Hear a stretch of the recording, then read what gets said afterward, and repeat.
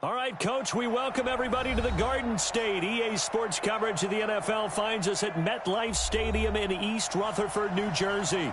This is the scene just before we came on air. This New York crowd fired up by the arrival of their G-men as they burst from the locker room. They're ready to go as the Giants get set to match up with the New England Patriots.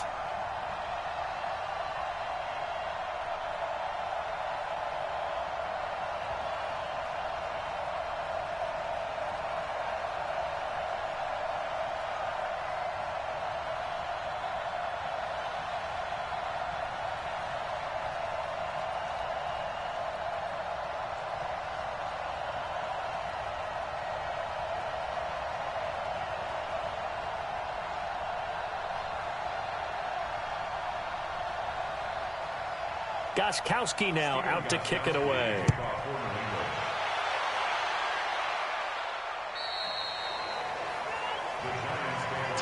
The New York set to take the field. And a tight game after punting last time. See if they can get something going on this drive. As they head to the field now, with the game this close, you've got to feel there's a sense of urgency for them going on offense right now. But they have to do it without letting panic creep in and affect their play. They'll start out on the ground. It's Saquon Barkley. And he's upended at the 33 following a good pickup of 8. First play of the drive, let's give credit all around. Excellent blocking, but the guy carrying the ball, he was the finisher. A really nice run. Here's a 2nd and 2 now from the 33.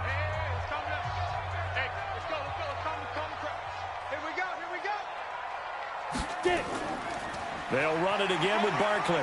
And he'll be taken down right around the 34 after a pickup of only a yard. Doubling this guy has to be a priority before moving up to the next level because the big fella, he just ate that one alive, just stuffed it. In fact, before the game, he was talking to us, and he's like, hey, these pants make me look fat? And we said, nah, man, you're just a whole lot of guy. He is at well over 300 pounds. He's a big man.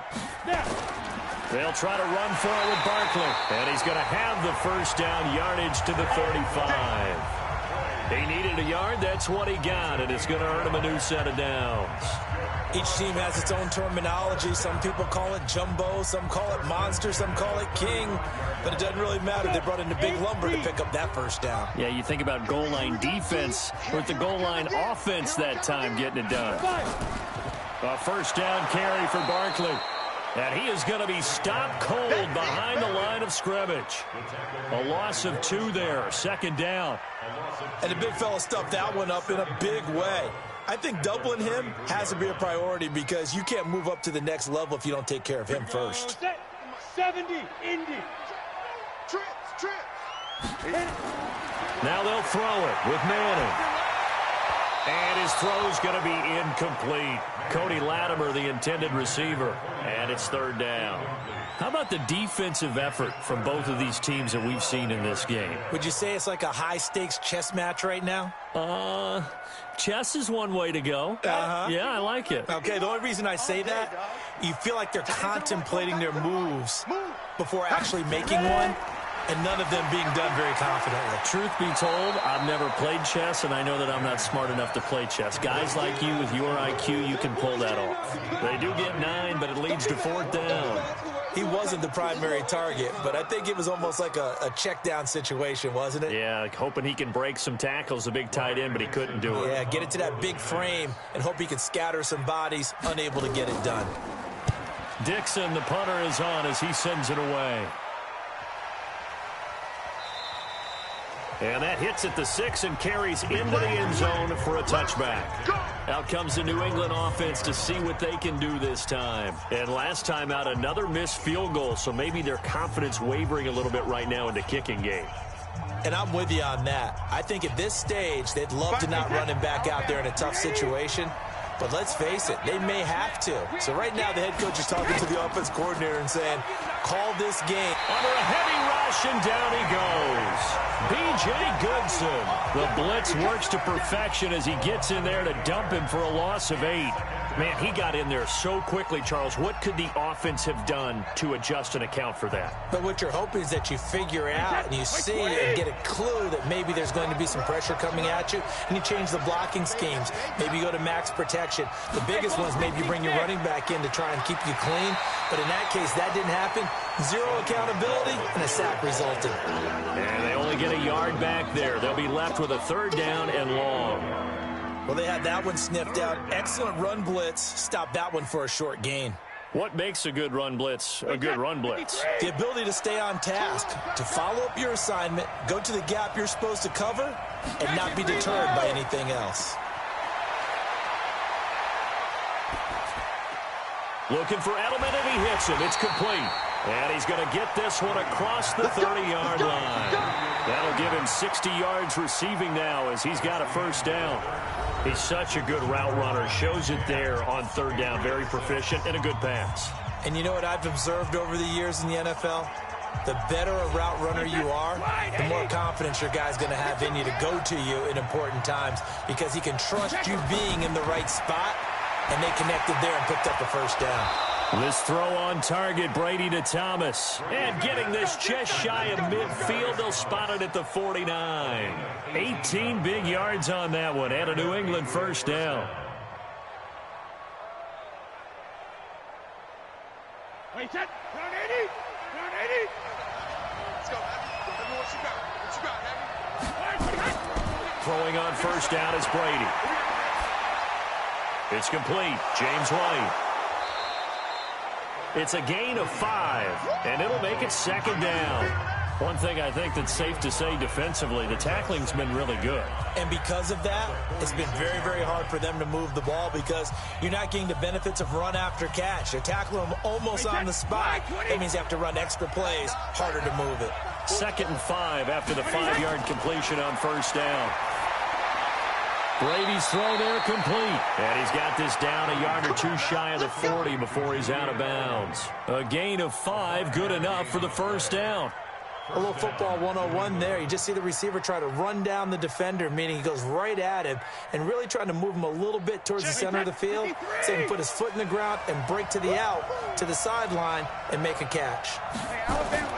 On 1st and 10, here's Brady. Dorsett's got it. And they'll wind up getting this one all the way down inside the 20. A good pickup there, a 22. Tell you what, he's been able to put the ball in some tight spots all game long. That throw, no different. Yeah, a lot of people would call it a gutsy type of a throw. I think he looks at it as, I can do it, so it's not that big of a deal to me, and I'm going to keep firing. Finally, a first red zone opportunity for these guys. 1st and 10 at the 19. Complete to Dorsett. Back-to-back nice gains. That one for 14 yards and another 1st. Now, that was pretty. They executed that curl route versus zone coverage, and that changes things a little bit because against man, it's often a tight curl, tight, sharply run route. Against zone, you're just looking for that open spot, that dead area, so you make curl a little bit wider just to get to that place. And usually a tight window. He fired a bullet in there for the completion. Trying to pound it in here with Michel. And the hole closes quickly here. He can fight only to about the 4. Only a yard on the pickup there. 2nd and goal. Well, they certainly had success throwing the ball on this drive, and not as much running it as we just saw once again on that last play. Stopped after a very short gain. But I wouldn't abandon the run totally because otherwise, pass rushers just tee off on your quarterback. It makes it very, very difficult for him in that situation. Michel going to try again. And he'll be stopped about a yard shy of the goal line after a pickup of about 3. His path became similar to almost running a stretch play, didn't it? Trying to find a crease, anywhere to put his foot in the ground and cut back. It just never materialized. A lot of tired bodies on that field, but this is a big play. 3rd and goal.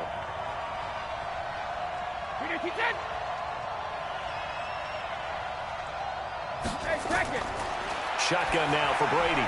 There's a man, and it's Edelman for the Patriot touchdown. A 1-yard touchdown pass. And the Patriots have moved out in front here in the 4th quarter. Well, it was 3rd and 1. I was expecting runs, so much for that. They pass it, they score it. That had the feel of the head coach telling the offensive coordinator, you've got 4 downs here. We're going to go for it on 4th down unless there's a disaster on 3rd. Go ahead and take a shot if you want to. And he gratefully accepted the opportunity and did exactly that. If they didn't get it there, that had the feel that they would come back and try it on 4th down.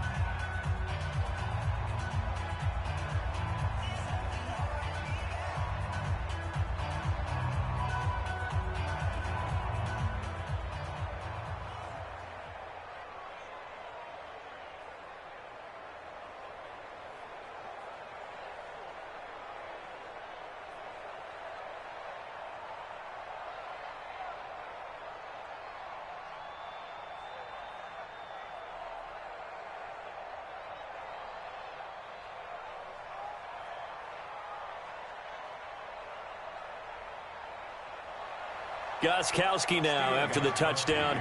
He'll send this one away.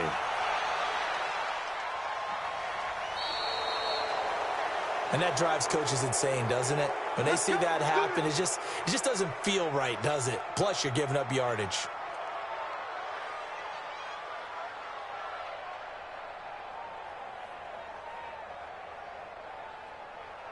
Manning and the Giants come up now 1st and 10 at the 40. Let's put that team on the front. Faking the give to Barkley. Now Manning toward the right sideline, but it's incomplete. He was looking for Evan Ingram, the tight end, but it's going to be 2nd down.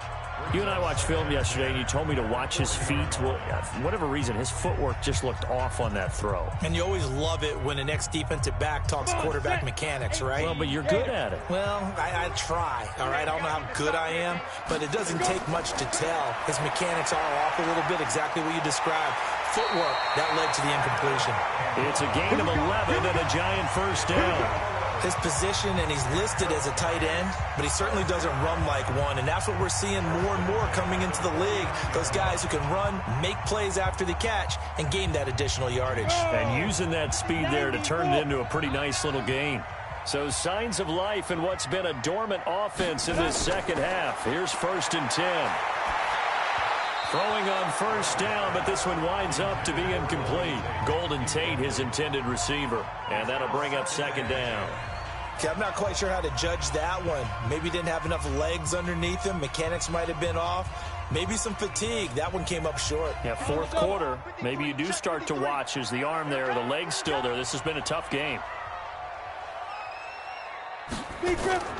Manning again here on 2nd and 10. Incomplete. NFL quarterbacks work so hard on their mechanics, and they do so much repetition and practice, off-season, the whole deal. They expect it to be autopilot once the games start. That way it eliminates any type of pressure of the game, pressure of people in your face, all of that. That didn't shine through on that throw, though, did it? No. A little bit of a dangerous pass and off target, too.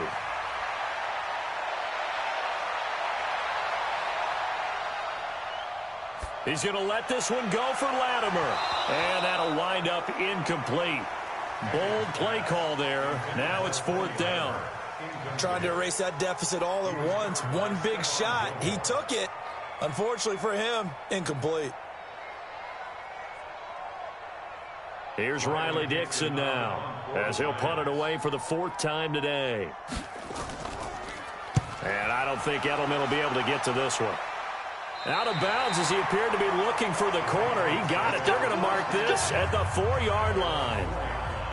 That is how you flip field position. That's an absolute bomb of a punt. Downs it inside the 5-yard line. Absolutely ideal. From that position, you're hoping to get it down inside the 15, inside the 5. Superb.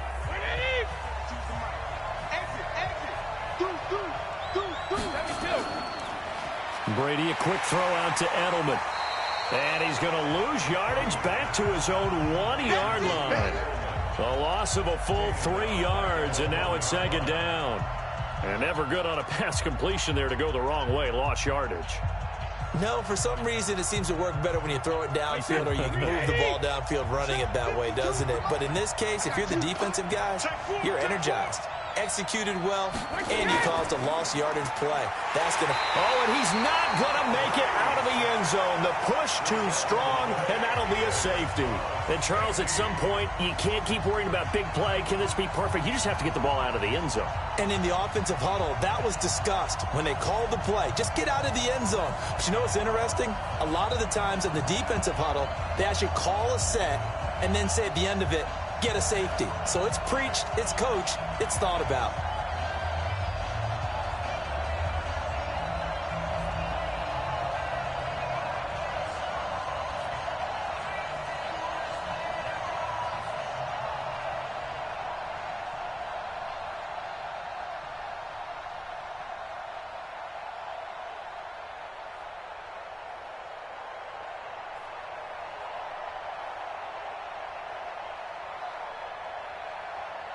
And remember, following the safety, you give the football up as well, and they free kick it from the 20 now. So they will accept the penalty and move forward. Keep playing hard.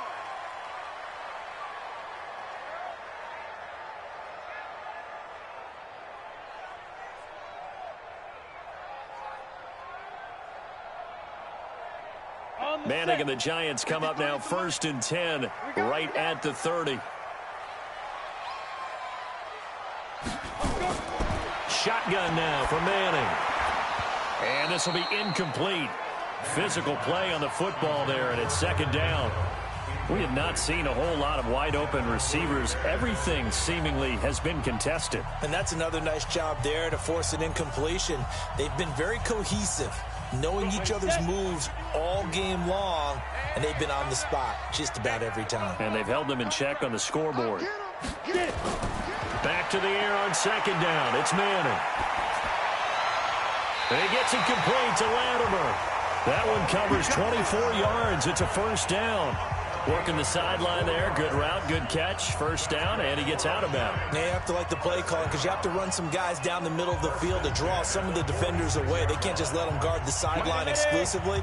That's how it's going to work. Sidelines and incompletions to use the clock. Throwing on 1st down is Manning. It's hauled in by Shepard. The completion good for 3, and it's 2nd down.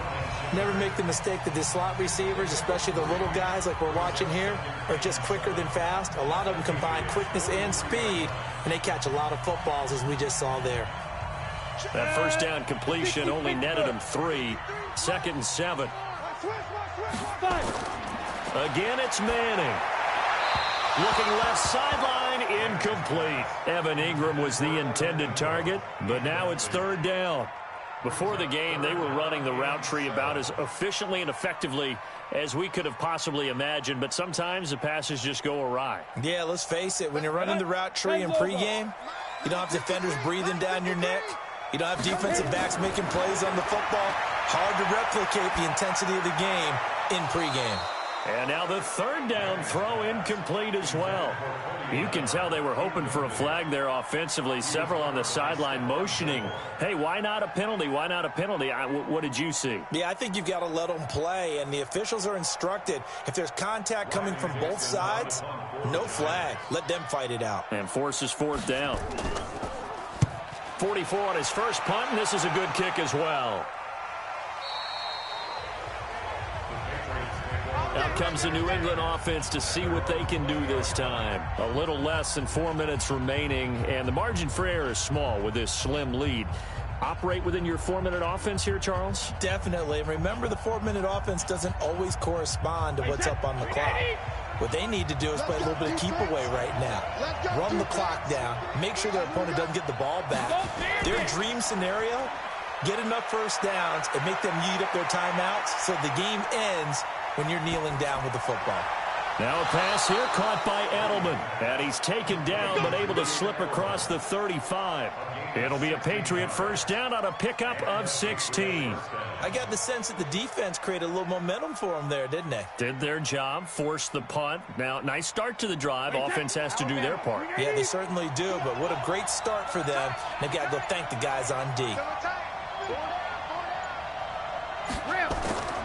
Yeah, they're going to try to eat some clock with Michel. And I think this defense knew what was coming as he is smothered behind the line. This will be a 2-yard loss on the play. And it'll be 2nd and 12.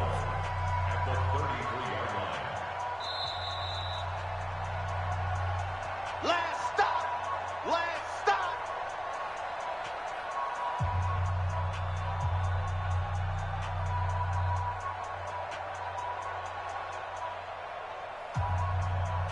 Second and 12, and you'd have to assume another all-out effort to stop the run is coming.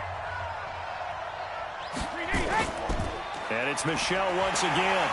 And he's going to have to protect the football and take his lumps here at this stage of the game as they stop him behind the line. And now right out of the 2-minute break, we'll get a timeout used defensively with 1:56 to go.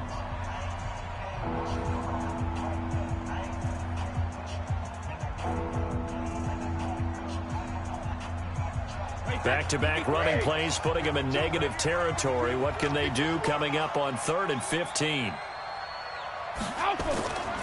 They'll run with Michel. And whistles, and we're going to have another stoppage of play as they call the timeout on defense with 1:53 left.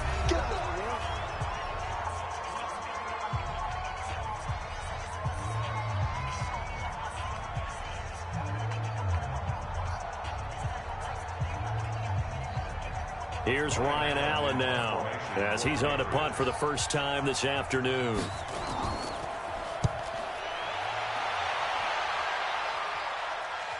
Gets around him. And 9 yards there on the return following a punt of 47. And it'll be Giant football 1st and 10. So Manning and the Giants down by 1. 1:45 to play. And they need about 35 yards to get in range for a winner as they come up on 1st down. 50, plant. Ready? To throw is Manning. And this is Shepard on the catch. 5 yards on the catch there, brings up 2nd down. At this stage, you've got to hustle, got to get back to the line of scrimmage because you're saving that timeout to make sure you have a chance to get your kicker out there for the big shot. Clock rolling as the Giants will hurry to the line. 52. Back to throw, Manning. He'll complete this to Ingram as tight end. And they bring him to the ground just shy of midfield. It's a Giant 1st down on a gain of 16. Obviously a big 1st down right there. Yeah, they still got to hustle. They got to get up to the line of scrimmage and get set. But I don't think necessarily you need to spike it. But they've got to continue to move quickly. 1st down now, but the clock continues to move. They'll look to throw. And this is Latimer, complete. Well, he'll go down, but not before getting this inside the 30. Now the Patriots going to use one of their timeouts. It's just their first. They've got 2 more to use here in the final stages.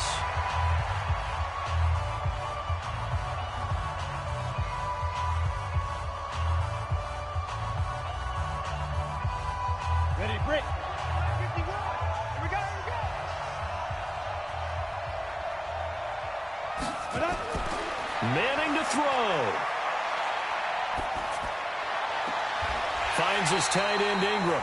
And he's down inside the 5 at the 4 before he's out of bounds. That's back-to-back plays of over 20 yards. That's what they need right now. Get the 1st down, get out of bounds, stop the clock. Just playing smart football, understanding the situation, making the plays necessary, and making sure that clock stops at every opportunity.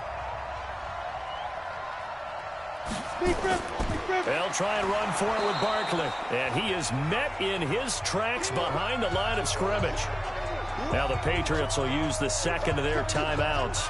That'll leave them with just 1 remaining in this 4th quarter of play.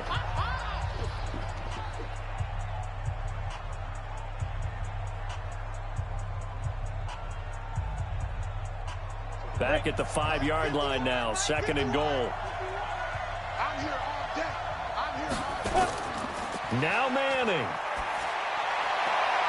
And that is caught, but he will come down out of bounds, says the side judge, incomplete. Red Allison, the intended receiver, but now it's 3rd and goal. So he's unable to complete it there, and just not the game that you would expect from him. He's been off the mark really start to finish. It makes you wonder what exactly is going on. Is he a little bit dinged up here, or is he just off just by a bit? Maybe he can get it back in this situation. He'll need to. Now Saquon Barkley. And the hole closes quickly here. He can fight only to about the 4. Only a yard on the pickup there, and it's going to bring up a 4th and goal. Well, Brandon, we always know that once you score 1 touchdown, you want 2. You're without a doubt. And so far today, he's got 1, but was denied as he tried to get the second one. And a timeout coming in. This will be their final one with 10 seconds remaining.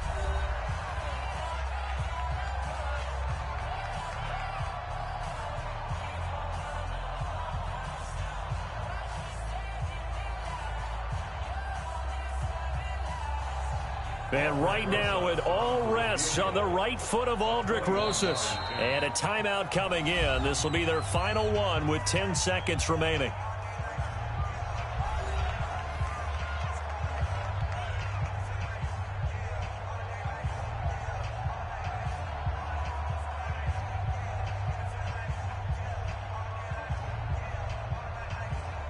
And right now it all rests on the right foot of Aldrick Rosas. He made his only attempt earlier. This for the win. And his kick is indeed good. Time on that sideline as they have taken the lead in the final seconds. And you know, in an era of cost-cutting and maximizing your roster, this is a club that does not skimp on special teams, and in these situations, it pays dividends. And that's great vision by the organization. When the difference between winning or losing depends on who you have kicking the ball, would you rather have a street free agent out there or a solid pro like this? Answer's pretty evident to me.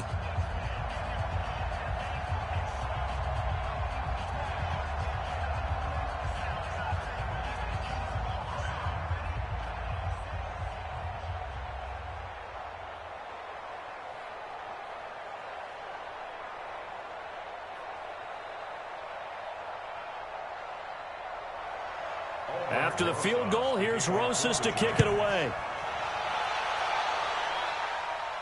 This one fielded at the 5. And he'll take it up past the 25 to the 26-yard line. Out comes the New England offense to see what they can do this time. Look at the clock. Everyone knows the situation. Probably time here for one final play.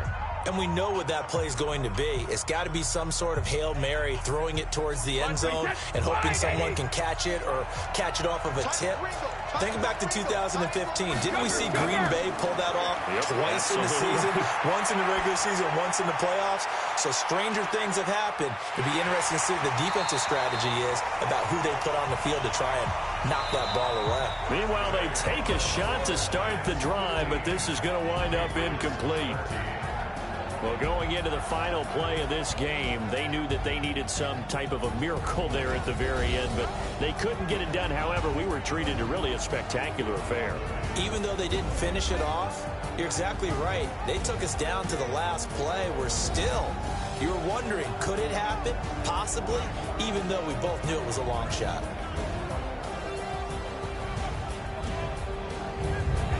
That'll do it for us. For Charles Davis and all our hardworking crew, I'm Brandon Gaudin. You've been watching the NFL on EA Sports. For more, find us on Twitter at EA Madden NFL. With that, we sign off from MetLife Stadium.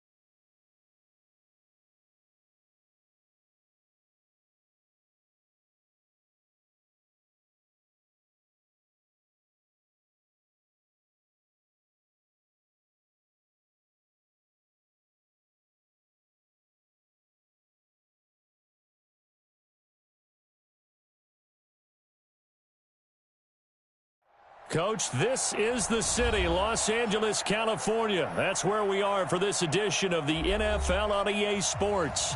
The City of Angels showing it can be loud and raucous. This was the scene a moment ago as the home squad emerged from the tunnel. They're ready for football and ready to watch their Rams do battle with Russell Wilson and the Seattle Seahawks. Now the first carry here for Todd Gurley. And not much to speak of. Call it a 1-yard gain up to the 26. They tried a quick hitter inside, but that one was swallowed up because what they're hoping, those big defensive linemen will take the bait and move laterally and open up a crease that they can run through. Didn't happen on that play. The last play got just a yard. Here's 2nd and 9 from the 26. Here's Goff. And he'll find his target. Woods, it's complete. 4 yards on the completion, and it sets up a 3rd down. One thing you're hoping for when you run drag routes, you're able to hit a receiver in stride, and he can pick up a lot of yardage after the catch. But in this situation, the defense was effective, able to stop him before he could get a good head of steam going. 3rd play here, this opening drive, as they're up against a 3rd and 5. Out of the gun, Goff. Well, the two men come together, and it's incomplete. Excellent work defensively, brings up 4th down. So the defense able to get off the field here on 3rd down. And it's one of the goals of the game. They've got to be effective on passing downs. It's one of the few things defenses chart. How did we do on 3rd down? That's a nice start for them in this one. On is the punter, Hecker, as he gets this one away. Now it's Lockett. We'll call that a punt of 54 yards. Well struck. And it'll be Seahawk football, 1st and 10. Wilson and the Seahawks take over now, 1st and 10 at their own 24. Here's a throw, complete right side to start things out. And he's brought down after a very nice gain. A good pickup there, 26 yards. But when you hit him on the move like that, and he's able to get into open field with a full head of steam, oh, boy, it's going to be tough to get him down. Yeah, there was a big window. They're lucky they did get him down.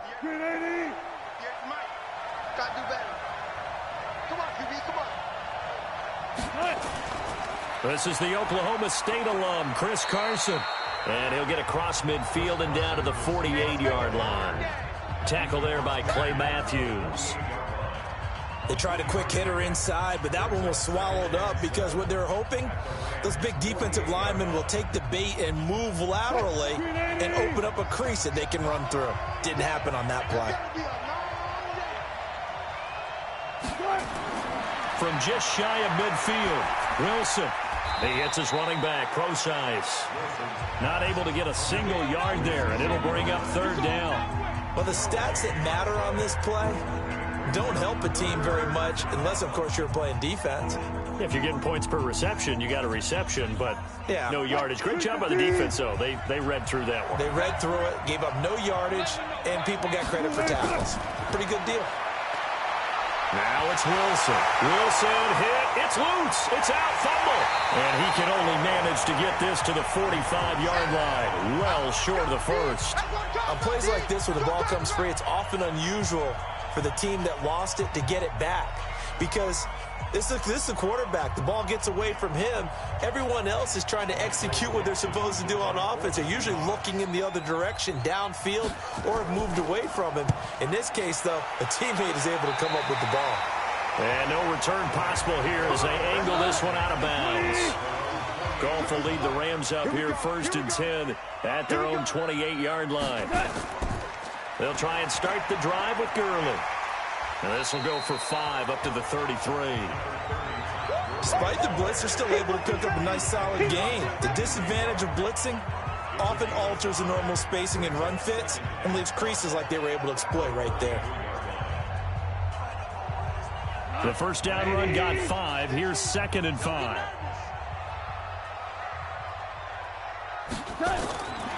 Now Goff. Going to flare this one out to Gurley in the flat. They follow up the gain of 5 by only getting 1 there on 2nd down. I know most of the time when the ball's in the air, you're thinking wide receiver, tight end, but running backs, they can be a big part of any passing offense nowadays. Here goes to the 180. 54. On deck, pump. From the gun on third down, Goff. And Woods has it complete. And he will have a first down here at about the 40. Goff hitting Woods for a Rams first. I think defensively you're okay with that. Here in the first quarter, he's going to get some catches, but they rallied to him quickly. And that's what you count on, and I like what you just said. First quarter, can you do it all game long? They catch it, you tackle them, they go down on the spot. Because when you're able to do that and you don't give up big chunks of yardage after the catch, now you put the offense in a position where every series they have to work hard to pick up first downs, and you tend to stall them out when you do that. Well, I know it goes against the instincts of the person catching the ball because all you're ever taught is catch the football, don't drop it. But drop it there. Yeah, in that situation, dropping it would have been better. End up losing yardage even though they completed the pass. As good as a sack. Yeah, how about that? Although they won't get the same credit for it, and it won't help them at contract time. Now on second down, this is Gurley. And he is swallowed up right at the line of scrimmage. Call it no gain there, and it brings forth a 3rd and long. And he got off the end there very quickly to make that play. Yeah, it was almost like the bullet train, wasn't it? I mean, just zoom. Quick, quick, quick. And what a terrific play, holding them to no gain. Key tight end, key tight end. 4 down, check, check. 3rd and long, it's Goff. He's going to dump it off to Gurley. And Gurley, he fumbled it. Gurley fumbles the football. It's loose. Wow, that ball gets knocked free, but a teammate comes along and scoops it up. It's almost like baseball. Guys at bat, people are on base in scoring position. One guy doesn't get him home. The next guy comes through and picks him up. And avoids the turnover. Here's Johnny Hacker now as he'll punt it away for the second time. And not what he was hoping for there, as this will hit in the end zone for a touchback. Wilson and the Seahawks take over now, 1st and 10 at the 20. To throw is Wilson. Stepping up, he's going to keep it. He'll wind up getting right about 4 there on the scramble, and it's 2nd down. Now, how about that play? He took a possible negative and turned it into positive yardage and slid down to avoid taking a big shot. Excellent job getting down and avoiding the big hit. They'll come up 2nd and 6 now from the 24. Here's Carson. And they'll take him down at the 31-yard line. 7 yards there and a first down. And that's a nice pickup of a first down on that 2nd down run. And at that yardage gained, they can run that play on any down. Line of scrimmage, the 31 now on 1st and 10. From the shotgun, Wilson sliding out of the pocket. He's going to take off with it. Able to find a lot of empty space there, picking up the first down at a 21-yard gain. Partner, he was going through his progressions. Not there, not there. After about the 3rd one, he decided he better pull it down and run for it. And he slides down and avoids the hit for good measure. So from Rams territory now, it's 1st and 10 at the 48-yard line. This is Carson. He'll get a nice chunk there on the first down run, and it's 2nd and 4. A quick burst there, and he nicely bit off a pretty decent gain.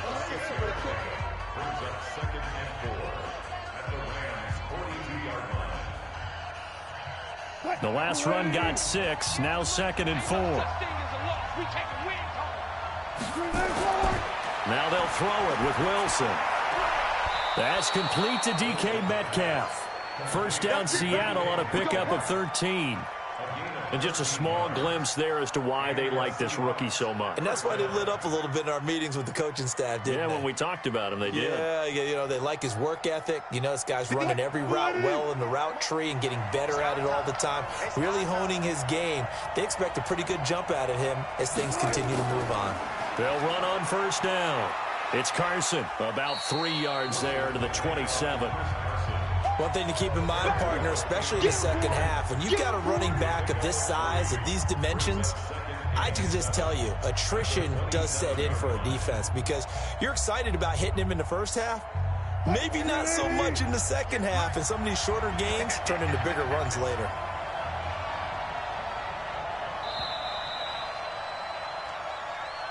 We're scoreless after one. Seahawk football here to start quarter number 2 as they've got it 2nd and 7.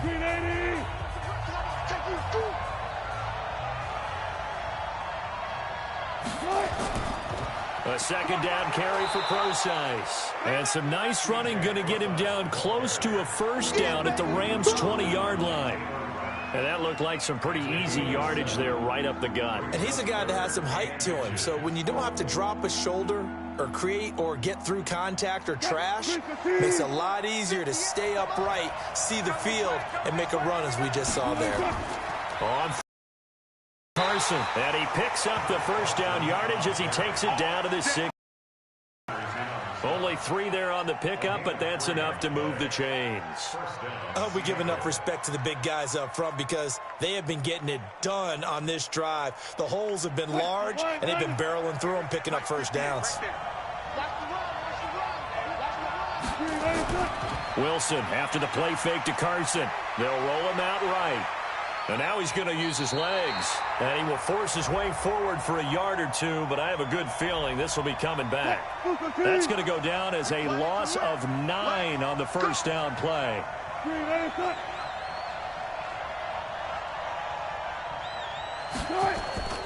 Now it's Carson. And on this one, he'll get to the 15, right at the 15-yard line. That's a gain of 11. Would have been a 1st down if not for that penalty moments ago. On any explosive run, you can almost feel the ground shaking, and that's from the offensive linemen creating space for their runners. I had an old coach tell me before, they always told his runners, run around the offensive line in pregame. Get used to the ground shaking so you don't trip and fall when it happens in a game. Wilson turns and gives to Procise. And able to surge forward for about 5 yards down to the 10. And there's a run to be happy with. Good, solid yardage. He'll take that anytime you hand the ball to a back.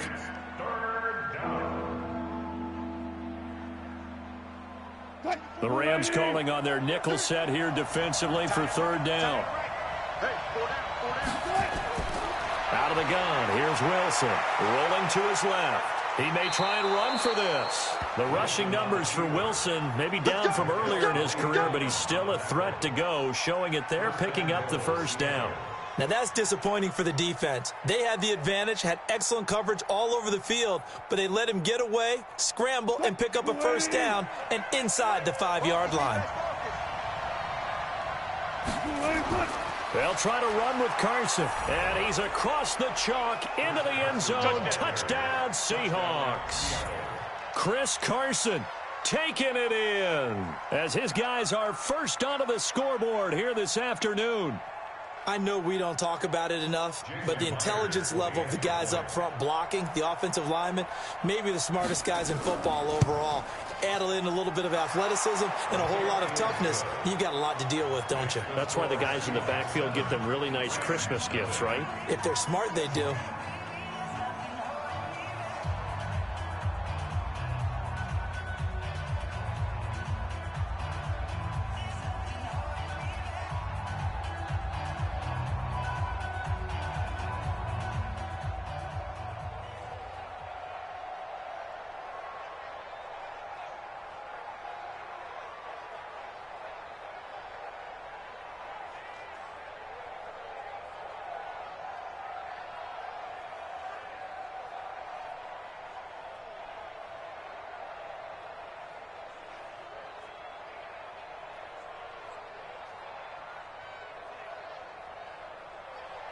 And after the touchdown, here's Myers to boot it away.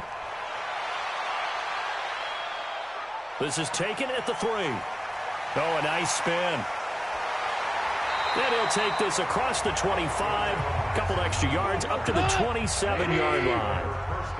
Goff will lead the Rams up here 1st and 10 at their own 27. They'll start out on the ground with Gurley. Looking for a seam, but finding none. He'll get back to the line of scrimmage, and that's it. No gain on the play. It'll be 2nd down.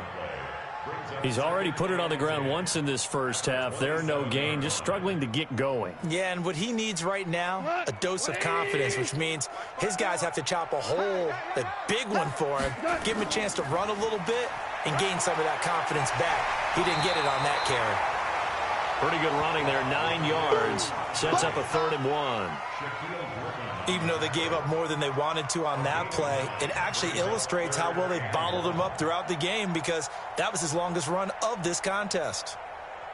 The Rams on 3rd down, just 1 for 3 thus far. They're up against a 3rd and 1 situation.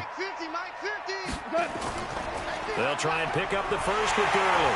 And he will have first down yardage as he's brought down at the 41. 5 yards is the pickup there as that extends this drive. Yeah, they really needed to get something going, didn't they? They had punted on the last 2 possessions. The running game starting to come to the front for them, providing a nice pickup there to keep this drive going.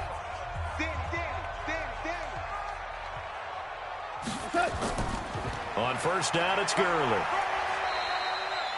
5 yards is the tally on first down. That brings up 2nd and 5. I call that play a success. A nice inside run sets up a very manageable 2nd down, a very solid gain on that play. After the pickup of 5, here's 2nd and 5. A play fake to Gurley. Now Goff. He'll get this complete to Cooper Kupp. And that'll wind up moving the chains again as a tackle's going to be made at the Seahawks 37.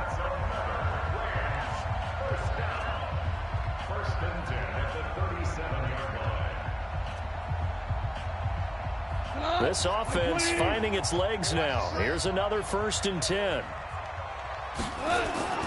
From the gun, here's Goff. And he's got the hook up here. It's Woods. It's a gain of 11 and a first down, L.A. Barney sold the go route really well. Thought he was going deep, then curled it back inside for a nice completion. DBs love when they pump the brakes, don't they? Yeah, that's really a whole lot of fun. It's almost like you said, listen, if you're going to sell the go, just go. Let's see who's faster. They go play action with Gurley. Now Goff. Nowhere to escape, and he goes down. Jadeveon Clowney showing the explosiveness on the sack. Well, they go play fake. The problem is nobody was faked out. And when no one's faked out, what's the end result? Sack. Quarterback gets hit. So 2nd and long, and got to be careful not to fall out of field goal range. On the draw, Goff gives to Gurley. And this time not quite to the 30. It'll be down at the 31-yard line.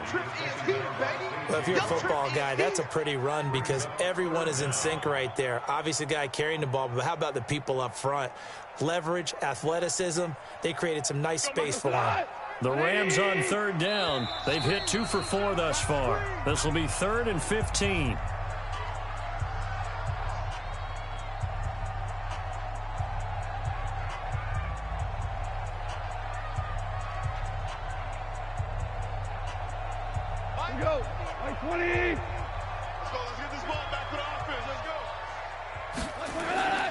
A shotgun snap for Goff. This is caught. It's Cooks. And he is out of bounds, but first he gets it inside the 10 to the 7. They're able to convert on 3rd down, and that sets up a 1st and goal.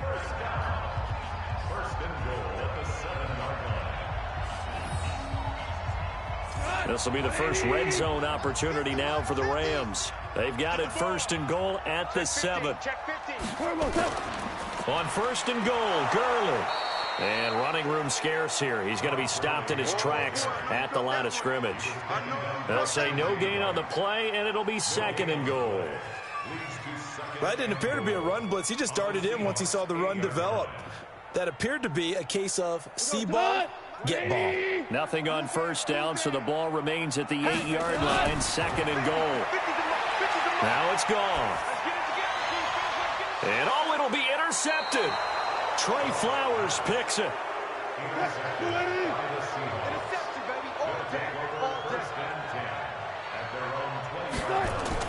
After the interception, here's Wilson.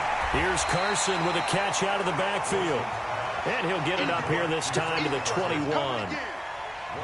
Everyone's got to be able to catch the football. Doesn't matter what position you play, but if you're on offense, be aware a ball may come your way. 2nd and 9 now from the 21. Let's see what you got. Now the Seahawks going to use the first of their timeouts as they'll stop it with just over a minute to go before halftime.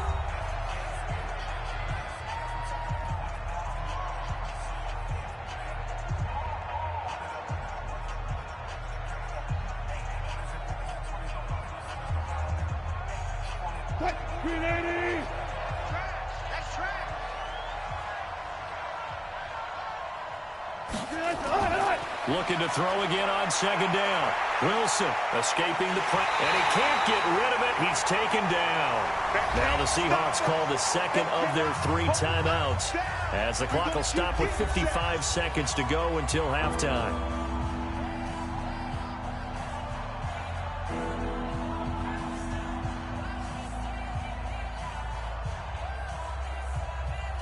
Wilson to the Seahawks looking for something big following the sack.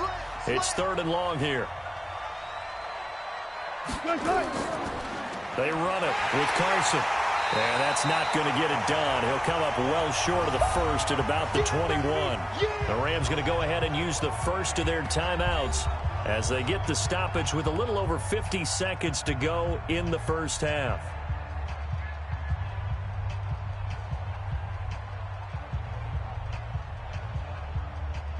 Now here's Michael Dixon as he'll kick it away for the 2nd time.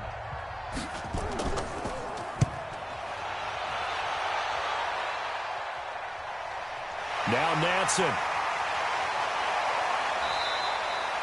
Officially that'll go as a 52-yard punt. Not too shabby. And the Rams will go on offense here for the 1st and 10. Trying to shake off the interception from the last drive. He'll look to throw. And the throw left sideline here is caught, but they'll rule it incomplete. Couldn't keep his feet in. 2nd down. Well, sometimes those cliches really come true, don't they, when they talk about it takes all 11 to play good defense. We've seen that in this ball game. I think the secondary has to be singled out, though. They are in the presence of every receiver whenever the ball's thrown, and this one they help force another incompletion. Not wanting to take a chance this time, they'll keep it on the ground. Now the Rams will signal for a timeout, their 2nd, as the clock will stop with 33 seconds to go in the first half.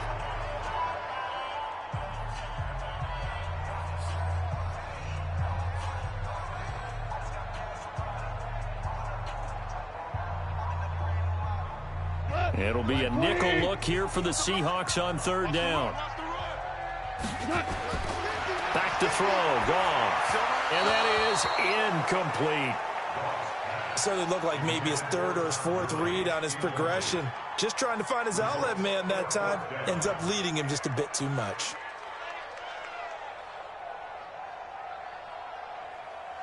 Here's Johnny Hacker now as he's on to punt for L.A. He's been a busy man here in this first half as he gets it away. And that'll hit at the 5 and go into the end zone for a touchback. Coming to the line here to begin their next drive, the Seahawks offense. You've got less than 30 seconds left here in the half. You're well on your own side of the field. What are we doing here, Coach Davis? Well, I'm trying something on 1st down. And it's something that's safe. It's something that's been done many times before. A lot of people say it's not even worth trying, but I'm running a draw. I'm running a screen. I'm seeing if something pops. And if it does, that can alter my strategy and potentially get me some points. And if it doesn't work, well, then you just run the clock out and go to the locker room. So we have reached halftime with a touchdown. That's the difference on the scoreboard. As we'll send you back over to Orlando with our EA Sports Halftime Report, here's Jonathan Coachman. This is taken at the 3. And a good return. He's across the 35-yard line, right around the 36. Coming to the line here to begin their next drive, the Seahawks offense. They have the lead. Now they'll be looking to extend that lead. And this is where I enjoy talking about one of my favorite subjects, tendency breakers, or counters as I also like to call them. You've done things in a certain way in the first half, and they've had ability to see what you've done. They're going to make their adjustments. So guess what? you adjust yourself and try and stay ahead of the pace because you are looking for some separation in this ball game. The adjustment to the adjustment. Without a doubt. Show him one thing, hit him with something else. A second down pass play there, but it's incomplete. We saw this a lot in the first half, and it continues. These receivers just not able to get much separation. So that means they have to win the 50-50 balls. They've got to go up with the defender and find a way to start coming down with them. And this time, contact and another incomplete pass. Big play coming up. Here's 3rd and 10. I would expect to see some pressure here. The pressure drops off as they'll look to throw. Out to his left. He can run for it, and he will. And a nice job there defensively. They get him to the ground short of the first, right around the 42. Decent gain on the scramble to 6, but now it's 4th.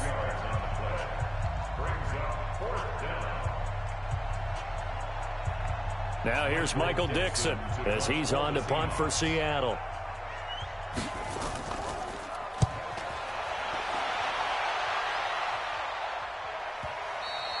And a little too much mustard on that one. It hits a couple yards into the end zone. A missed opportunity there maybe to pin them back. Goff will lead the Rams up here 1st and 10 at their own 20-yard line. Gurley with a little bit of an opening there as he's able to get 5 on 1st down. So that flag will cost him 15. And it doesn't matter anymore how you get the face mask. Any part of it, that's going to be 15 yards. And he'll be taken down, but not before he works it past the 50. It's a Rams 1st down on a pickup of 10. First downs have not come easy, and neither have runs like this throughout this game. Absolutely not. He finally felt like, whoa, a sigh of relief. We got something going in the running game.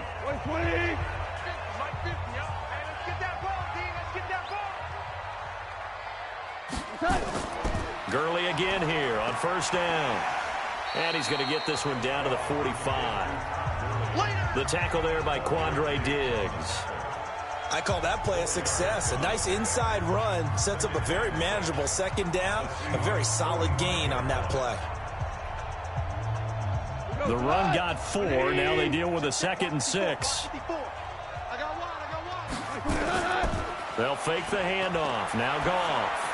And that's complete to Cooks. And that'll wind up moving the chains again as the tackle's going to be made at the Seahawks' 32-yard line. I think it all came together there. In-breaking route, drove it with excellent pace. Money throw right there to move the sticks. From the 32 now, here's 1st and 10. Goff going to hand it to Gurley. And just no chance of turning the corner. He can only get back to the line of scrimmage. 2nd and 10 coming up. He's already fumbled once in this game, and I thought the ball started to jostle there a little bit, but they got to him quickly at the line of scrimmage. They sure did. And remember, if you're not a very confident runner and you've already dropped it once, if there's traffic around you, the only thing you think about is protecting the football, not gaining yards. On 2nd down, it's Brown, and he'll go down at the 26 following a gain of 6. I think we can safely say that those types of plays are the backbone of this offense. We know not every run's going to be a big hitter, but you know they'll take that type of result on each and every attempt. And on 3rd down, a nickel formation here defensively. Now Goff. He gets it to Cooks. And he will be brought down at about the 6-yard line. They're able to convert on 3rd down, and that sets up a 1st and goal. I don't care how many times we say it. I still get a kick out of watching quarterbacks and receivers do the pass tree in pregame warm-up. But I always remember that when we go to practices, we see that after practices as well. They really tune it up, don't they? They tune it up. They know why they do it for these situations. 1st down. And they build that trust, and that's why they're able to find him in this type of a situation. That's going to go as a loss of 2, and it'll be 2nd down. That defensive front four has been very good. They have just not let the running game get going, have they? Not at all. In fact, the entire offense just looking a little bit out of sync in this one. Yeah, sometimes this is why coaches like 4-down defensive linemen, they feel like they can cover more ground when defending the run. 2nd down and goal. Goff. Robert Woods, the intended receiver that time. But now it's 3rd and goal. I know coaches tell us all the time that having a powerful arm isn't the #1 thing they look for in a quarterback. But when you're trying to throw inside routes, and you need to put some heat on it, it helps have the big gun. In this case, just a little bit too much. They've been denied touchdowns in the red zone twice already. Here comes 3rd and goal. Meanwhile, on 3rd down, they take a shot at the end zone, but it's incomplete.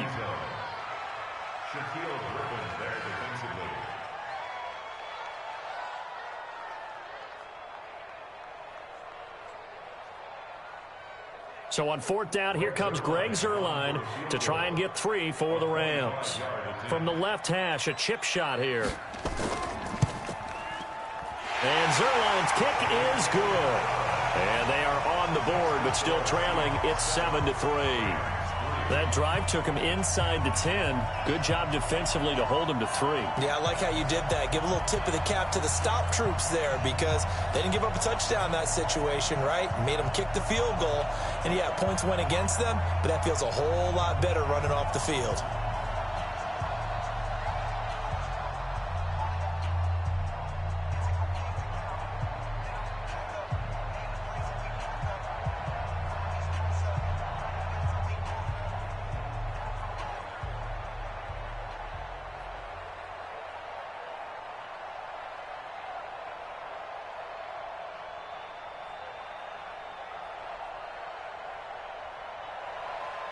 After the made field goal, Zuerlein back out there now to send this one away. This is fielded at the goal line. And nice work on the return as they'll start their drive just past the 30-yard line. Line of scrimmage, the 31 now on 1st and 10. They'll start out on the ground with Carson. Trying to run inside, but nothing there. No gain on the play there, 2nd down. And as a defensive end, getting off the ball quickly, swarming to the football, making a tackle. That's what we saw right there. Yeah, that's what their job is. And really, a lot of the time, they have to throttle back a little bit in the run game because you know those defensive ends, they're like in a sprinter stance. They're just heading straight for the quarterback. That was good recognition on that play to hold him to no gain. He'll buy some time right. They find some open field here. And able to get this one across the 45 before he's brought down. A nice job there on the escape and scramble. A 1st down, a 16-yard gain. Partner, as a quarterback, sometimes you just got to know when the clock has gone off in your head, it's time to go. Tuck it and get all you can. Hey, tight end's right. Watch tight end. We got 4. On 1st down. It's Carson, and he's going to take this one across midfield and into Ram territory. On the stop was Aaron Donald. They're trying to show that they can run the ball and protect this lead. Give it to the backs, play a little bit of keep away, don't you think? And that's probably a good philosophy at this point, going to make that defense stand up and stop it. Mike 58, right there. Oh, yeah, I'm coming. They stay on the ground. Again, it's Carson. And he got half of what he needed there, 2 yards, and it'll bring up a 3rd and 2 more. Well, if the coaching staff's doing a good job upstairs, they'll file away what they just saw from the defense right there. They sold out to stop that running play.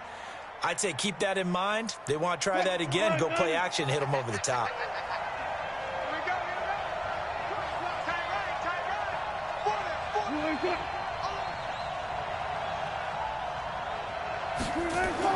Third and short, it's Precise. Boy, no chance as he was met and dropped behind the line there. Tough sledding. They lose a yard there on 3rd. That's a tough one right there. He ran right into the teeth of the blitz as the linebacker was freed up in order to stuff that one for a loss. I think quarterbacks got to see that. Got to find a way to audible into something a little more advantageous.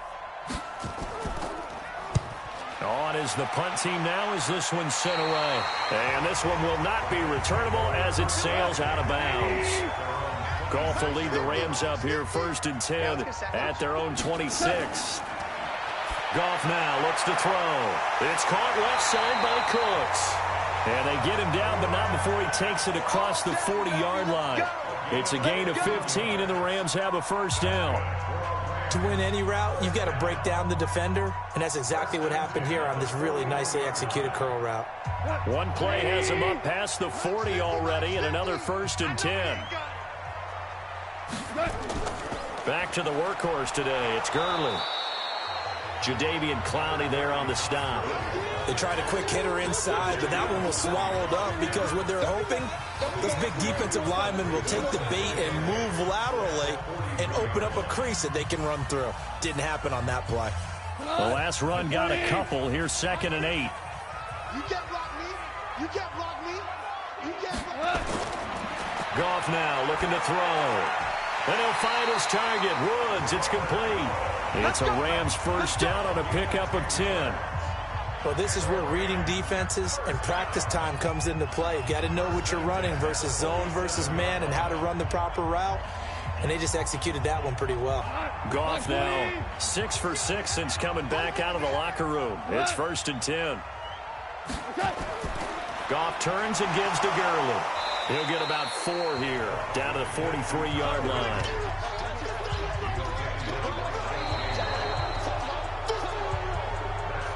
We have played 3 quarters, and that'll do it for the end of the 2nd quarter. This is the NFL, and it's on EA Sports. Following the pickup of 4, here's 2nd and 6. Goal. He's got a man. That's caught. Left sideline. 23 yards the pickup there. And at this stage, down in the second half, looks like they just wanted to find a way to get it in the hands of their playmaker, and they did. I think you're exactly right. I don't think the coordinator's looking at his play sheet and trying to figure out which play will work well. He's trying to figure out how to get the ball to the playmaker that you just described. Looking down at that sheet, you find people plays, not necessarily X's and O's, and that's exactly what they did there. And he's brought down. This game not quite as good as the last, but still over 40 yards between the two.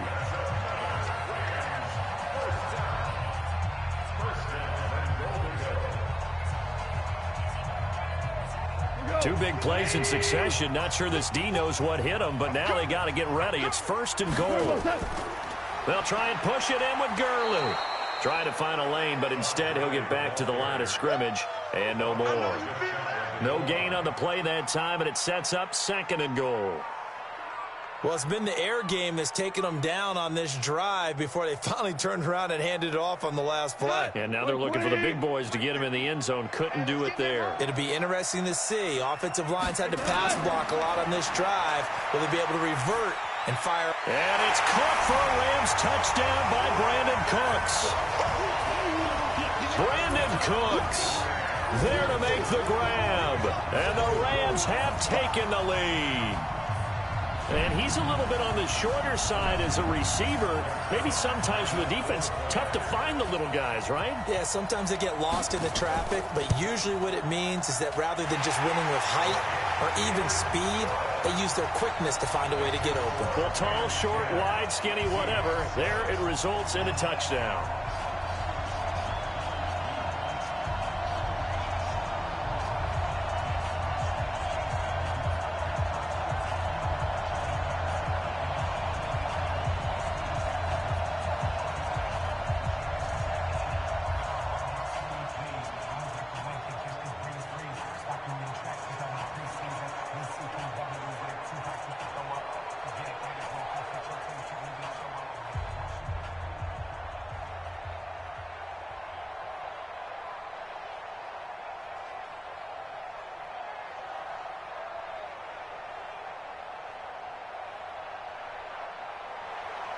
Now after the touchdown, it's Zuerlein. He'll kick it away.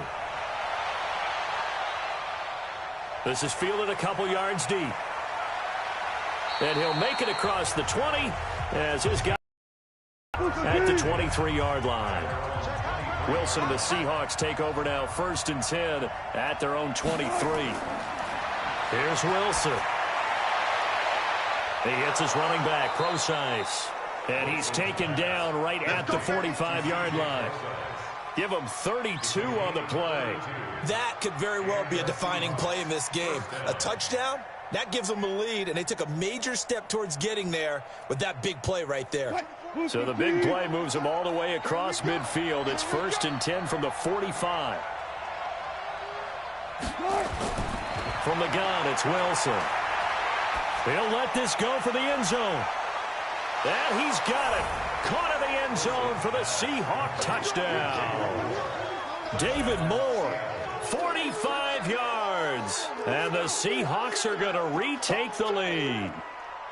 Might be seeing that one on the highlight shows tonight. The home run ball here in the fourth quarter to take the lead. There's nothing like being aggressive, preaching that to your team, and then following through. All the way through. Go ahead and throw one more up there. Why not? Been a great game, and we are not done yet. Extra point up and through by Myers. And the lead is now 14-10.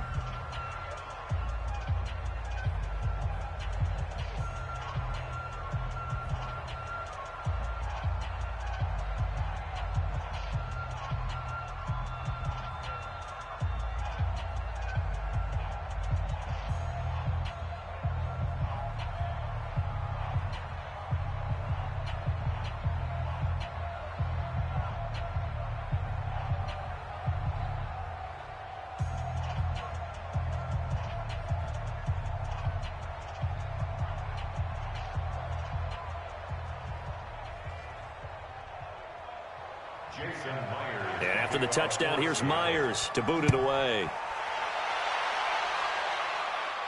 This one fielded at the 5. And he'll take this across the 25. A couple extra yards up to the 27-yard line. Goff will lead the Rams up here 1st and 10 at their own 27. To throw is Goff. Nowhere to escape, and he goes down. Jarran Reed breaking through to get him to the ground. It's a loss of 7.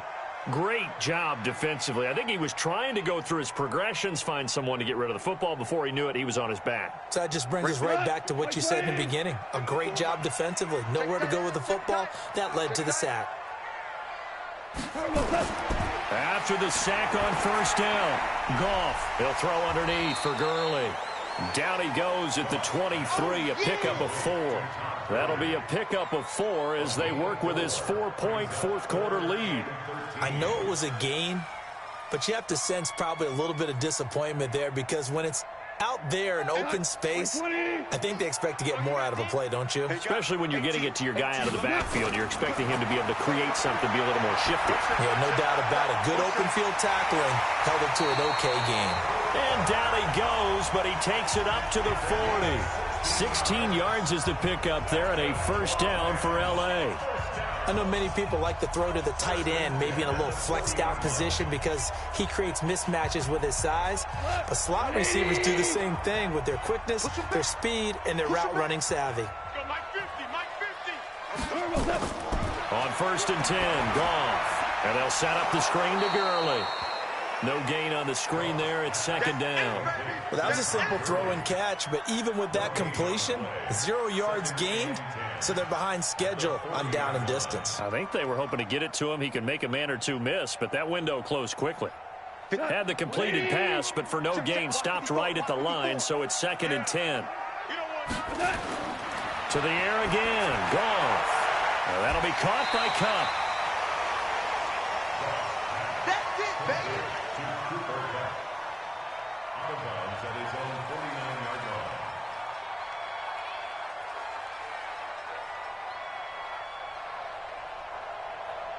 The Rams on 3rd down. 5 out of 9 thus far. They need just a yard here. It's 3rd and 1. There's Goff. They got a man. It's Woods. And he's able to take it across midfield before going out of bounds. Goff to Woods as the Rams move the chains. People worry about throwing the out route because often it can get jumped, and that can turn into either an incompletion or an interception. But not on that one. Everything came together, and he catches it and goes over the sideline. Goff in the offense with a 1st and 10. And he's hit on all 5 of his pass attempts on this drive so far. Connection made here, Goff to Higbee. And he'll go down, but not before getting this inside the 30. A well-executed 22-yard gain. You know I'm going to lean towards the defender, right? You know I'm going to do that. I know. That's a tough situation for him as I see it. But the truth of the matter is, that ball was not streaking towards him. That little arc on it, he's got to find a way to get his head around and make a play on the football. Here's Goff. They'll try and set up the screen. It's complete. Now he's tackled a yard short of the marker. Good gain of 9 on first down. For a second there, I thought that might break big. Screen pass. Looked like it was coming together. Looked like there was an opening. Still, ended up with a solid game. That last catch short of the marker by just a yard leaves him with a very manageable 2nd and 1. Again, Goff. He's going to dump it off to Gurley. No yardage to speak of whatsoever. Leads to a 3rd down. Usually the offense has an answer to anything a defense throws at them, including a safety valve. And that's what they did on that play. They went there, but the defense still made an excellent play and held them to no gain. Here we go, 3rd and 1. Gut check time on both sides. Goff throwing again. But he will have the first down before he's tackled at the 12. First down, L.A. Goff finding Higbee.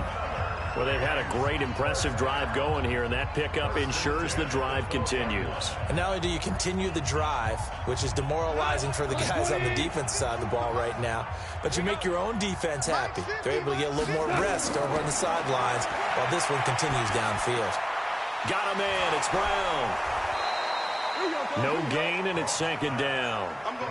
Brandon, just mark that under the category of just not successful. Trying to throw the ball, just didn't work on that one. Completed it. No yardage.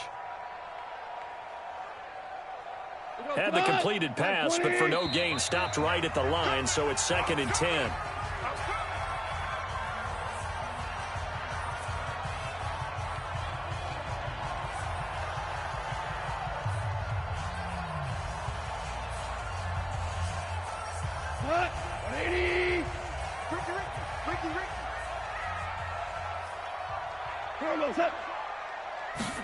Gonna run the sweep here. This is Kupp.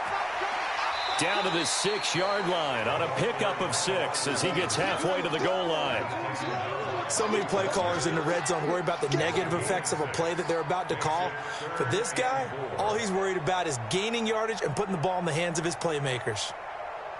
They'll get to the line here, but remember, it's also 3rd down. Mark 50, Mark 50, Mark 50. Now Goff. And is it a touchdown? No signal. No, they say incomplete. Nothing doing there as the 13th play of the drive proves to be unlucky. So this defense, they looked a little shaky to start the drive, but bottom line, they're a play away from finishing it off. They rocked them a little bit on this drive, didn't they? But as you and I both know, it's not how you start, it's how you finish. They have a chance to end it right here. He's back to throw. And this is caught. He's got it. Touchdown, L.A. Robert Woods there to make the grab.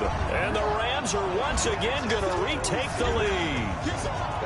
Wow. I know it's a never-say-never situation, but to me, that looks like that's the one that's going to finish them off. The score that puts them in front here late, but not. You got to rally your kick team, don't you, and say the last thing we need is a big return. And what happens is guys get overeager, get out of their lane because they're so excited they want to make the last tackle. You mess up, could come back at you a long way.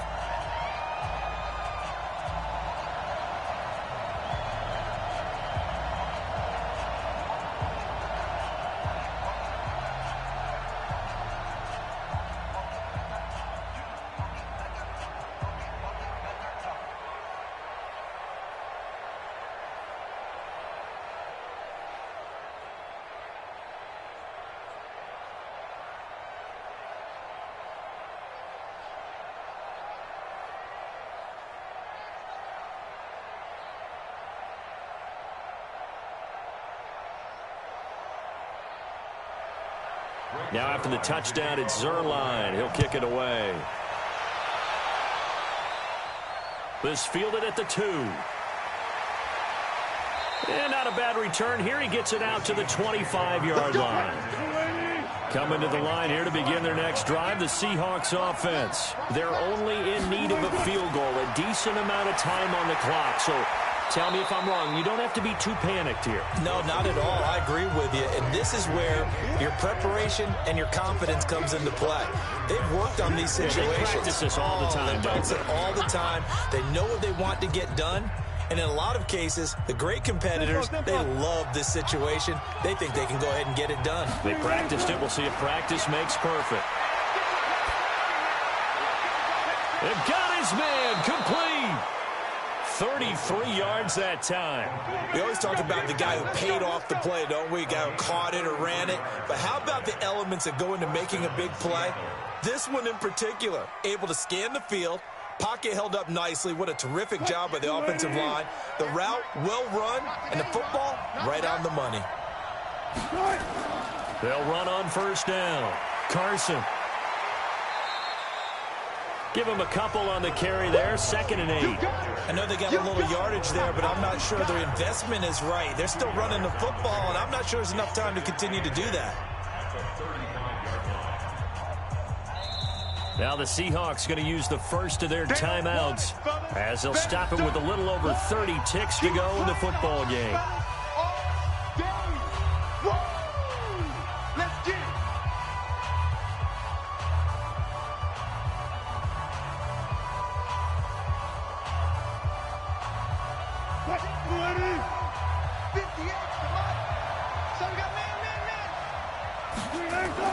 They run again with Carson.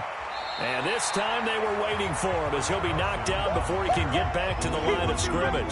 2 runs in a row, but only 2 yards to show for it. They still got 2 timeouts. Got to start using them, don't they? You absolutely have to. You save them for this situation, but you have to use them.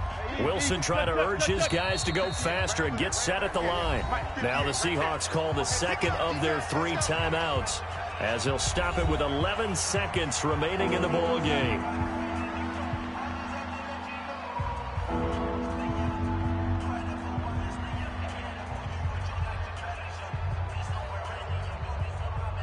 So 3rd down now. They need the 27-yard line for a first.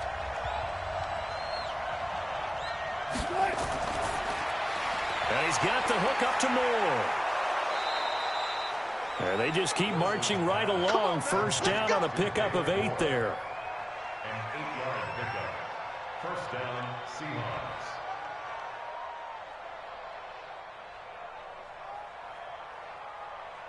So on 4th down, here's Jason Myers for the Seahawk field goal. This to potentially send us to overtime. And here come the whistles and a timeout with 7 seconds left.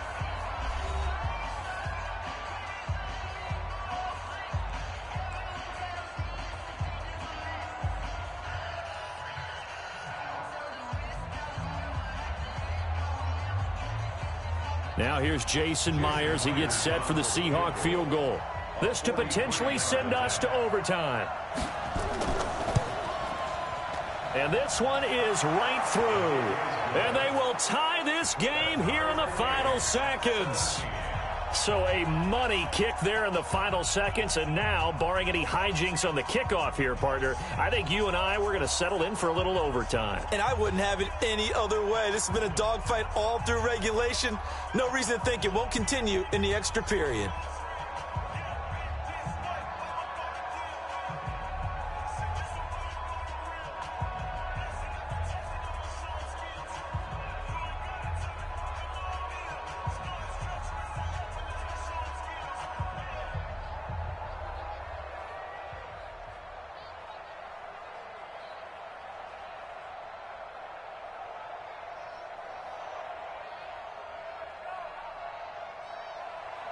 (17-17) the score. All even to this point as the kick's away. This is taken at the 3.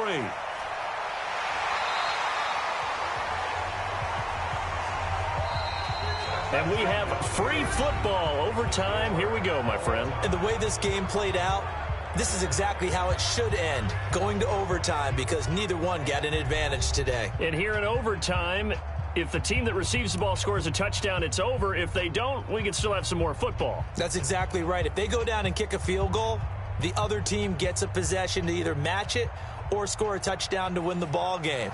If both teams kick field goals, the next team to score wins. But if the receiving team throws a pick six or fumbles the ball and it gets picked up by the defense and they score, the game is over at that point. And he'll get it up past the 20 to the 22-yard line. Wilson and the Seahawks take over now, 1st and 10 at their own 22. Here's a handoff to Carson to begin the drive. And he is met quickly in the backfield. Down he goes, folded like a lawn chair.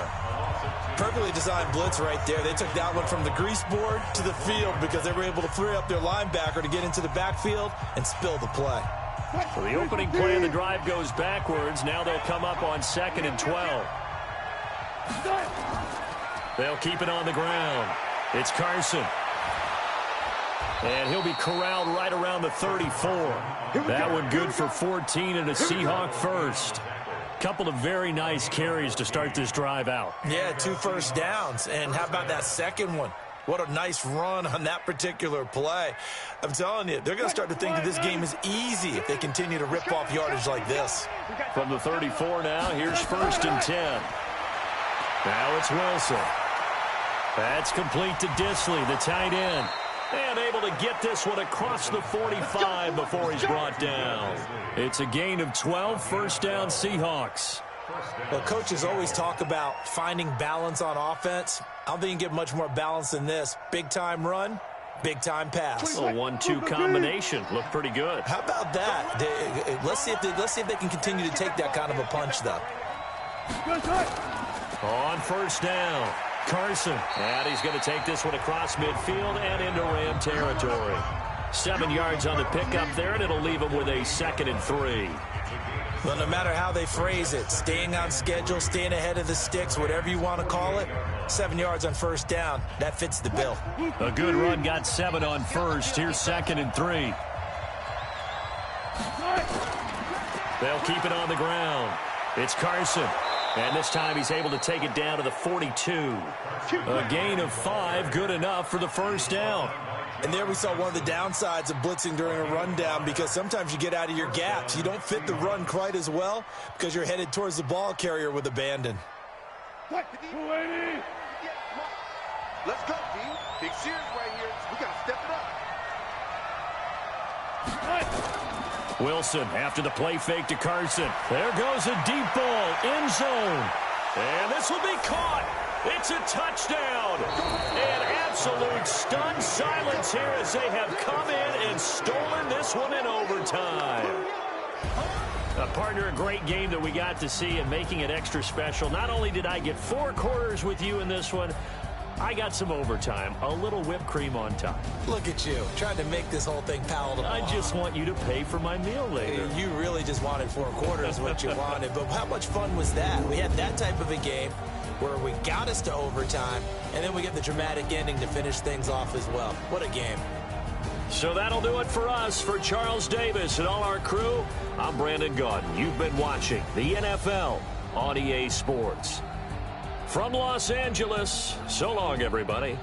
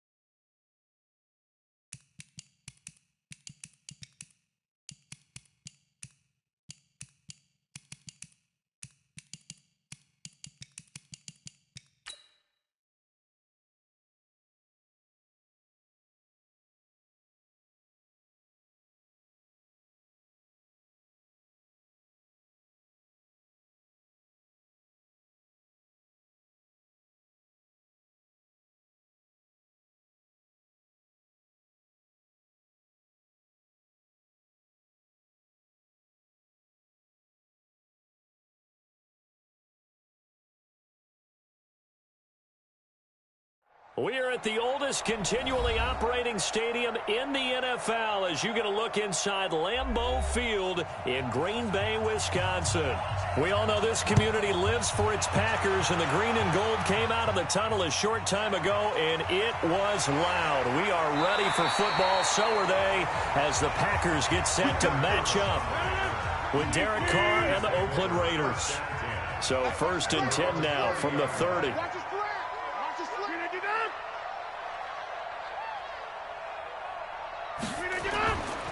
Now the man from UTEP, this is Aaron Jones. And they'll get him down after a pickup of 8, 2nd and 2. A nice run here early on. It doesn't take a great play caller to realize you want to establish a guy of his caliber with runs like this early because they'll pay dividends as the game progresses. 8 yards the gain on that last run. Here's 2nd and a couple. Rodgers with a give. It's Aaron Jones. And he'll bring it up here to right at the 40-yard line. 2 yards, good enough for a first. Not too many more ideal situations at 2nd and 2 in order to try and pick up a first down. They ran it and picked it up.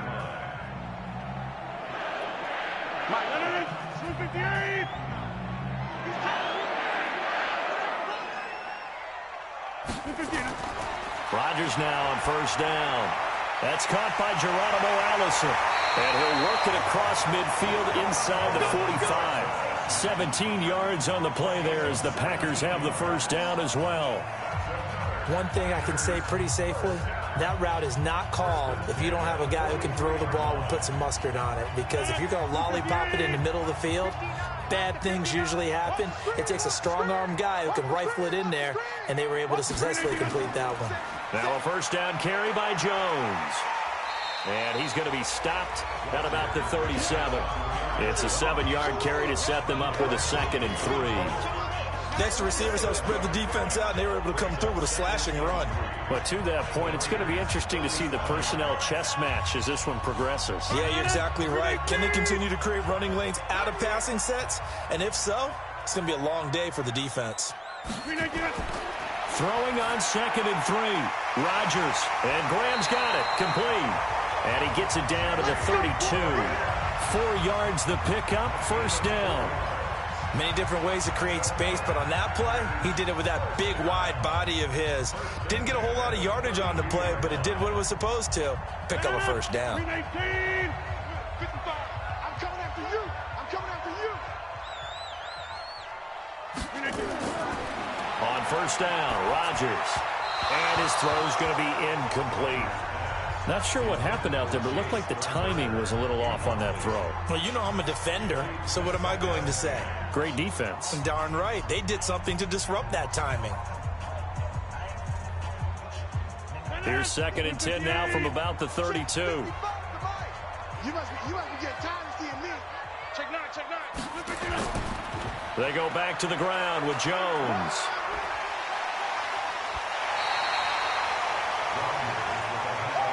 Offensive linemen love creating space for their guys carrying the ball, but when that guy also breaks tackles and creates extra yardage, they almost feel like he's one of them, and they really embrace him. It's been a 7-play opening drive, and this is 3rd and short. Shotgun now for Rodgers. And able to find Graham, complete. And he's going to have another first down as the tackle comes at the Raiders' 13-yard line.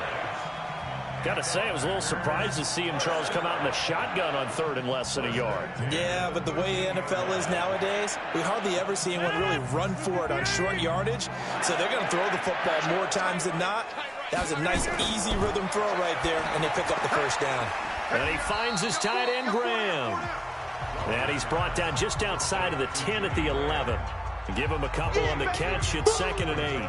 And, partner, I think that was a great example that not all tight ends are created equal. Because everything was right. Got the completion, but he's not one of the more dynamic guys in the league. So even though he caught it, couldn't turn it into much more.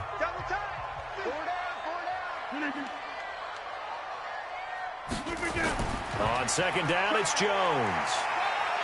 And he's going to take it in. Touchdown, Packers. Taking it in from 11 7 yards out. And the Packers take it right down the field and score on the opening drive. That was a really good opening drive on a number of fronts. 10 plays, very methodical, set the tone. So you know right now, if you're on the defensive side of the ball, you're on the sideline saying, okay, what do we have to dial up in order to get off the field a lot faster? Because both sides are out there for 10 plays, but one side comes off energized, and the other side comes off with some questions.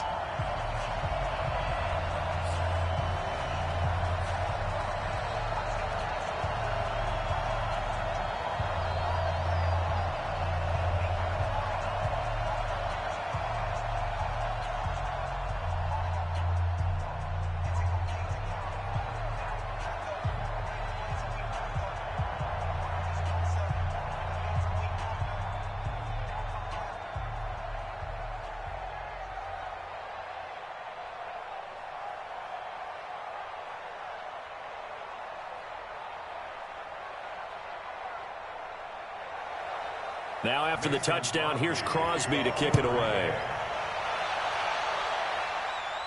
That'll be taken in the end zone. And he won't return this one. He'll go down to a knee, and they'll start at the 25. Carr and the Raiders come up 1st and 10 at their 25-yard line. And he's upended at the 33 following a good pickup of 8.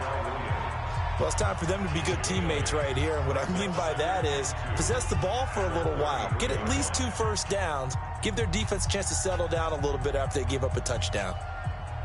Here's a 2nd and 2 now from the 33. You ain't doing nothing today. You ain't doing nothing today. On the this is Jalen Richard. And he's able to take this one up to the 35-yard line. 2 yards, good enough for a first.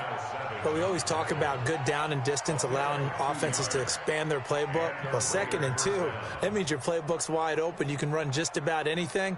But a lot of times, the play caller, he just looks down at his sheet, sees the short yardage runs, and goes to one of those. On 1st down, Carr. He'll get this one complete to Zay Jones. And he's taken down right at the 45-yard line. A good pickup there of 20 yards. And another thing that makes a comeback route really effective is that oftentimes after you've made the initial move, receivers breaking away from the defensive back, and that makes it a really tough play to defend. A nice chunk of yardage picked up there. First carry for Josh Jacobs. And not able to break away this time as they're going to stop him right around the line of scrimmage. The tackle made by Blake Martinez. A quick observation, Brandon, because early on in this game, I'm seeing linebackers playing with their noses close to the line of scrimmage. And my guess is the wheels are turning on that other sideline. As a play caller, you're filing that away right now, aren't you? Yeah, you're trying to find that opportunity later on when you can play action them or stick something to them between the 2nd and the 3rd level. And this is going to result in another first down as the tackle's made at the Packers' 22-yard line.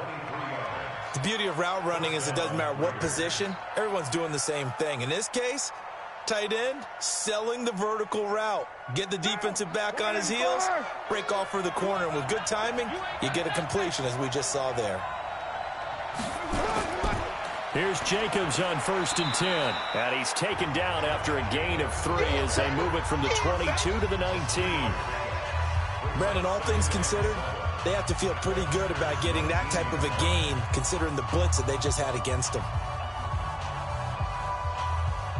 The last run got 3. Now here's 2nd and 7.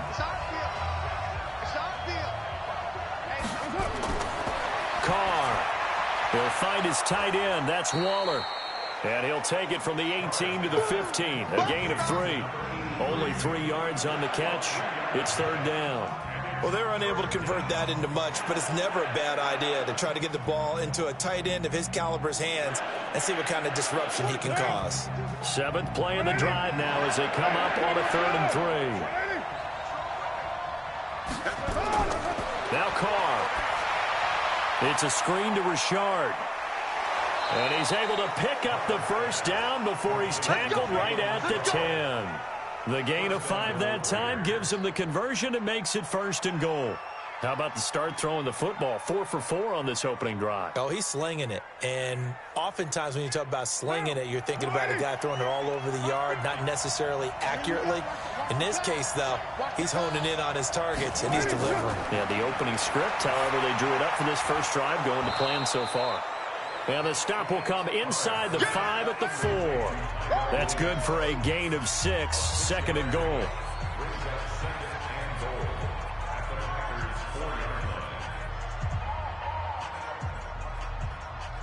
Second and goal from inside the 5. Now Carr again. And it's caught. And tackled down after a gain of 3. Leaves him with 1 yard to go on third down.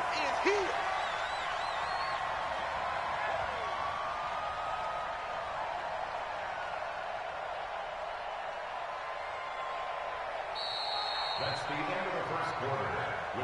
After 1, 7-0 on EA Sports.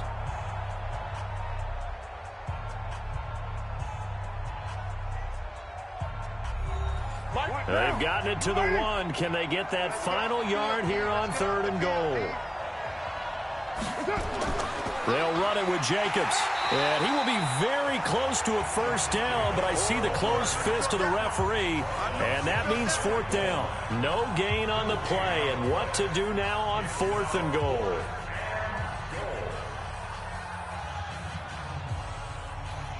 Fourth down, and on comes the Raider kicker, Daniel Carlson. From the right hash at a bit of a tight angle. The kick by Carlson is good. And they are on the board, but still trailing. It's 7-3. A dozen plays on that drive that ends with the field goal. Let's go ahead and break out some of the old chestnuts here, right, partner? Keep the ball in front, rally to it, and make the tackle, right? No big plays given up, no balls over your head.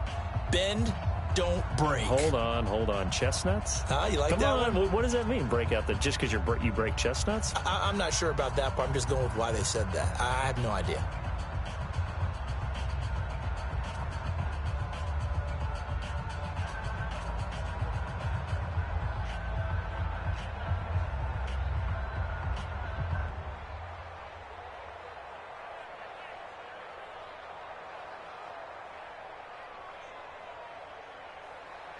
The lead cut to just 4 as they kick it away and turn things over to their D. That's fielded in the end zone. And he'll elect not to return this one, so they'll bring it out to the 25 on the touchback. Rodgers will break the huddle and bring the pack up 1st and 10 at their own 25-yard line. To throw is Rodgers. That's complete to Williams out of the backfield. And he'll get this up past the 25 before he's out of bounds. And we see another pitch and catch there to the running back. This position just continues to evolve.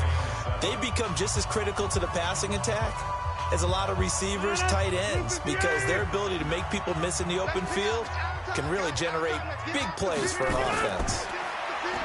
To throw again on 2nd down. Rodgers, the connection made. It's Graham. And they get him down, but not before he takes it across the 40-yard line.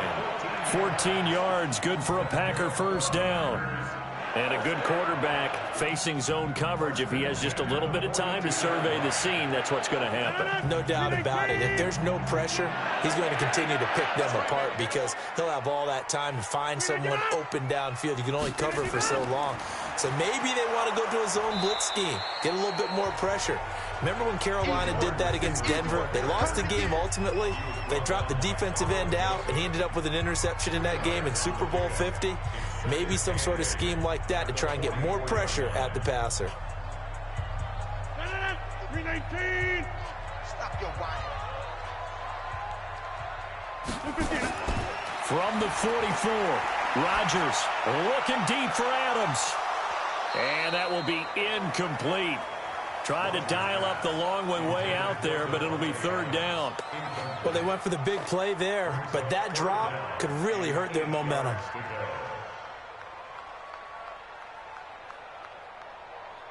So the failure to connect on 2nd down, that leaves them staring up here at a 3rd and 8. Working from the gun, Rodgers. And he can't quite intercept it. Zone coverage, free safety was there. Couldn't come up with it, and now it's 4th down. You've always been very good about checking my math. Am I correct? That's the first time that it's been incomplete when they've thrown it to him? Yes, he had caught every other ball coming his way. So they feel like they've got something really good going there, and they're going to continue to go there until the defense makes an adjustment and takes it away. Well, they finally made an adjustment there. We'll see if they can build on that stop. They had no one there to stop it. Hits at the 8, but it carries all the way into the end zone for a touchback. Carr and the Raiders come up 1st and 10 at the 20. They'll begin on the ground with Jacobs. He'll get about 3 as he's taken down at the 23. Not much happening there on 1st down. Thought there might have been a hole for a split second. Yeah, but it dried up pretty quickly, didn't it? Closed fast.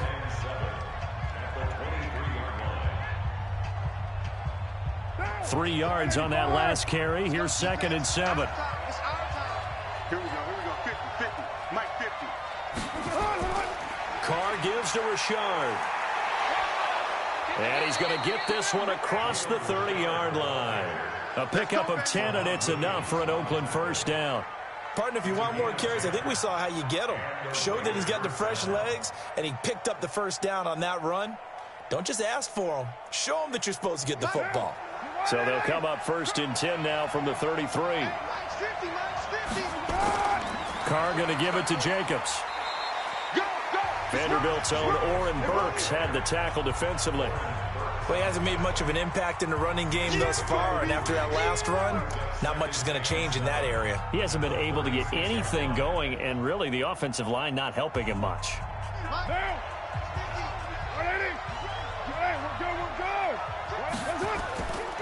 On 2nd down, Jacobs. And he still has yet to get on track in this first half as they're going to stop him behind the line. That'll go as a loss of 5. And they'll be facing a 3rd and 12. Mike down. 280. Check. Mike 42. 3 buck. Mike's 4-2. From the gun, it's Carr. He'll find his running back here, Richard.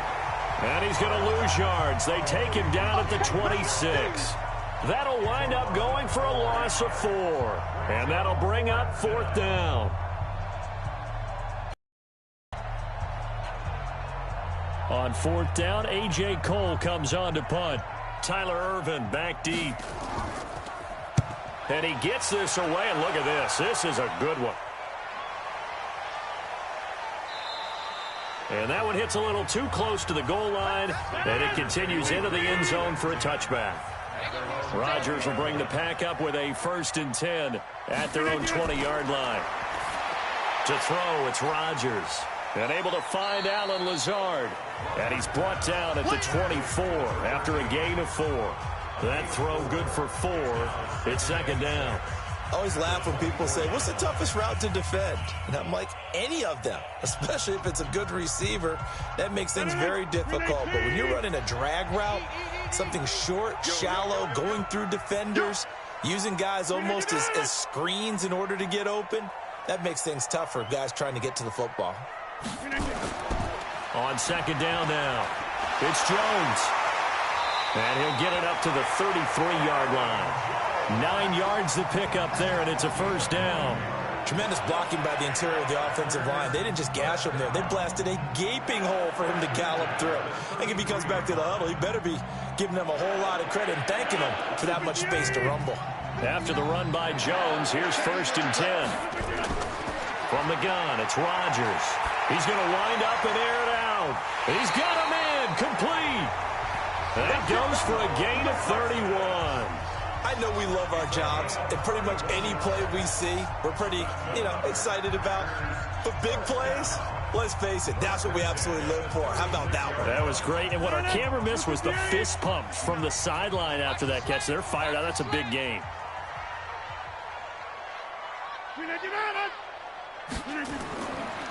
They'll run on 1st down.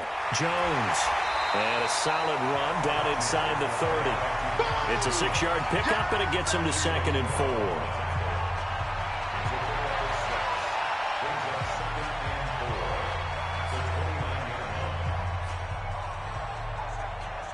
6 yards on that last play. Here's 2nd and 4.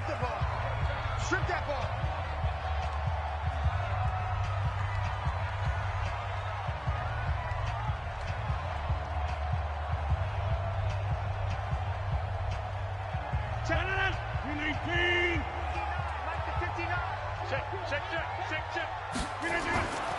Now it's Rodgers.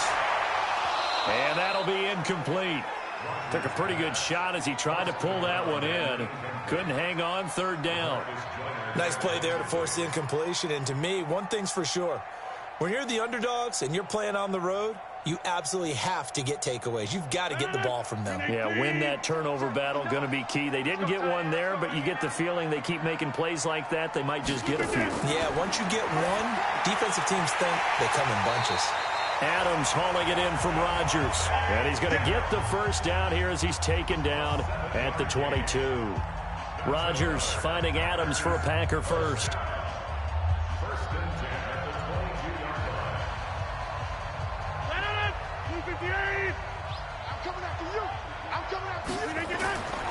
Throwing on 1st down is Rodgers. Now look out, Rodgers lost the football. So they escape, so to speak, maintaining the football. Defensively, though, opportunity miss. It definitely was, because that's all defenses talk about. Getting the football and either advancing it the other way or just getting possession and turning it over to their offense. That can be a little bit deflating. Exactly right. A lost opportunity. It's caught here by Adams. Touchdown, Packers. Davante Adams, 32 yards. And the Packers are able to stretch that lead out further. Great corner route there. Not only able to catch it, turn it upfield, and get into the end zone. It usually involves a little bit of an extra move, doesn't it? You've got to get them thinking that you're moving to the middle of the field and you're breaking away to that corner. Boy, that was well executed. Crosby with the extra point, and that pushes the lead up to 11.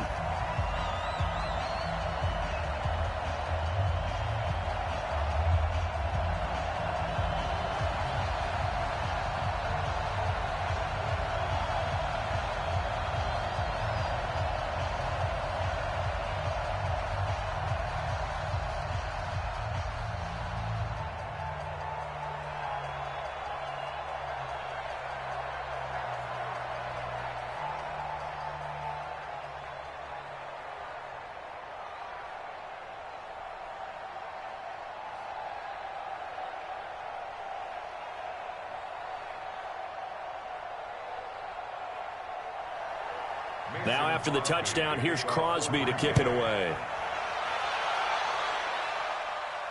This one taken from the 7.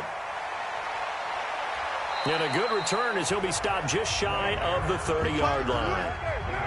The Raider offense set to get this drive started. And you have to figure they won't just sit on the football here in the final minute. The way things have gone, they need to try to make something happen offensively. But maybe they should. Maybe they should sit on it here because of what you just said. They haven't made anything happen offensively. Getting ready to go into the half, give them a chance to take a deep breath, exhale a little bit, and start over.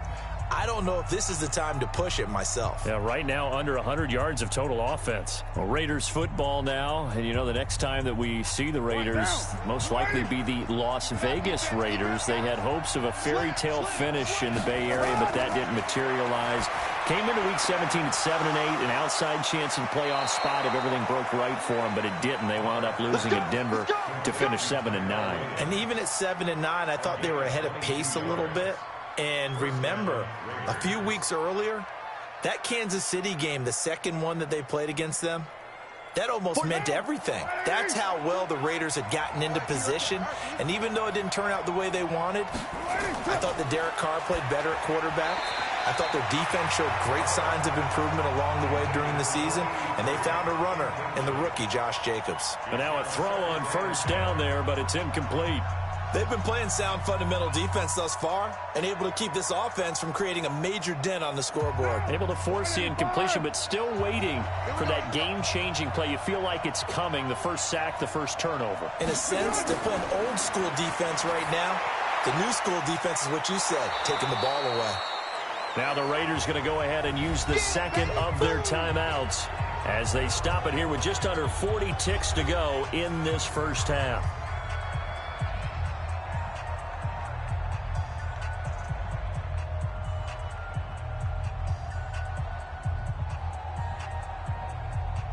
A good chance this is 4-down territory if they're unable to convert. But right now looking at a 3rd and 3. Again, it's Carr. That's complete to Richard, the running back. And this is going to result in another first down as the tackle's made at the Packers' 28. As an unbiased observer, I think it would have been interesting to see what they would have done if they hadn't gotten the first down there. But since they did, I guess the point is moot. Yeah, they were right there in that middle ground, field goal range, punt, go for it. But as you said, they picked it up. Carr now to throw. Drops this off to Richard. Now a signal and a timeout call as it comes with 9 seconds to go in this first half of play.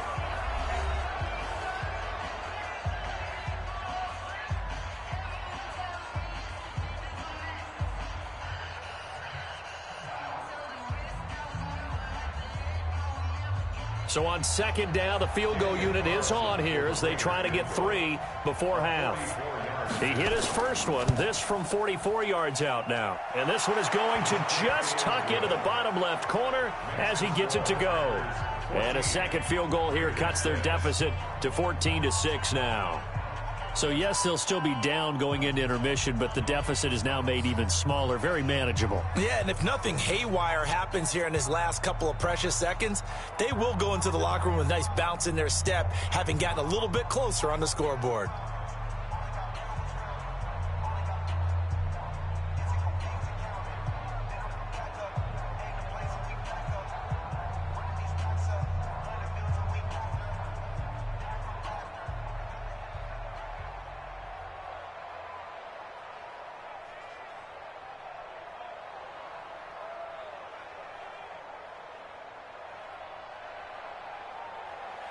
So the lead trimmed down to 8 as here comes the kickoff, and it's away.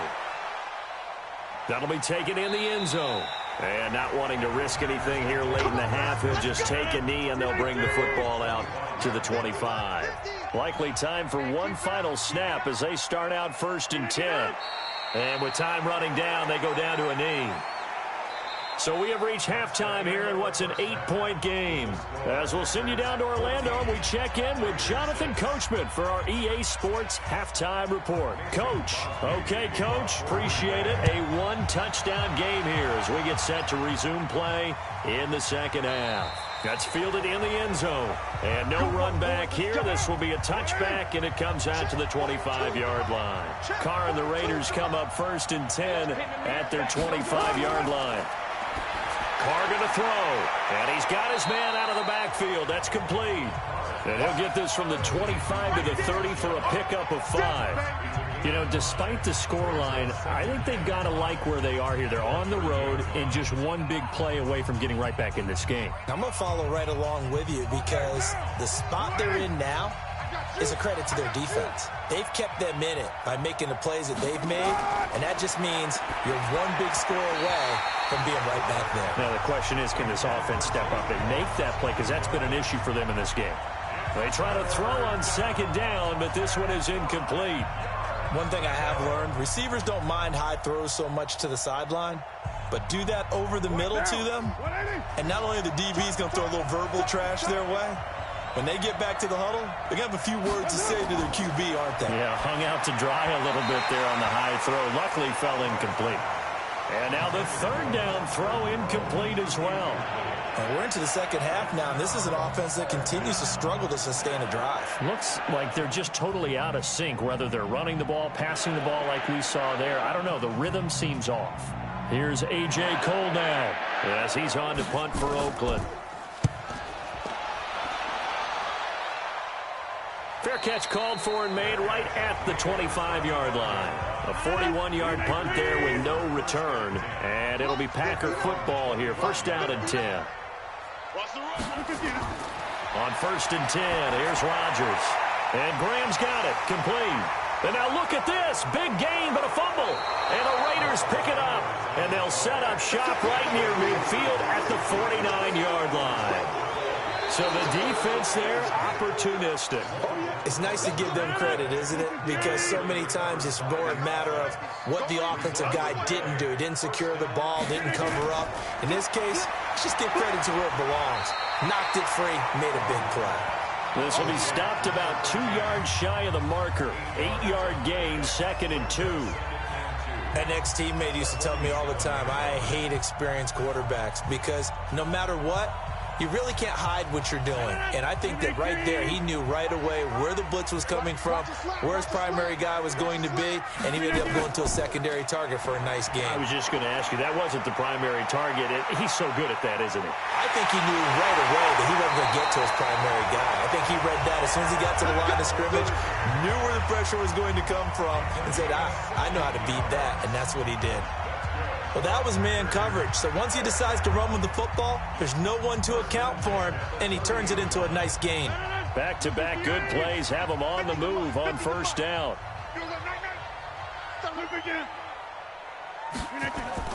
Here's Jones. And he winds up getting only a couple there, down to the 29. Early down stuff's to put this offense in a precarious position. We know that securing the point of attack, especially against the big-bodied guys in the middle of this D, has got to be priority one. The last run good for 2. Here's 2nd and 8.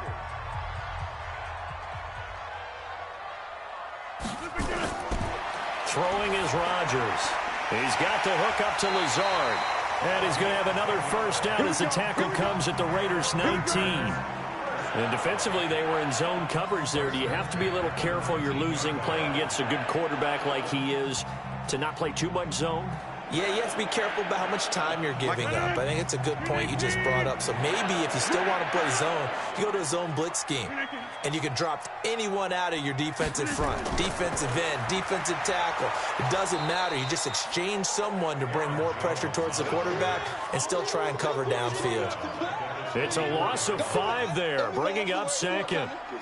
Came out in a power set, but that only served to put more men in the box. And guess what? If you're going to do that, you've got to win up front, right? Your offensive guys have got to beat the defenders. They lost all leverage on that play. On 2nd and 15 now. Rodgers. And that's complete to Adams. And he is out of bounds right around the 10-yard line. They get 14 back, but it leads now to a 3rd down. Partner, this is one of the best routes anyone can have in their offensive playbook. Tough to defend because you think it's a go route, and then he breaks it back on the comeback. There's one other thing you need as well. A well-thrown ball. Exactly right. You have a guy who has some precision in throwing the football because of the timing of the route. Meanwhile, on 3rd down, they take a shot at the end zone, but it's incomplete. Boy, you will not see a quarterback of his caliber miss on one like that very often. I mean, there it is, wide open, got the shot, and he misfires. We talk about, boy, he'll want that one back all the time. He definitely wants that one back. A 27-yard attempt. And the 12-year veteran knocks it right through, and that will extend their lead here to 17-6. So they put together a good little drive there, but ultimately stalling out in the red zone. Yeah, I know a lot of people look at it as a little bit of a negative. They didn't get 6 points out of it, right? Didn't get the touchdown. But that's actually okay. They got 3 points, able to give their defense a little bit of rest, let them settle down over there. So all in all, to me, that's a good drive.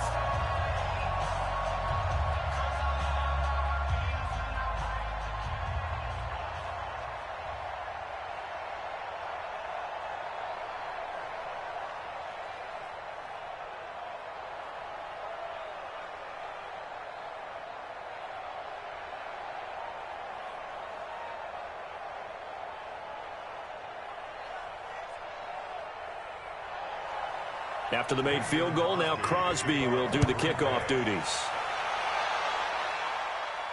This is taken about 7 yards deep. And no run back here. This will be a touchback, and it comes out to the 25-yard line. Carr and the Raiders come up 1st and 10 at their own 25-yard line. And now a throw here secured by his running back out of the backfield. And he'll get this up past the 25 before he's out of bounds. And just in general, Charles, on a play like that, how tough is it for the defense to account for a running back essentially being a receiver downfield? It's very difficult, especially if the running back has skills like a receiver, and you're aware of that before the game even begins. So throughout your practice sessions, you're going to want to be aware of him. Where is he lining up? What can he do? What kind of damage can he do to us downfield? And who can match up with him without weakening our overall defense? You're exactly right. It's a tough task to match up to him. This offense in desperate need of a conversion as they come up on third down. Shotgun now for Carr. He'll swing this one out to Richard. And they get him down, but not before he takes it across the 40-yard line. A Raider first down, 17 yards. We always talk about having to read defenses and how complicated that is. Well, this was an excellent read. Read the pressure and got rid of the football before it even got to him for a nice game. And when they're blitzing like that, running back usually a good spot to go with the football? Without a doubt, because he's right in your sight line or he's near you. So you're able to just get it to him easily. And once he gets in space, that's usually a good matchup for him. Throwing on first down, but this one winds up to be incomplete. All right, that one fell incomplete there, but the best quarterbacks, they'll miss on 40% of their throws, somewhere in that neighborhood, similar to a great hitter in baseball who's going to fail 7 out of 10 times and still have a great year.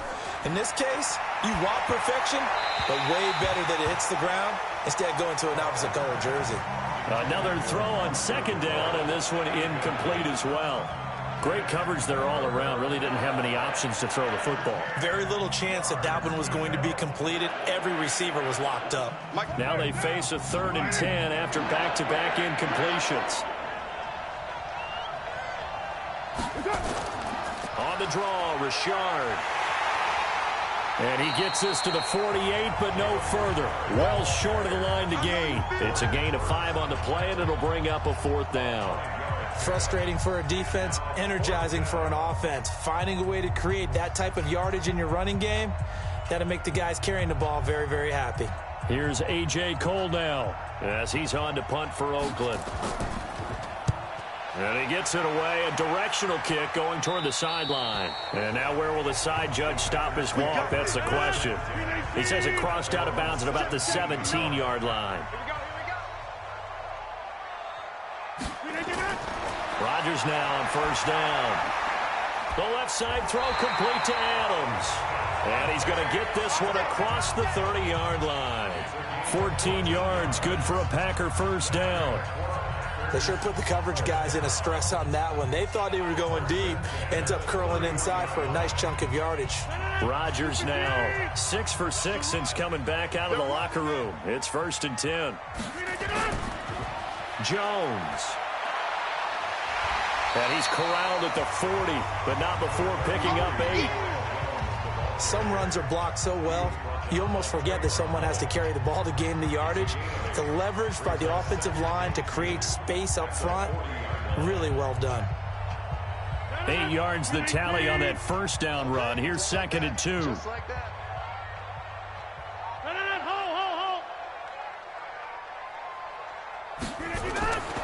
Now Rodgers. Quick hitter here, it's complete. And to the 42-yard line here and brought down there. 2 yards, good enough for a first. First and 10 at the 42-yard line.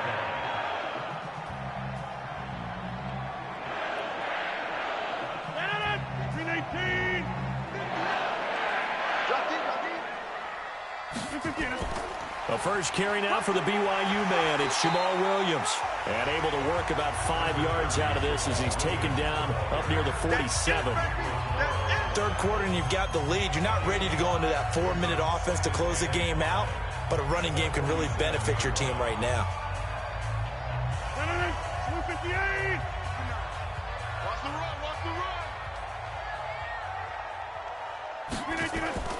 Second and 5 now. Rodgers. And he almost had it defensively. Could have been a game changer there in this second half. Instead, it's 3rd down. Oh, man, that was close. The opportunity to change momentum, big play, right in his hands, unable to come down with it. A sigh of relief, no doubt, on offense that fell harmlessly to the ground. They come up now 3rd and 5 following the incomplete pass. Oh, he's going to let this go for the end zone. Got a man open. It's Adams. Touchdown, Green Bay. Davante Adams, his second touchdown of the night. And the Packers are able to stretch that lead out further. That drive that really increased their cushion felt very military to me. Very precise, methodical. That's one of the words you've taught me. And they just got it done. And slowly but surely now starting to pull away a little bit. Things looking good for them here in the third quarter. Not only pulling away, but you mentioned that slowly but surely. You also drain clock, too, with a drive like that. So you really give yourself an advantage.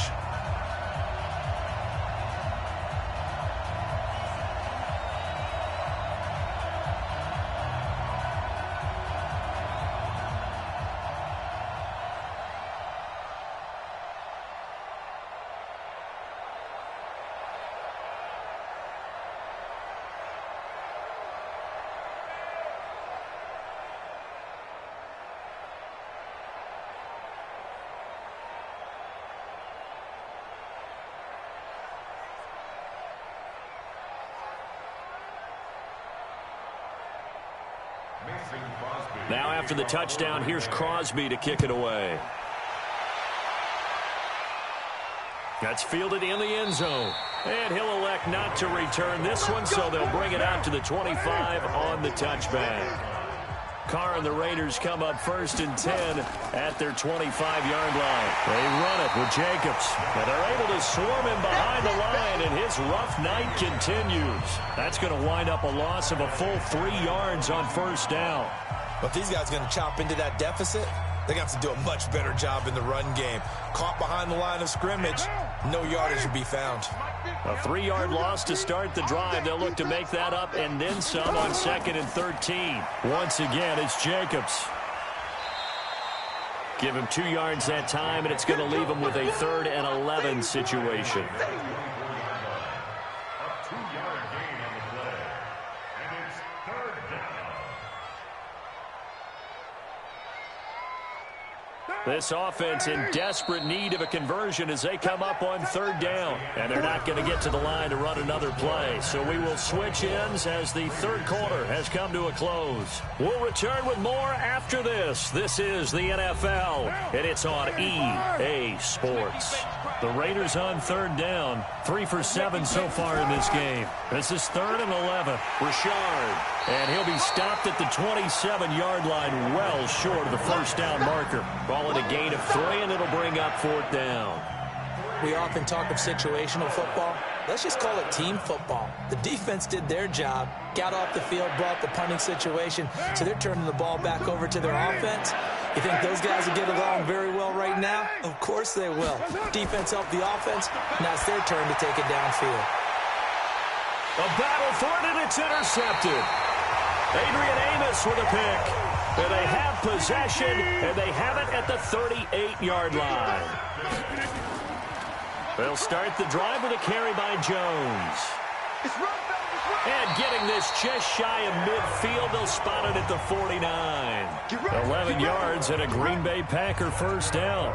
And I think we can get used to seeing more of that in this 4th quarter, especially if they're having success on the ground like they did there. Yeah, I think back when we met with the head coach in preseason, and all he talked about was building a bully. And I think it was this situation he was envisioning. Trying to ice a game, plenty of time left, but being able to give the ball to his big runner and pound away and try and finish off a game. In on the stop, it's Tahir Whitehead. Bottom line, they want to keep this clock rolling, so they'll take that one right there. They just want to keep falling forward, and they want to put the onus on the big fellas up front in order to bring this one home.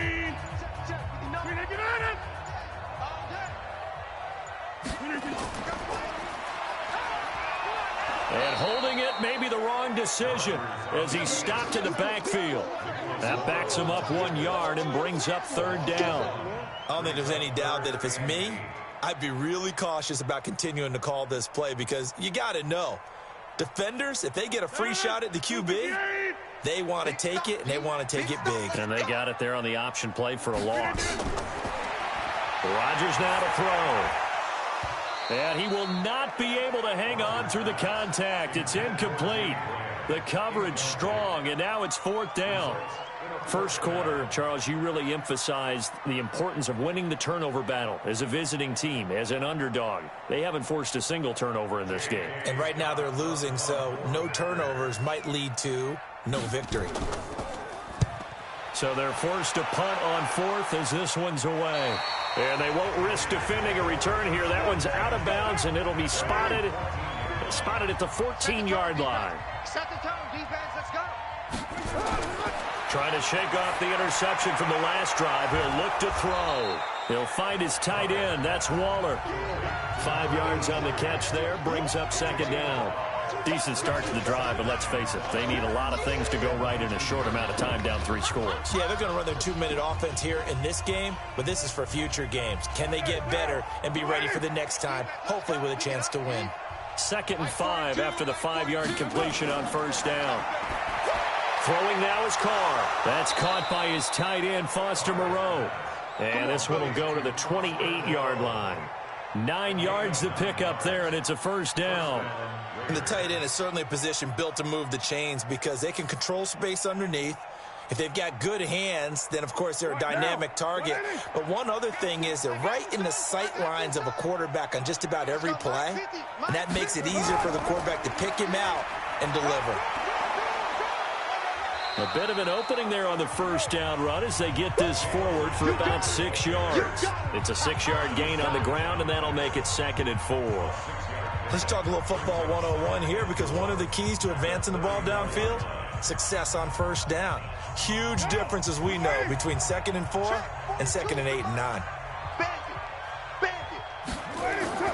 On 2nd down and 4, Carr. That's complete to his tight end, Waller. And they're going to have this across midfield and inside the 45. 22 yards on the catch and run, a first down. For many teams, the evaluation of tight ends has really changed. We used to wonder about how they would block first and foremost. Now we want to know how these guys can run because we envision them in offenses, catch the ball. How much yardage can they gain after that? And that on display there for a good pickup. To throw is Carr. And Waller taking it in over the middle. And he was able to shed the tackle, but the reserves come in for the stop. You got the big lead defensively. Willing to give him that underneath stuff, right? And this is why you work on your tackling.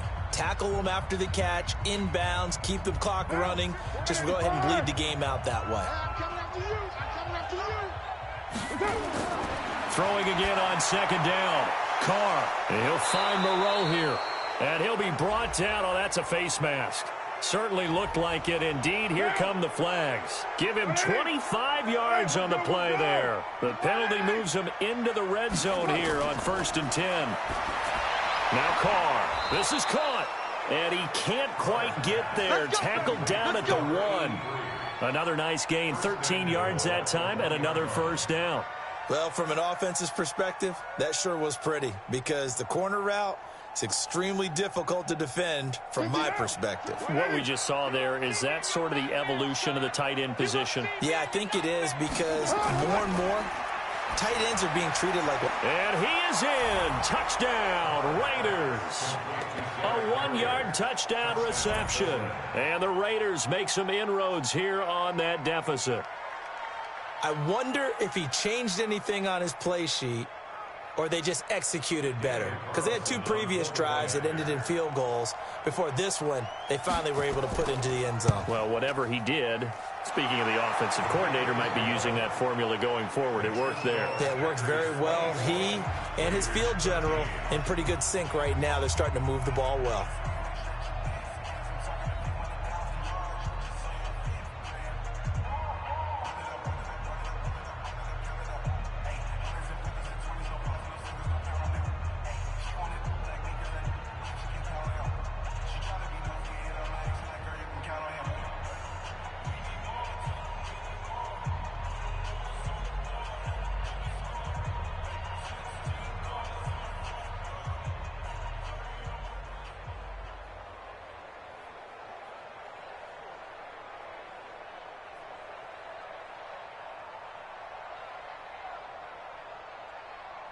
Two scores down, 3 timeouts left. Still a chance if they can somehow get this one back. And this one's going to be covered up by the Packers hands team. Well, for a second there, I had flashbacks to a few years ago, the NFC Championship game for the Packers, but here they're able to hold on. And many things changed in Green Bay after that game. Personnel, people coaching, the whole deal. And in this case, they get it done. No fail like they had in Seattle.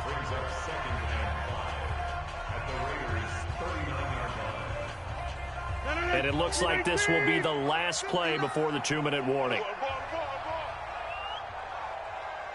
Mike, check, 59. I'm here all day. Look for Jim. The carry here for the big tight end. And they will only muster a yard here to the 38. Yeah, baby.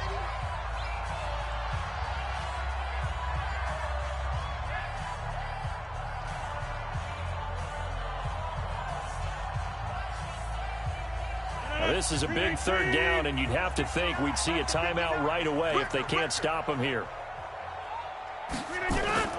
Rodgers gives this to Jamal Williams, and he won't be close to a first down as he runs into a wall right around the line of scrimmage. So fresh out of the 2-minute warning, and here's another timeout taken with 1:55 remaining.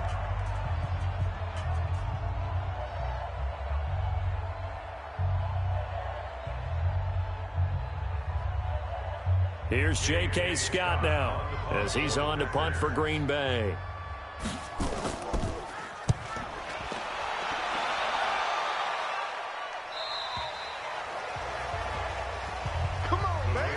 The Raider offense set to get this drive started. And for them, a touchdown their last go-around. Obviously, they'll be hoping to do that again. And when you start plotting for this drive, when you start thinking to yourself, okay, what are we going to do? You don't go away from what you did before because that worked, but you have to be prepared for wrinkles and counters because you know they'll make some adjustments. 14 yards is the pickup there and a Raider first. Clock management, definitely critical here if they want to get back in this game. Absolutely agreed. They have to up the tempo in this case, down a couple of scores. Want to make sure they have a chance to win this ball game. Carr now on first down. And this is intercepted, and that should do it. Picked off by Jair Alexander, and they will score. It's a Packer touchdown. And that one will pretty much erase any hopes of a fourth-quarter comeback. With emphasis, interception, return for touchdown. Door closed, locked, reinforced.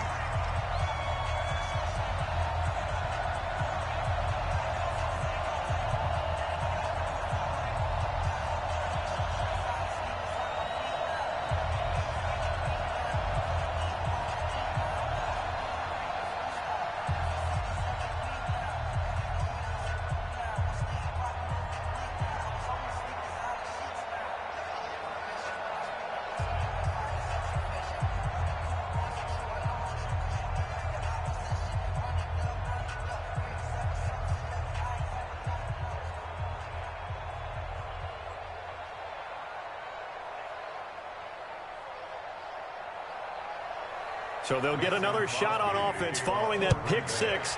And now the kick is away. This will be fielded at the 8. And it's a pretty good return here as he'll get it up to the 29-yard line. The Raider offense set to get this drive started. They're down big here late. I don't know. You just one last drive here for pride. Some people like to do that. Nowhere to escape, and he goes down. Preston Smith comes in for the sack. We've been around this league for a while, and many coaches never pull their starting quarterback, almost no matter the situation. In this case, though, I think he's got to make a decision. He's taking a pretty good beating out there. Yeah, and with the deficit, maybe not wanting to risk an injury. Now they got to get to the line quickly. To try again after the sack. Carr, catch is made by Hunter Renfrow. Now the Raiders going to go ahead and use the second of their timeouts as they get the stoppage with just over a minute to go in the game.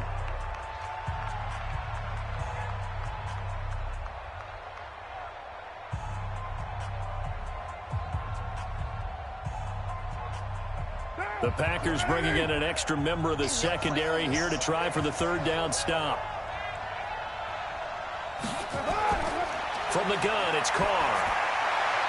He's got a man open. It's Hunter Renfrow. And he'll be taken down, but not before they work it across midfield. A gain of 22. And the Raider first down.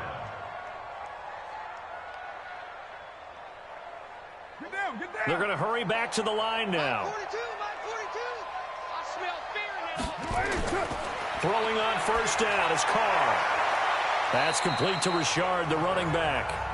It'll be a pickup of just 2, and it'll bring up a second down. Brings up second and 8 at the Packers' 46-yard line.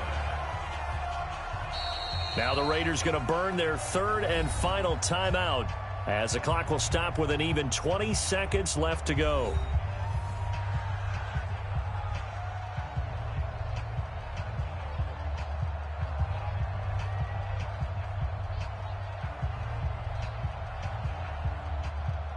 Now, 185. Like 50. 3 buds. Like 50, do it. Looking to throw again on second down. Carr. And he's got his favorite target yet again. It's complete. And this is going to result in another first down as the tackle's made at the Packers' 34-yard line.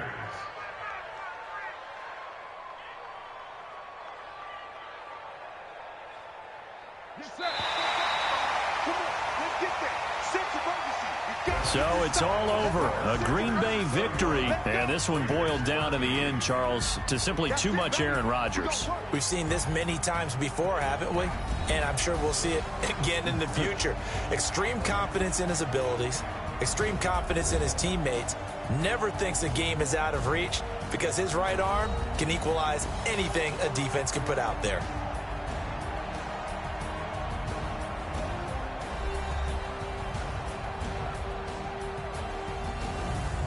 So that's a wrap for Charles Davis. I'm Brandon Gaudin, and this has been a presentation of the NFL on EA Sports. For more, check us out at easports.com. The Packers are winners here as we say so long from Lambeau.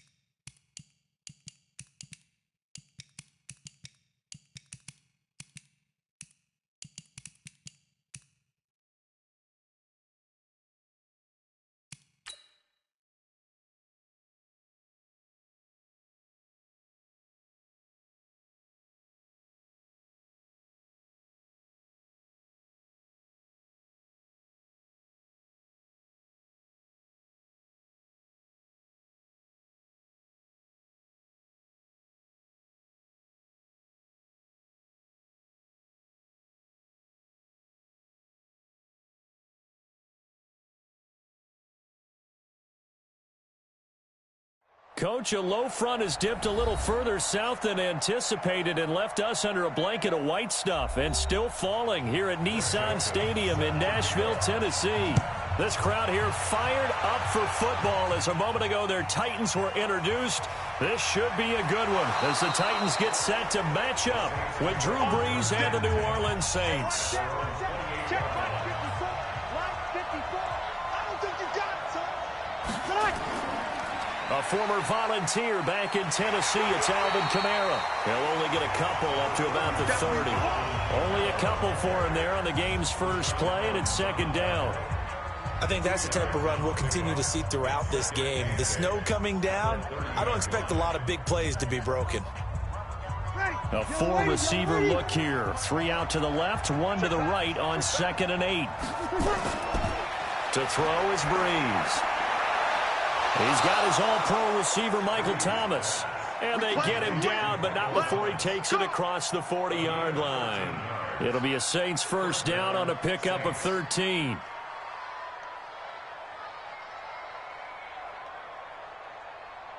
Ready? You ready? 54. Watch the curve. Watch the curve. Brees now on first down. And that's going to be incomplete. Too tough to hold on to that one. It's second down.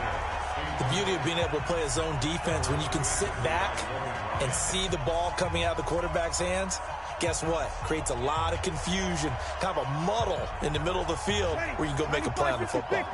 So second down, still 10 yards to go. Ball on the 43. Brees leaves this one with Kamara. And he is going to be stopped cold behind the line of scrimmage. It's a loss of 2, now third down. Anytime you call an inside running play, you just know there should be a lot of congestion there. You're counting on your offensive line to take control of the line of scrimmage. That didn't happen in this case, and that play got bottled up. Now Brees on third down. He gets this one complete to Traquan Smith. They do get 12, but they'll be marked short. And that leads to a fourth down. How about this for an opening drive decision? You got 4th and short, just outside of field goal range in all likelihood. What do you do? I'm going for it. I've got to go get it right now. I want to establish a tone. It's early in the game. I want to let my offense know that I believe in them. And you know something else? I let my defense know I believe in them also by taking that gamble. If we don't get it, it's okay. You guys will cover for me. Let's go. Tannehill and the Titans come up now 1st and 10 at the 20. On the ground, this is Derrick Henry. And he goes nowhere. He'll lose yardage back at the 17. Call it a full 3 yards in the wrong direction there. Brings up second down. Nice play right there to stop him behind the line, but I want to see how this defense continues to play him here in the first half. Yeah, we know. You know better than I. He has the ability to take over a game. So what do you do? Yeah, I think you have to make sure that you bottle him in. Everyone to the line of scrimmage. If he breaks through, there's nothing but room to run. 11 here on third down. Around the guy throwing the football, but he still pay dividends because they can take their toll on a defense and they can add up as the game goes along. You control the clock, you control the ball, and that way you often control. Now the pressure comes and he goes down just inside the 10, back at the 9. The sack coming from defensive end Cameron Jordan. It always helps for a visiting team to come in and set the tone on defense. In fact, when we talked with them prior to the game, they said they wanted this home crowd to feel like they had to hide their valuables when they were in town. Well, the home crowd quiet now early. See if their offense can take over and get some points on the board. On is Kern, the punter, to send this one away. It'll be a net of 39, 41-yard punt, 2 on the return. And the Saints will take over with a first down and 10. They start the drive on the ground. Kamara, 2 yards on the carry there. It'll be second down.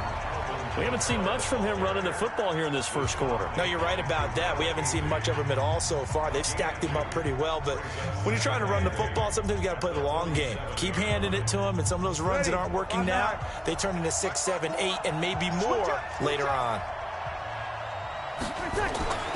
Throwing on 2nd and 8. Breeze. And Josh Hill has it. And he'll take this from 147-yard line to the other. A gain of 6. 6 yards is the pickup, and that'll lead to a 3rd down. That's a staple of this offense. Drag route to the tight end. Yeah, he was unable to use his size to break off much more yardage after the catch, but still an effective gain nonetheless. Breeze looking to throw on 3rd and 2. And he finds Cook. And he is tackled inside the 40, not quite to the 35. 10 yards, good for his Saints, 1st down. We've seen quite a bit of the short passing game here early on 1st quarter, haven't we? We have, and I think it works a couple of ways for this team because, number one, you throw the short game until they stop it. And if they're not going to stop it, you keep throwing it, and occasionally you'll break a tackle and turn into a bigger gain. Also, if they start to creep up, start to pressure receivers, now you go over the top, take it deep, and now you get some of those big shots downfield. And they're able to get this one past the 30 to the 25-yard line. 12 yards there, good for his Saints, 1st down. Fired that one in there, able to make connection on a nice in route. With those faster passes when they're going that fast, any hesitation as a quarterback that the deflection, if you miss, might be bigger and lead to an interception? Yeah, and the deflection works both ways. Maybe a defender gets a hand in the way and it pops in the air, and sometimes you throw it so hard your receiver can't handle it, and he pops it up in the air for the defenders to grab as well. But a moot point there as they were able to connect. The defensive end, Cameron Wake, brings him down.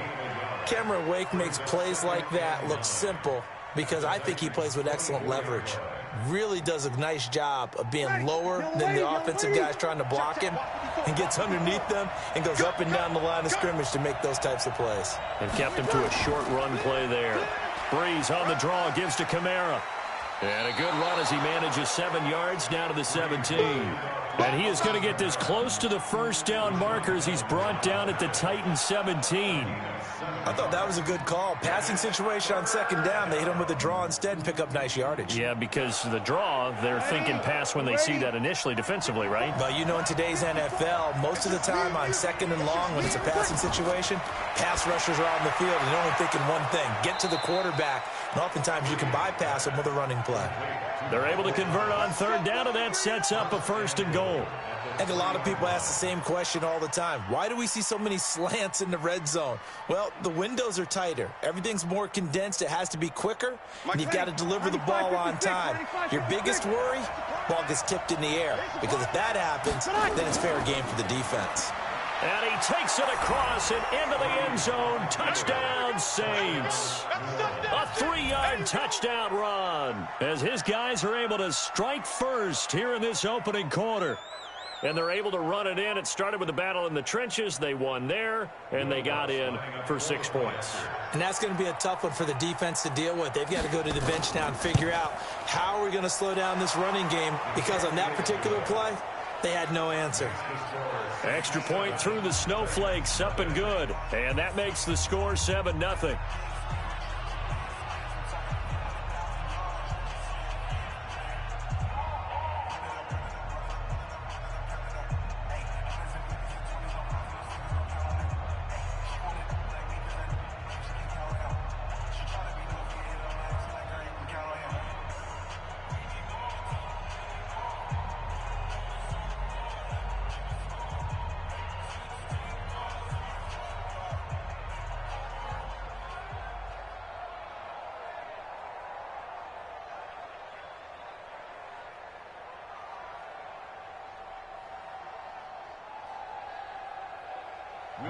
After the touchdown, Lutz to kick it off.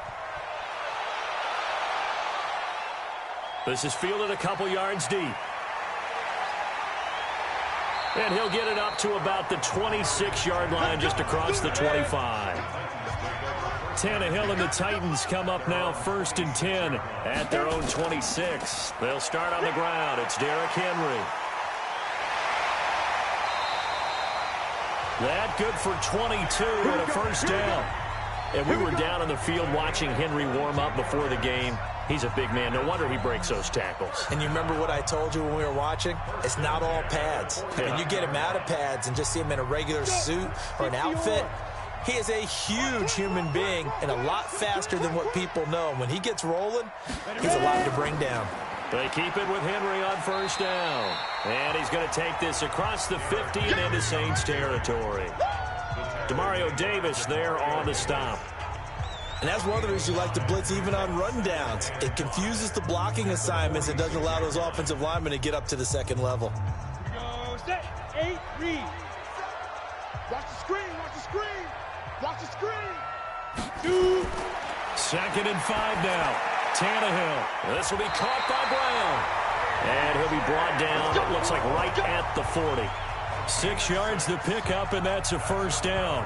This has to go down as one of the simpler routes in the playbook, but oh so effective. Nice completion there. Keeps the sticks moving. Down. 70. Indy. Go, go, go. Let go. A first down carry for Henry. And he got blown up, losing yardage on the play back at the 44. The loss of a full 3 yards, and now it's 2nd down.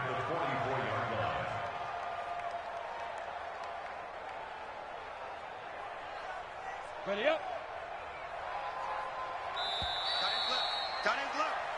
You got 4. After one, 7-0 on EA Sports.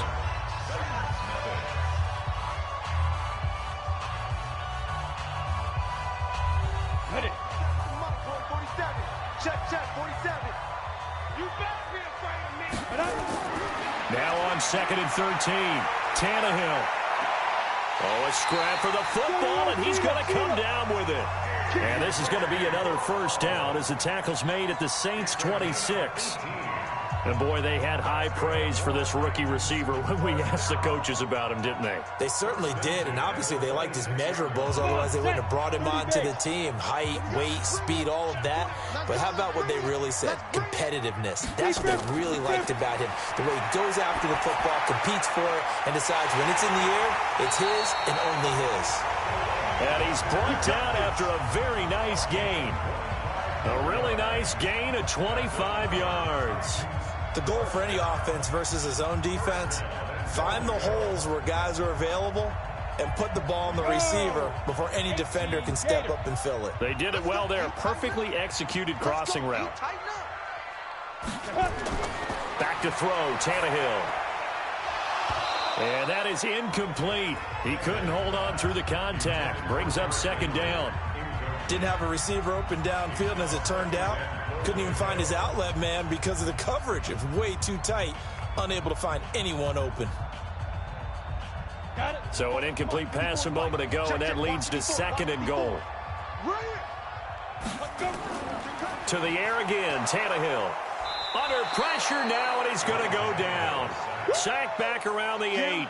A.J. Klein coming in hard there on the blitz, and he gets him 7 yards behind the line of scrimmage.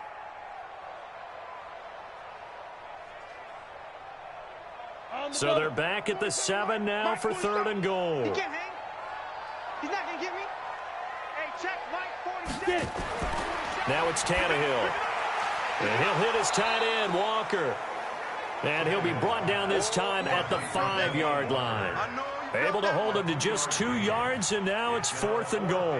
One hallmark of good defenses is understanding the game, understanding positioning, and tackling immediately in the secondary after catches. I think we just saw that on display right there. Got to him before he ever had a chance to think about turning it upfield. And the 10-year vet knocks it through the goalpost. And they are on the board, but still trailing. It's 7-3. A good drive gets them inside the 5, but they could not punch it in. And credit the defense, too. Make sure that happens, because that was the old bend but don't break approach. Made sure they contained them when they absolutely had to and forced the field goal attempt that went through.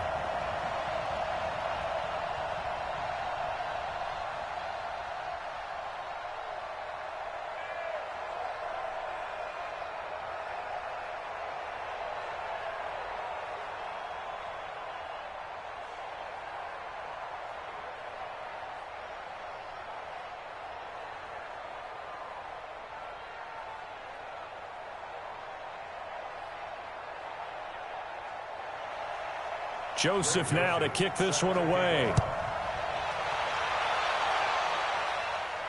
That'll be taken in the end zone. And no run back here. This will be a touchback, and it comes out to the 25-yard line.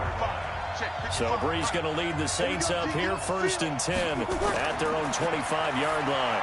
And here's a throw that's taken in by the tight end Cook. And he'll maybe get back to the line of scrimmage, but no more than that. No gain there on the completion, 2nd and 10.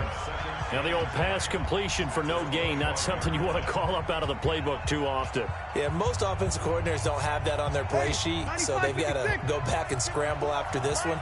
But right now, with what they're telling receivers about making sure you take care of the ball in open field, sometimes the fighting for extra yardage doesn't come as a result. That and good tackling can lead to no yards gained. And they're able to get this one across the 35. 12 yards there, good for a Saints first down. For a lot of guys playing this game, there's no better feeling than running right through a tackle. He's able to lower his center of gravity and churn his legs for a really nice pickup. So after the run by Kamara, now another 1st and 10. And he'll give it here to his running back. And this winds up a pickup of 2, maybe 2.5 to about the 39.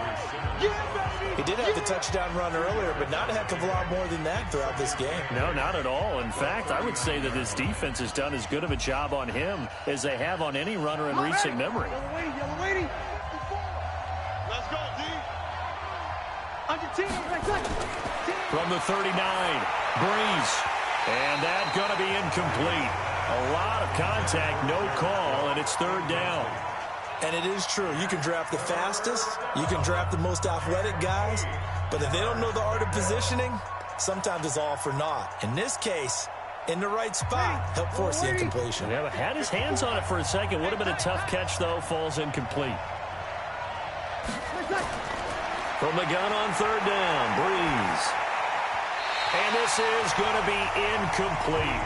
Looked like he had a couple of different options as far as who to throw to on that play. And who am I to say this, but I'm not sure he made the right decision. Well, the window of opportunity is always going to be small in the NFL. That's why those quarterbacks who make quick decisions and have quick releases have the most success in this league. Here's Thomas Morstead now as he'll punt it away for the 2nd time. His first punt, 48 yards. This one looks equally as good. And a nice job here to down this one right on the 5-yard line. That is how you flip field position. That's an absolute bomb of a punt. Downs it inside the 5-yard line. Absolutely ideal. From that position, you're hoping to get it down inside the 15, inside the 5. Superb. And they'll get him down up past the 15. First down, Titans, gain of 12. I guess it's good we can't really read the mind of the defensive coordinator now, huh? Had him pinned back there deep, give up that run. Can't be happy. Yeah, whatever is in his mind right now, we probably couldn't say over the air. Derrick Henry. And that closed up quickly there as he gets it up only to about the 17. Just a yard on the pickup there, and it'll bring up a 2nd and 9. But we just saw a great example of what we talked about with his coach prior to the game. He's definitely one of the better linebackers at reading a play and flowing to make the stop before it turns into something big.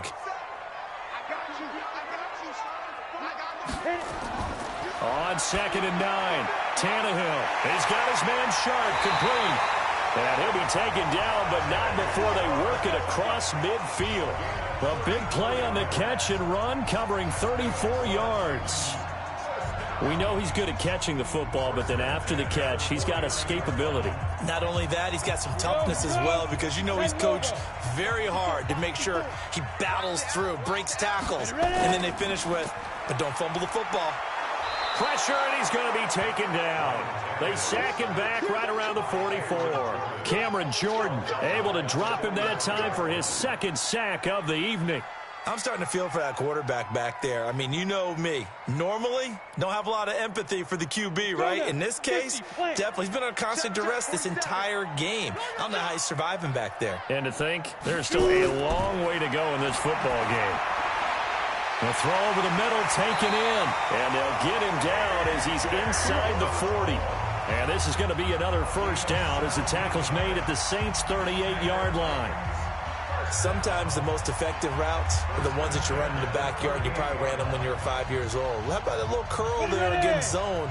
But the key to it is finding the open spots in the zone. How a linebacker or a defensive back will widen to give you space. Find that area and let your quarterback hit you. That's going to go as a loss of a yard, and it'll be second down.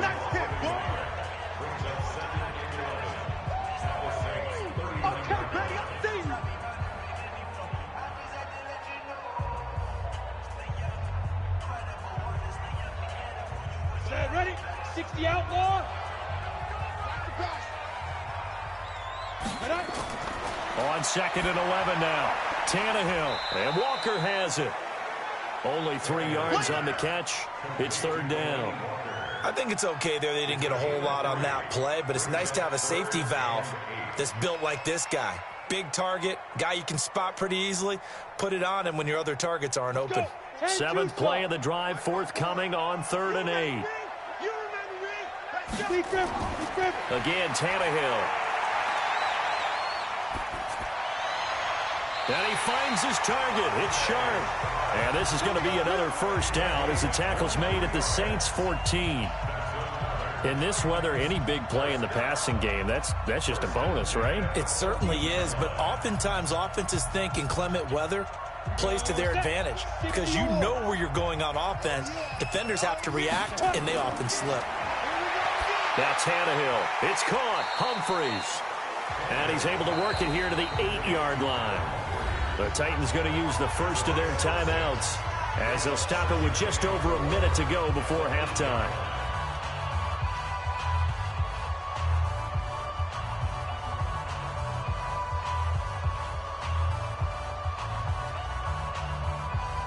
Down. 6 yards was the pickup on the last completion, so here's 2nd and 4. Tannehill throwing again. To the end zone, but it's incomplete. Get your backs to the goal line. I can hear my high school coach right now. This is when force meets force. Got to be physical in order to win this battle. Yeah, that's where the physicality pays off. A nice job forcing the contact and forcing the incompletion. Yeah, Coach Ford would have loved that play. Now they face a 3rd down and 4 after that incompletion on 2nd down. Throwing again is Tannehill. And that is caught. Walker, touchdown Titans. 8 yards on the touchdown pass. And the Titans have taken the lead. And while that touchdown does not give them an insurmountable lead, it's still a lead, and that always feels good to a team. They'd love to take that into the lockers, but a little time left on that clock, so some work to do. I like that. I like how you're guarding against a letdown there. Hey, looking forward. Coaching them up from right up here in the booth. Extra point up and good by Succop. And the lead is now 10-7.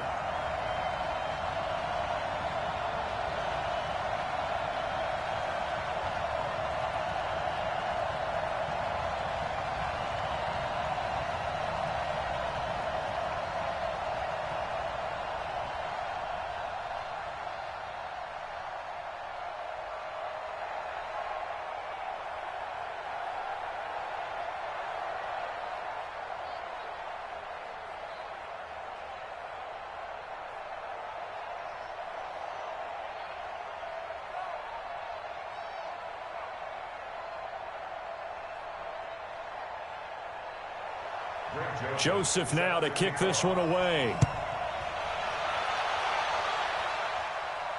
That'll be taken in the end zone. And no run back here. This will be a touchback, and it comes out to the 25-yard line. Throwing on first down is Breeze. Out of the backfield, that's complete to Kamara. And he's going to get a good gain of 9 here up to the 34.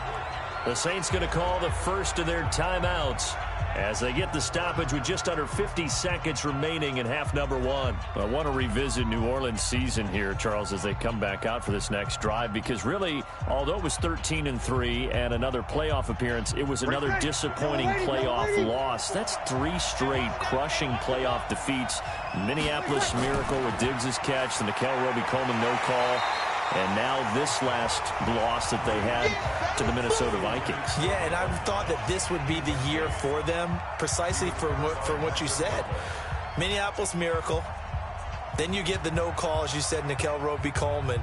I thought 3, right? Everything comes in 3, so I thought the third time would be the charm. They'd find their way to advance. Instead, Minnesota comes to their place, beats them, and going back to what you 13-3, and you have to play in the first round because they lost to San Francisco in a head-to-head game. San Francisco gets one of those byes, as did Green Bay. And New Orleans had to play on the opening weekend. Although New Orleans doesn't care about this, kind of developing a nice little rivalry between the Saints and the Vikings, right? No doubt about it, and crazy plays down the stretch have defined this rivalry. And unfortunately for New Orleans, Minnesota getting the better of those plays. On 1st and 10, here's Breeze. That'll be complete to Cook. And they're able to get this one past the 30 down to the 25. He'll get 15 and a Saints first down. As a passer, you're always trying to find that open window to throw the ball downfield. How about this one? Right in the middle of the field, right in the heart of a defense. Yellow lady.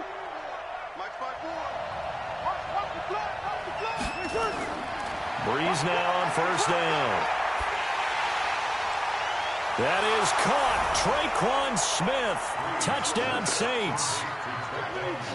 Traquan Smith in the final seconds of the first half. And once again, the Saints are back out in front. Well, someone has a sense of the dramatic here, don't they? Scoring this late in the half to take the lead going into the locker room. Now they just don't want to misfortune on the next kickoff because there's still a little bit of time left on that clock. Yeah, you do have to bring that up, don't you? In the NFL, every play is critical. And if you give up something cheap there, all that advantage they just gained goes right out the window.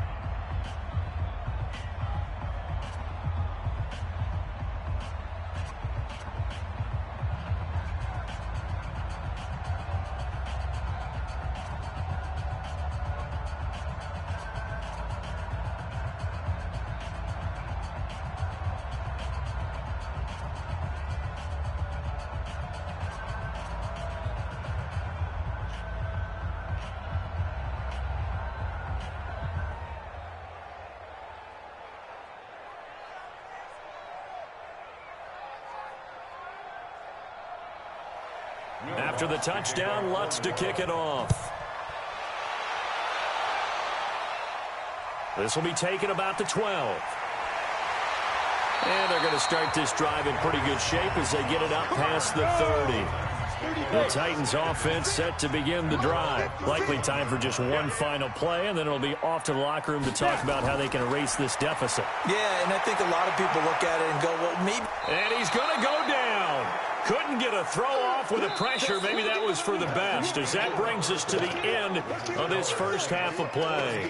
So we've reached halftime here in a 4-point game. As we'll head down to Orlando, that's where we find our man Jonathan Coachman at our EA Sports Halftime Report. Coach. All right, Coach, thank you, and we welcome everyone back for quarter number 3. Not too many breaks ahead according to the radar. More snow on the horizon as we are back underway in half number 2. Tennessee offense about set and ready to go. They're down here, but very much in this game. What's the tonality of a coach's talk when a game is within striking distance like this at intermission? Typically, what they're doing is emphasizing the things that went well in the first half and wanting more of that. Sure, you've got to go over some of the errors and clean up some things because there's a reason you're down. But overall, I think they want to stay positive, stay up with this team. We're just starting the second half, and we've got the football. Let's go ahead and punch it in, and then we'll take it from there. See how that recipe works. Double dog, that's the way. Now a carry for the shifty Dion Lewis. And they get him down, but not before he takes it across the 40-yard line. The Titans get 14 yards there and move the chains as well. That's pretty much meat and potatoes right there, wasn't it? Just go right at them and let your big horse charge up the middle. Not too fancy there, was it? Nothing fancy at all, challenging that defense. And on that go-around, the offense won the challenge. They'll stay with Lewis here on first down. And he stopped immediately there.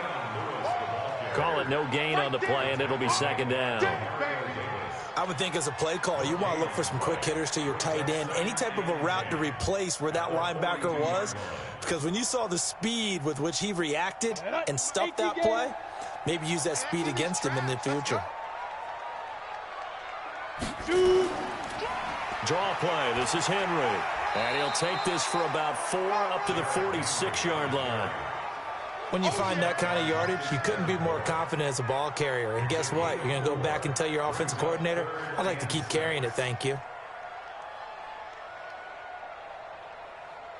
And for the Saints here on third down, an extra defensive back on the field. Watch the shift.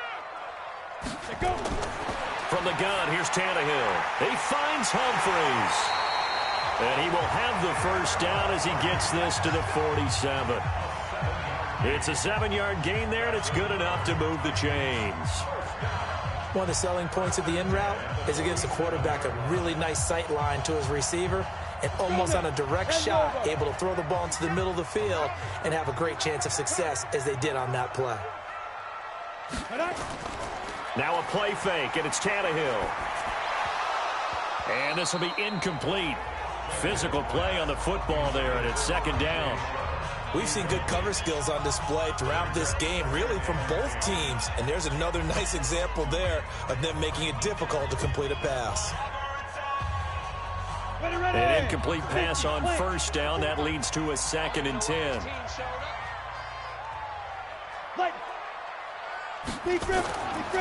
10th carry now for Derrick Henry. And he'll lose yardage here. Back at the 47. That'll be a loss of a yard, and it leads to a third down. I like the strategy. Extra tight ends, extra beef. They want to run the football, but that means they probably want to run it inside. If you get strung out on the perimeter, you're in peril. Yeah, we saw the result, negative yardage. 7th play of this drive coming up, but a long way to go on third down. Here's Tannehill. And unable to connect, incomplete. Now give them credit, they took their shot, but it's going to bring up 4th down. You hear the calls for a penalty, but I just don't think so. I think in this situation, the defender was making sure his guy couldn't hold on to the football. So I don't see anything that warranted a flag. No, I'm with you. There was contact, but I'm happy they kept that flag in the back pocket. 46 on his first kick, this one in that neighborhood as well. The Saints offense on the field, ready to get their drive started. They have the lead here. Well, we talk a lot about pregame speeches. What are halftime speeches like? For the most part, not nearly as emotional. They're a lot more clinical. Every now and then, though, they'll get after you if they think they need to light a fire. But in this case, let's go into the virtual locker room, because here's what I think happened.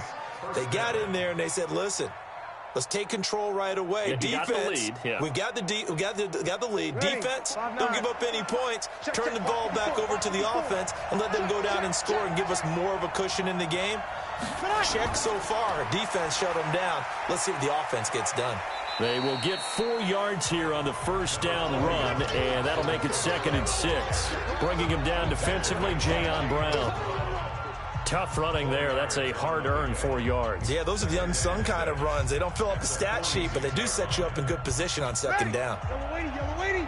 54. Crunch time, defense. To throw on 2nd and 6. Breeze. And this is Cook with a grab.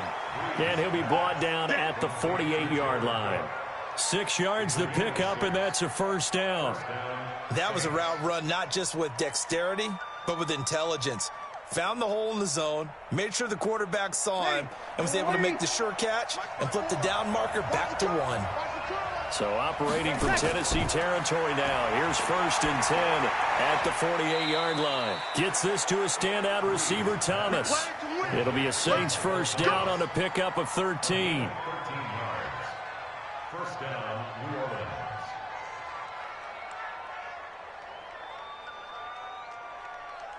Ready. Ball up to the 35 now as they come up on 1st and 10. To throw, it's Breeze.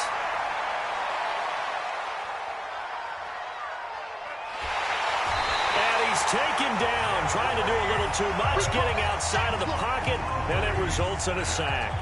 Jeffrey Simmons just would not be denied. That's a loss of 7. Don't need it all back at once, but you figure they're going to need something here. 17 yards to go on second down. A 10th carry for Kamara. 4 yards on the pickup there, and now they'll have to contend with a 3rd and 13. Well, that call makes sense because they've been throwing it well on this drive, and once again they show passing formation, showing the shotgun. Then they ran out of it. That's a nice play by them defensively, though, to hold it to a short gain. Ready? Check, check. Watch 54. Watch 54. Here we go, dude. Here I go. On 3rd and long, it's Breeze. That's complete to his running back, Kamara. And he'll be brought down at the 34, well short of the first down marker.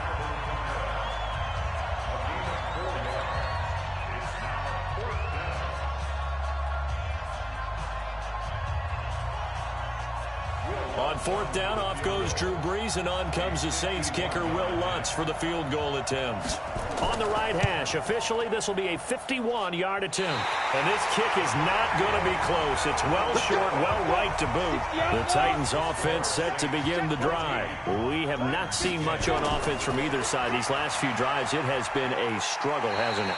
Totally, and you're thinking to yourself right now, if you're on offense trying to get things figured out, okay, we self-scout every week in our game plan. How many things do we do at certain times? What are our tendencies? Time to go to some of those tendency breakers and try and create some offense. They always have those in their back pocket, don't they? You have to, and if you don't keep abreast of what you're doing, you lock into a rhythm and make it easy for the opposition. Looking for tendency breakers right now. Get it. Again, it's Henry. 5 yards on first down, but now just a 1-yard pickup there on second. You know that old expression, it's not my night? It hasn't been his so far. I don't know if the legs are a little bit heavy. Sometimes having to hang out all day and play doesn't exactly play to your advantage, but it's been a tough go for him. And every time he looks up, somebody's there defensively. That was the same case on that play. Here's Tannehill. This will be caught by Brown. And he has the first down yardage before they bring him down right at the 45. His 5th catch tonight, and it's good for a first down. And that's understanding where the markers are, because it's not just running to them. Because on the catch, you could actually be pushed back before the first down. It's getting past it and allowing that opportunity to drift back towards the first down line and still having picked it up. Really well run. Now left side, a completion to his tight end. And he goes down, but not before getting this inside the 25. A good pickup there of 22.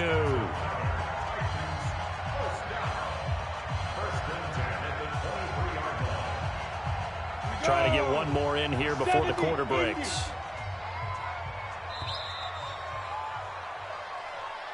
And as they come to the line, they will not be able to get off another play as time has run out on this 3rd quarter. You are watching the NFL on EA Sports. 30 base.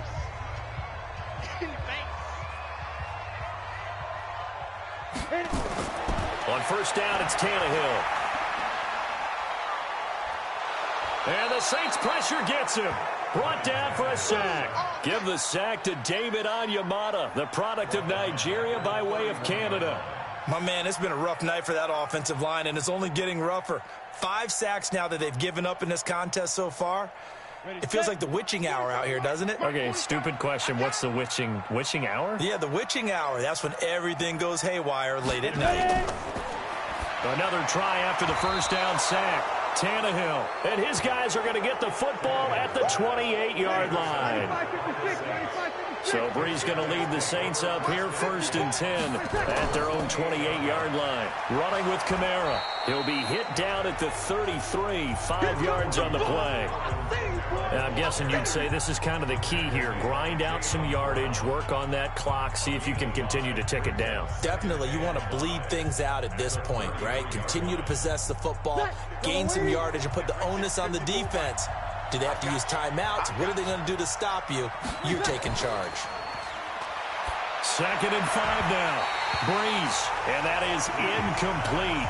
A lot of force bearing down on him there. He could not hang on. It's third down.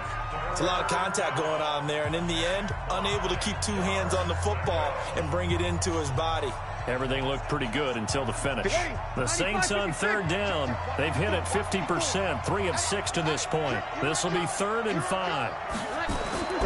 Working from the gun, it's Breeze. He'll let it fly in the direction again. And it's knocked away and incomplete. Critical play in this football game, because if they pick up the first there, that clock keeps rolling. Has to be a little frustrating for them because they know that if they pick up a first down there and continue to eat away at the clock, really increases their chances of closing this one out. Now they're likely going to have to give the football up and sweat it out on the sideline. He steps into this one, and this is a rocket.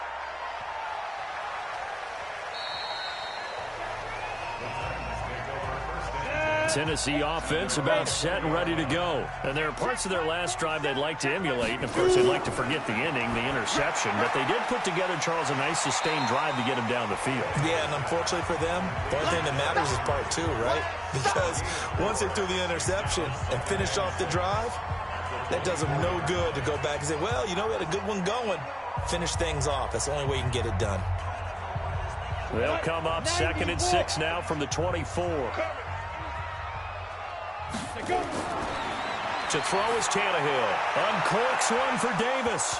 And that going to be incomplete. Good effort there trying to take a shot, but it's 3rd down. One of the toughest things about playing defensive back is pattern reading, trying to figure out what they're doing. And on that one, they had the fly, just sending the guy downfield with the in route accompanying it, what people call a dagger route, trying to hit the guy underneath after the clear out. In this case, though, they're not able to get it done. Yeah, they said forget the underneath route. They went for the guy on the fly, but as you said, incomplete. Partner, I think that completion takes the definition of dink and dunk to a different level, doesn't it? It does, and the defense was right there, kind of played into their hands.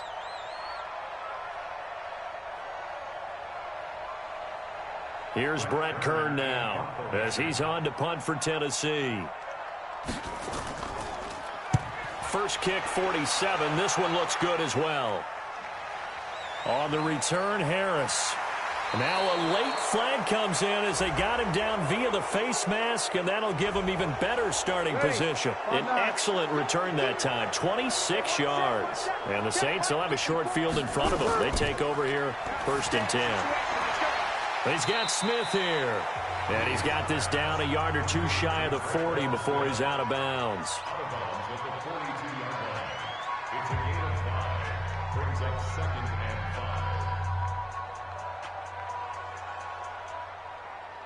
Second and 5 after the 5-yard completion on 1st down.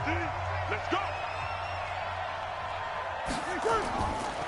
Here's Breeze. This is complete to Michael Thomas. And he works it past the 30, almost to the 25. 17 there and a New Orleans 1st down. And the Saints 1st down.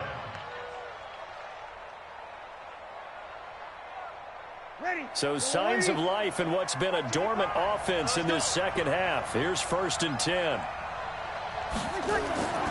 From the gun, it's Breeze. Again has it complete. And down inside the 15, shy of the 10. He'll get 15 and a Saints 1st down. These guys are running offense like you drive. The pedal is down, stomp down. How about that? Back-to-back completions. They are rolling. So much for being conservative and running that football. Get that quarterback, D-line. Get that quarterback. On 1st down, Breeze. And it's caught. The tight end Hill. And now they're inside the 10 as he's brought down at the 9. Give him a couple on the catch. It's 2nd and 8. Well, they were unable to make anything really big out of that. But it's not a bad idea to find your tight end and give him an easy completion and keep moving things forward.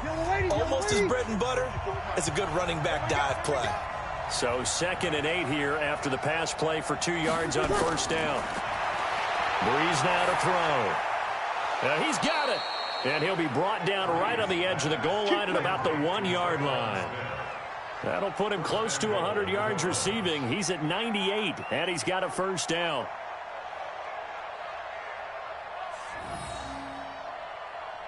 They come out 5 wide, 3 of them to the right side. So first and goal, 6 points here would go a long way toward wrapping this one up. Breeze now, and he's got him. It's caught in the end zone. Touchdown, New Orleans. Ted Ginn there to make the grab. And the Saints able to stretch that lead out further. And, partner, they found a gap there on the post pattern, and it was in the middle third of the field. And that's really difficult to do because ordinarily the safeties are back there to prevent that happening. But they found the opening and exploited it. Lutz to try to add the PAT.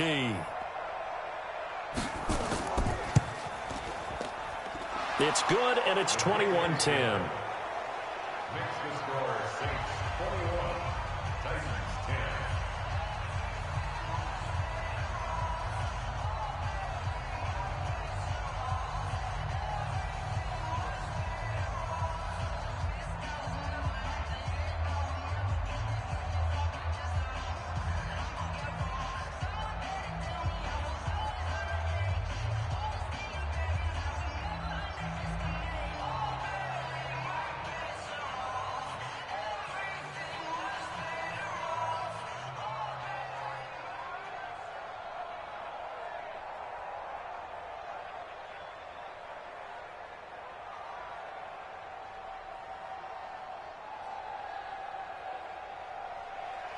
After the touchdown, Lutz to kick it off. That's fielded in the end zone. And no run back here. This will be a touchback, and it comes out to the 25-yard line. Tannehill and the Titans come up now 1st and 10 at their 25-yard line. Now Tannehill. He's got his man Sharp complete. And they'll get it all the way up about 5 yards shy of midfield. An ideal beginning of the drive there as they'll get 20 and a first down. Decent start to the drive there. Of course, they need the touchdown, 2-point conversion, and a field goal. Yeah, those guys are into it. How about the guys on the sideline? Do you see the coaches signaling? All the personnel groups up on the sideline ready to go in and out of the game. They've got to condense their time now in order to try and get back into it. Now this one complete on the slant route. And this will be good for a pickup of 9 to the 46. Give him 9 there on the first down completion. Now that's staying ahead of the chains. Really good pickup on first down, hitting the tight end there. Now it brings up a second and manageable. Just found a hole in that zone. That last catch short of the marker by just a yard leaves him with a very manageable 2nd and 1. Tannehill throwing complete to Davis. And this is going to be another first down as the tackle's made at the Saints 35. You can see the time and effort and thought that they put into their passing game because it was evident right there. It looks like a simple pitch and catch, but you and I both know that they have planned for this and worked hard to make it happen. So signs of life in what's been a dormant offense in this second half. Here's 1st and 10. Now a man open down the middle of the field. And he'll be brought down somewhat awkwardly here, and a late flag as well. I think this one's going to be a face mask. 22 yards on the pickup there. From the red zone now, Tannehill. And he's taken down here by the Saints. David Onyemata, his 2nd sack of the night.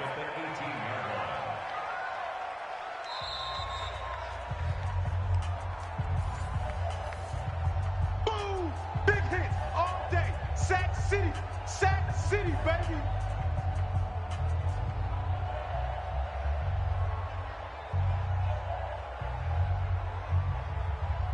Pass protection has been a problem all night long as they come up facing 2nd and a bundle. Here's Tannehill. And the grab made by the tight end Pruitt. And they'll bring him down at the 13-yard line. That catch good for 5. It's 3rd down. Well, the strategy was evident there. Get it to your tight end and make it a one-on-one play with a cornerback. Who's usually going to win that one? The tight end, but not there. Not in this situation. How about the corner defeating that logic and making a really nice tackle? Meanwhile, on 3rd down, they take a shot at the end zone. but it's incomplete. Once you get into the red zone and the safeties have less ground to cover, you'd better be quick with your delivery. Not much space to get a ball in there. Yeah, when that field shrinks with those safeties, it's almost like there's a couple extra defenders out there, right? It certainly is. They end up taking up extra space just because there's not enough space for receivers to run through. And Succop will put this one right through, and that'll make this an 8-point game. So you knew one way or another that they needed the 2 scores. They get the easy one out of the way. Now they'll get the ball back, hopefully. Yeah, and the question is, how do you accomplish that? Do you onside kick it? Or since you have all 3 timeouts, do you kick it deep? To me, I'm playing field position. With all 3 timeouts, I kick it deep and try and pin them back there.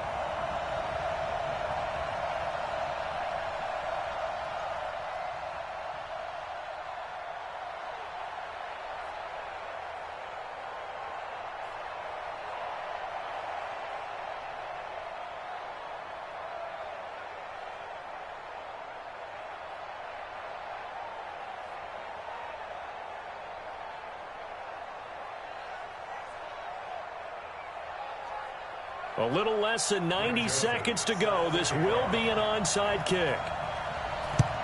And the Saints hands team able to rein this one in. A tough one there. They certainly wanted that when they needed it, but they didn't absolutely have to get it. They still do have 3 timeouts. You're exactly right. They had to attempt it. But even though they didn't get it, as you noted, with 3 timeouts, if they can get these stops on defense, all hope is not lost. Back out onto the field now comes the New Orleans offense. And this one now not quite over yet. Still 2 timeouts remaining defensively. And, boy, having that 3rd timeout would have really helped here. Another example of why coaches really stress saving your timeouts for when you absolutely have to have them. They go over this all the time. Here's one of those situations. They run it again with Kamara. Fighting his way down to about the 35-yard line.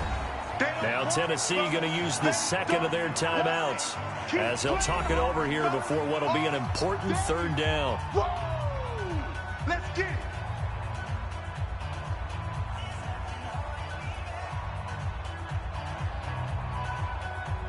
Ready, 95, 56, 54, 54. Here's Kamara trying to run for it. And he is going to have the 1st down, and that is going to suck the life right out of this crowd. Now the Titans will use their 3rd and final timeout, and they'll be disappointed to have to burn one there after giving up the 1st down.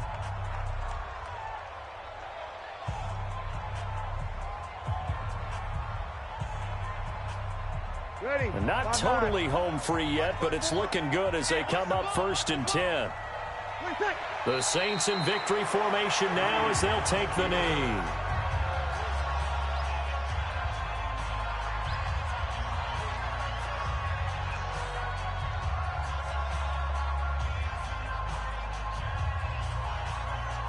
Ready.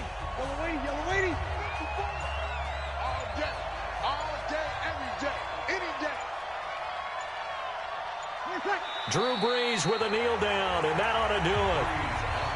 Yeah, it's fun to kneel down in front of your home crowd, but when you go on the road, that band of brothers attitude, right, just us against the world, and get it done, how happy are they? I remember a coach at a previous stop telling me, you get a win on the road, doesn't matter the opponent, get out of there like you stole something, and they did in this one.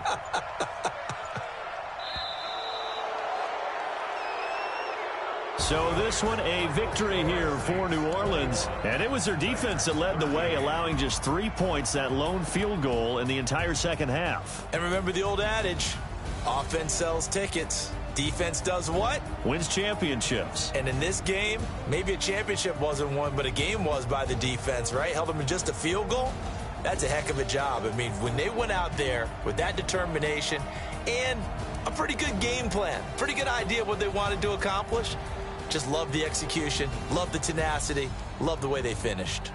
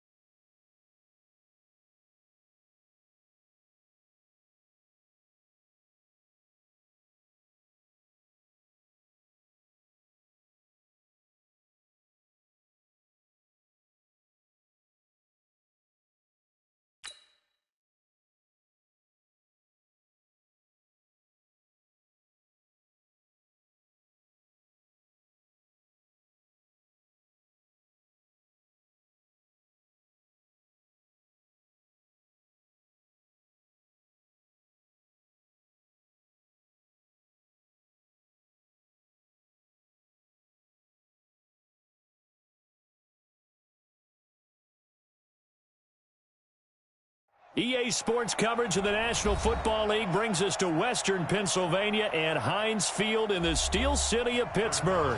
This was the scene just a few moments ago as the Pittsburgh faithful were fired up by the hometown Steelers taking the field. They're all set as they'll match up.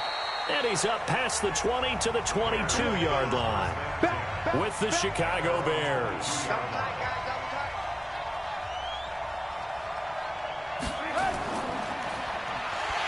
And he got blown up on that play. Back at the 20. Call it officially a loss of 2 on the first play from scrimmage. Second down. The pass for negative yardage, obviously no good. Maybe he shouldn't have thrown it, or maybe he shouldn't have caught it. And I think we were seeing it at the same time, weren't we? Maybe you let that one go, right? Because you can see the lost yardage about to develop. But that goes against every instinct of a receiver. They're taught to catch everything. So it's really hard to be mad at him and yell at him for trying to make that play. They try to throw on second down, but this one is incomplete. That would have been a great catch, but it's real difficult to hold on to it because it was contested all the way. Would have been a great play if he'd been able to haul that one in.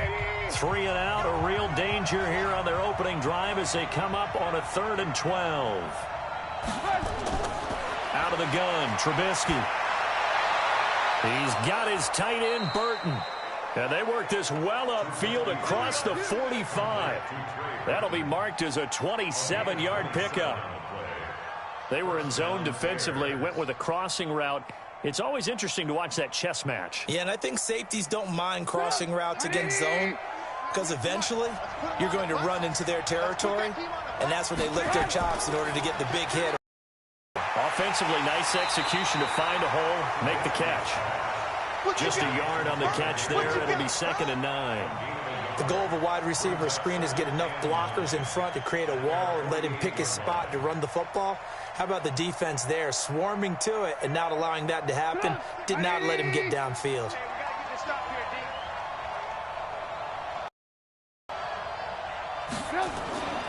They will run for the first time with David Montgomery. And he'll get this one across midfield and down into Steeler territory.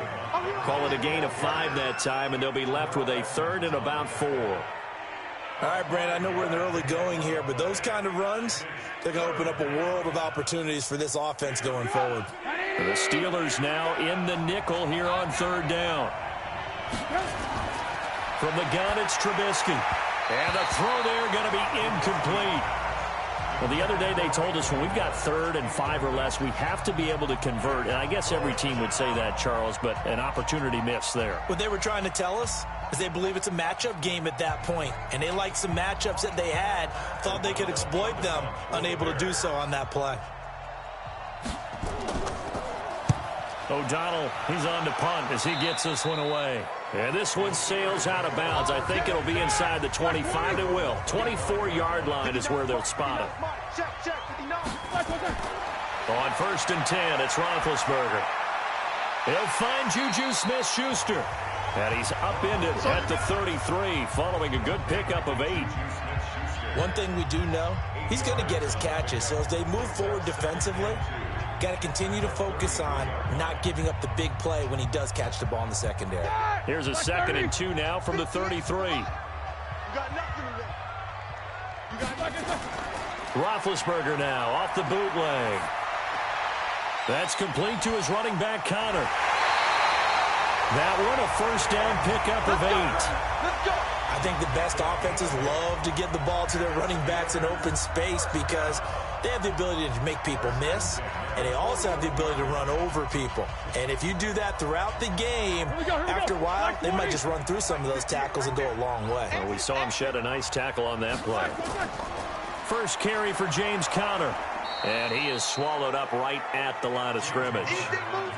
Officially no gain on the play, and it's 2nd down. As usual, the hallmark of a good run defense, linebackers making plays near the line of scrimmage. Absolutely nowhere to run there. Officially nothing on that last run. They'll try again, 2nd and 10. You gotta get the point. Get on the point right here. From the shotgun, it's Roethlisberger. Open man completes it to Smith-Schuster. A gain there of 21 yards. You know, when I see passes like that, I'm reminded of something you and I talked about yesterday. Big Ben was a wide receiver the first 3 years of high school, sitting behind the coach's son. And then he finally got that opportunity. I think he's made the most of it. It's always the coach's son, isn't it? But you know where it helps him? When he looks downfield, he knows what the receivers are going to do. He actually has wide receivers' eyes when he's throwing the ball. First and 10 at the 39-yard line.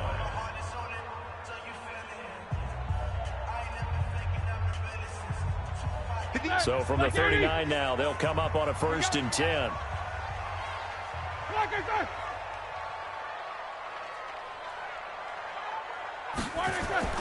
On 1st and 10 is counter. A solid run on 1st down. Gain of 7 leaves him with a 2nd and 3.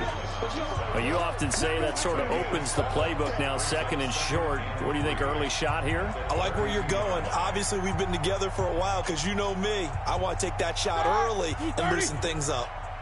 Get him! Get him! Get him! Throwing on 2nd and 3. Roethlisberger. And yes, complete to the tight end, McDonald. 9 yards to pick up there, and it's a 1st down. I don't think it's a surprise they're throwing the football early. We expected that. They told us they were going to come out firing, but 4 for 4 on the opening drive. They like that. They don't just like it, they love it, because now everyone gets locked in. Your confidence jumps up. Everyone's easy about what they're doing out there. And by the way, they're looking at the sidelines thinking to themselves and expressing, let's keep throwing it. We're doing pretty well. No gain there as he kept it himself at 2nd down.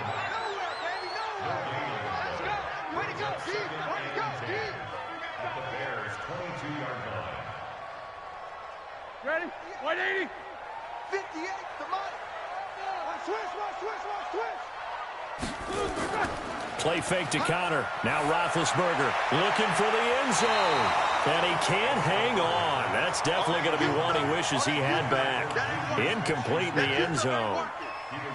Chances are good he's going to be a very busy guy. 2 catches already in this opening drive, and they were looking his way for a 3rd. I think they put this defense on notice that could be a really, really frequent combination. Here comes the 8th play of the drive, and they need a full 10 yards on 3rd down. Now Roethlisberger to throw. That went into the hands of his tail. A yard, and that's going to make it 4th down. He's picking out of bounds behind the line of scrimmage.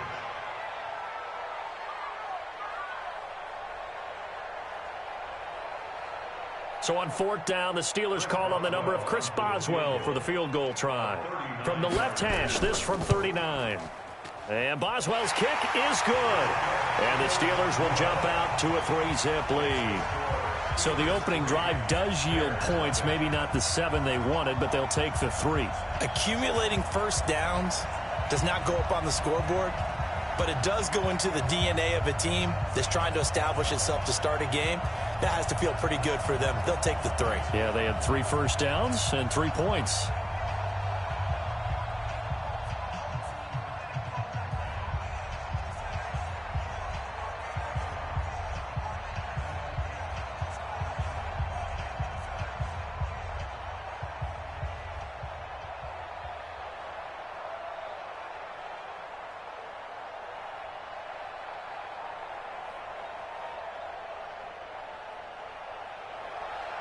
After the successful field goal try, here's Boswell to send it away. This is taken at the 3. Now a hit and a loose football. And it's picked up by the Steelers. And what a return as he brings this one all the way back to the 25-yard line. Throwing now, Roethlisberger on 1st down. And he'll lose yardage here, going down back at the 28. That sends him 2 yards in the wrong direction and leads to 2nd down. Really good defensive effort. They were all over that little swing pass out to the right side before lost yardage. Terrific read, better execution, and done with a lot of enthusiasm, wasn't it? Absolutely. They saw it all the way, ran to the football, and caused a nice play for lost yardage. And he went nowhere. He'll lose yardage back to the 29. Officially, it will go as a 1-yard loss, and that's going to lead to a 3rd down. Absolutely love the effort there. The ability to flow from his inside spot and stop that one at the line of scrimmage. Nice linebacker play. The chance of wasting this great starting field position, a real threat. This is 3rd and long. Here's Roethlisberger. Incomplete. He had his hands on it but couldn't pick it. But it's now 4th down. Not only was the call spot on, how about the execution of that defense right there? The zone was absolutely locked up tight. He was trying to force it in there on 3rd down. But if there's a time to force it, he felt like he needed to make a play, right? Yeah, exactly right. 3rd down, you got to try and find something. There's nothing available there for him. And this one looks good. It is good. Right down the pipe. And that'll make it 6-0 here in the first. The bottom line, tremendous starting field position, really squandered there as they wind up going backwards and then come up with just 3. Well, getting the 3 turned out to be important. I can imagine the head coach when he ordered the field goal. Please salvage something out of this drive. That was not fun to watch.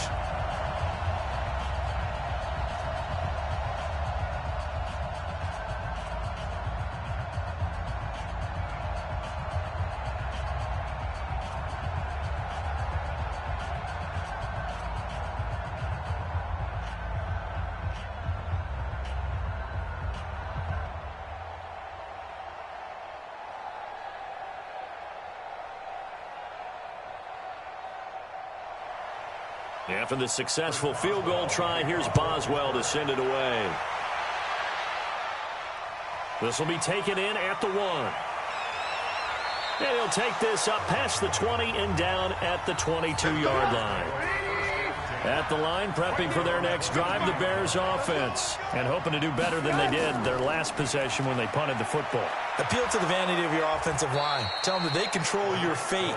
Leverage guys. Win the line of scrimmage. If you do that, you start to win 1st down. You win 2nd down. And guess what? You start accumulating 1st downs, and that's what they need in order to not punt the ball again. From the 32 now, here's 1st and 10.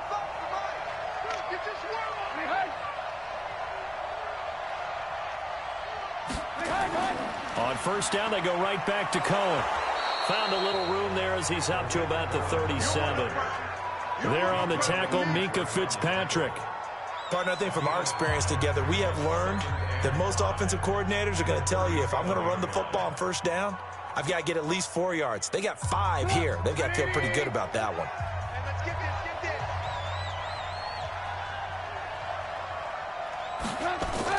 A play fake to Montgomery. Now Trubisky. And that'll be incomplete. Good protection that time, and they couldn't hook up on the long one. Now it's 3rd down.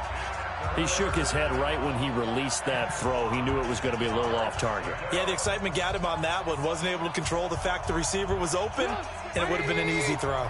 They come up now 3rd and 5 following the incomplete pass. From the shotgun is Trubisky. He's got Burton here. And he gets this one to midfield before he's brought down. Mark that down as a pickup of 13, and the Bears have the 1st. And after that completion, you can understand why so many teams in the league are emphasizing speed on defense at every position. The tight ends have created so many tough matchups now. If you can't run with a tight end as a linebacker, this is going to be the result every time. 1st down, here's the run to Montgomery. And he is met in his tracks behind the line of scrimmage. It's a loss of a yard there, and it's 2nd down. Plays like we just saw there. That's why they're up right now. And the defense, they're doing their job. Yeah, it starts with the guys up front. So when you talk with GMs who are putting together a team, a lot of them say we're going to build from the inside out, because if you control the line of scrimmage, you control the rest of the ball game, and that's what we're seeing here. They're actually playing in the offense's backfield, not necessarily just playing at the line of scrimmage. Now Trubisky to throw on 2nd. Rolling to his right. He'll try and run it. A nice job of eluding the pressure there, scrambling for 11. 6-0 our score after 1.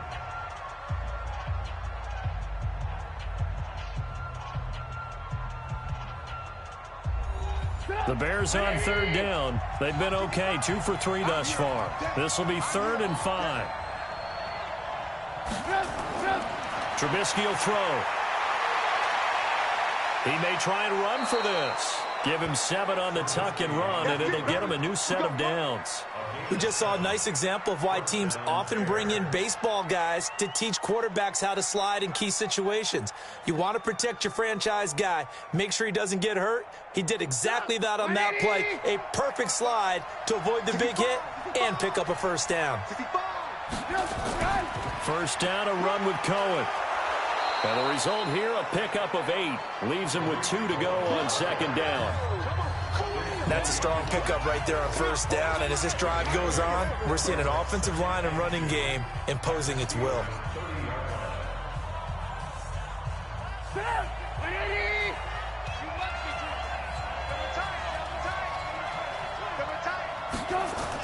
On second down, Montgomery. And he'll go down here right around the 23-yard line. 7 yards there and a first down. But they're getting ready to go to work now in prime real estate after that last run. Found his spot and picked up nice yardage, didn't he? And now he's got him knocking on the door of the red zone. All runs on this drive so far. It's 1st and 10.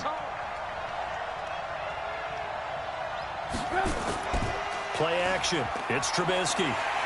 Blitz coming, and down he goes. T.J. Watt causing the disruption. He gets the sack. Now, we talk about players blitzing all the time. I often laugh and sometimes call it just straight-ahead pursuit. What a running start right back to the backfield for him. Yeah, it really didn't give anybody a chance to get up there and stop him. No, I mean, that's really, really difficult. You're asking a whole lot anyway, but when he gets that kind of a start and comes through clean, oftentimes the advantage definitely goes to the defensive player. It's a 6-yard pickup to get him back to the original line of scrimmage with third down coming up. This drive is turning into an extended one, and the guy carrying the ball, he's becoming more like a body blows guy. Every carry is putting some damage on the defense. So after a while, I'm not too sure how many guys are going to want to run up and tackle him. On third down, Trubisky. Sliding out of the pocket. He can run for it, and he will. Gain of 9 that time on the scramble. 1 yard shy of the marker, and it brings up 4th. I like this effort there. He got it done on his own. But let's face it, he puts defenses in a really stressful spot when he takes off and runs because a lot of guys have coverage responsibilities. Good job of rallying, though, because I thought when he first took off, he might pick up the first down. The kick by Pinheiro is good. And they are on the board, trailing now 6-3. So they get 3, certainly hoping for 6 after a 13-play drive. So you console yourself on defense by saying you did your job, right? If they go 13 plays, you only give up a field goal, you did a nice job there. But here's the other part. 13 plays, you don't force any mistakes, you don't take the ball away. Maybe that's the way they should look at it.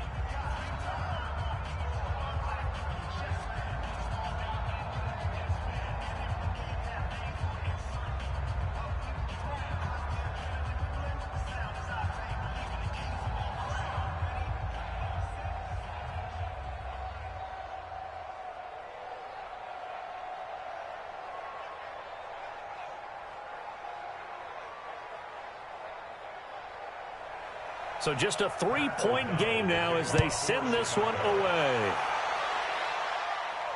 This is fielded at the goal line. And he'll take this one near the 25, call it the 26-yard line. The Pittsburgh offense at the line to start their next drive. And they split the uprights last time for 3. They've got the lead. They're not going to play this conservative. They're not hoping for another field goal. They're hoping for a touchdown. I'm with you on that one. I like where your head is. I like the way you're thinking because you're exactly right. Trying to sit on a lead and play that way, that doesn't work too well for most teams. Run your offense. Run what you do best. Exactly. Put it all the way down and try to increase your lead in a big way. And the best way to do it, touchdowns. Facing a 2nd and 2 after that last catch, good for 8 yards.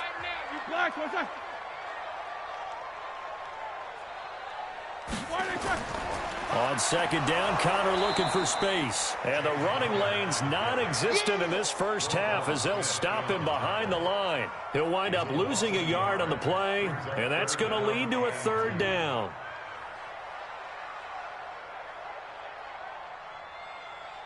we go, here we go. Black 30. Here we go, here we go. Here we go. Black and third. They'll try and run forward with Conner. And they're going to mark him down short, maybe by about a yard, if that. Just a yard on the run there, and that's going to bring us to a 4th down.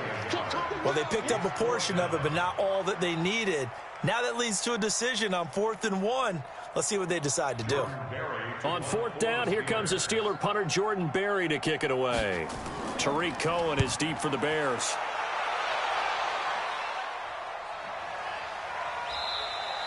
A field flipper there, a 47-yard punt coupled with a loss on the return. And it'll be 1st and 10 Bears from deep in their own territory. They'll start on the ground with Montgomery. And they'll get him down after a pickup of 8, 2nd and 2. So much of the game today, we're looking for hybrid players, guys who can do a combination of jobs. And anyone who plays a strong safety position, now more than ever, is a hybrid-type player. Half defensive back that covers passes and half linebacker that makes tackles. We just saw the linebacker make that play. They'll run on 2nd down with Cohen. And he'll only get a yard to bring up 3rd and 1. Typically, we think it's the strong safeties that are better tacklers, especially closer to the line of scrimmage amidst traffic. But in this case, how about the free safety coming up and making the big-time play? The Bears on 3rd down. They've converted 3 out of 5 thus far. Here it's 3rd and 2. He may try and run for this. And he's able to pick up the first before he's taken down at the 27. Give him 4 yards as he does it himself, and it's a 1st down. Well, if you're going to run the read option, typically, you've got to keep an eye on the defensive end. And what does that mean? What are you looking for with a defensive end? Well, you want to play off of what he does. If he collapses inside towards the running back, then you pull it and take it yourself outside in. If he stays outside, you go ahead and leave it with the running back. In this case, pulled it and got good yardage himself. On 1st down, it's Montgomery. It's a pickup of 4, and it'll bring up 2nd down.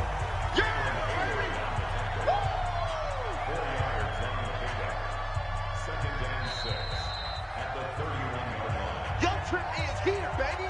Your trip is here.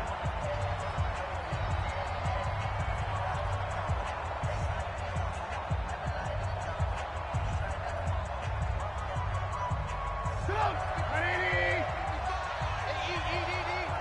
Right here, right here. Draw play here. Trubisky gives to Cohen. It'll only be a gain of a yard, and it sets up a 3rd down and 4 now. Well, so many times we look at a short run and we praise the offense for trying to set the tempo and establish things, but the defensive guys, hey, they just won the battle there. It wasn't a big run given up. They don't always have to absorb the body blows. Sometimes they dish them out themselves. Here's Trubisky. They'll roll him out right. He can run for it, and he will. Now the Steelers use the first of their 3 timeouts as they'll head to the sideline and talk over what to do next.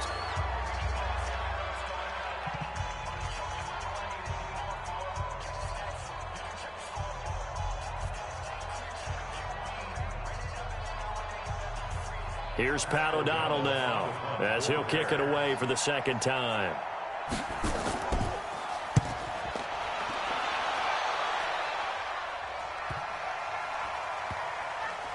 And a nice job here on special teams. This will be down inside the 10 at the 8-yard line. Absolutely love the flexibility of these punters. Their leg drive, able to get it way up in the air, and that allows the punt team to get down there and down it inside the 10 because they've had some time. And out of bounds across the 15-yard line. A good pickup there. 8 yards on the 1st down completion.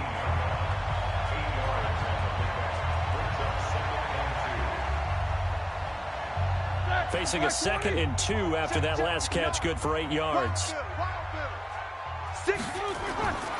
Here's Roethlisberger to throw. And he's got his man, the tight end, McDonald. A gain of 5, good enough for the 1st down. I got a kick out of that one, partner.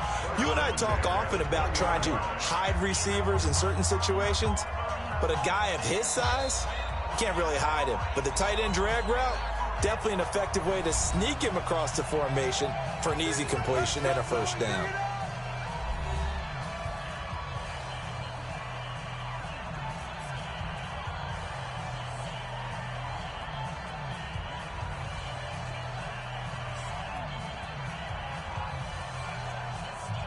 Roethlisberger now 9 of 11 passing in this first half. He's got his guys at 1st and 10.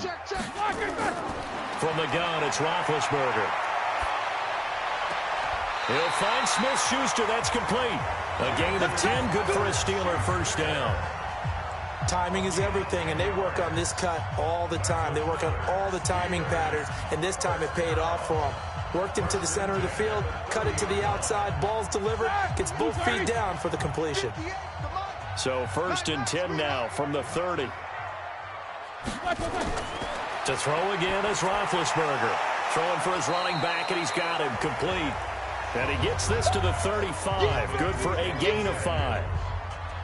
Now, that's the type of play that gives you a chance to win. Nothing forced downfield where you don't have a guy open. Swing it out to the back, on maybe even check it down, whatever you want to call it.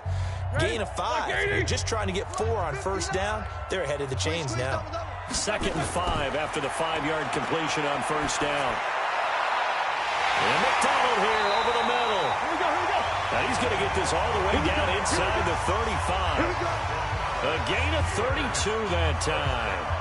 That's a real nice job right there. Working the middle of the field, working against those safeties. And you know, partner, if you get your hips turned the wrong way, big plays can result. And a big play resulted right there. Let's go.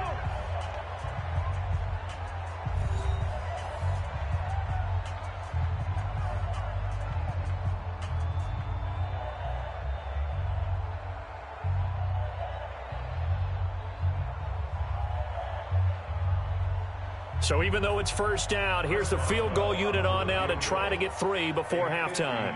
From the left hash, it's an even 50-yard attempt. And did he have enough? He did. He kept it on line and managed to tuck it into the bottom right corner. So a big play before the end of the half to get him into this spot, and they cash in with 3. How about the 1-2 to the solar plexus on that one? The big play, the field goal, not much time left on the clock. That's the way to go into the half.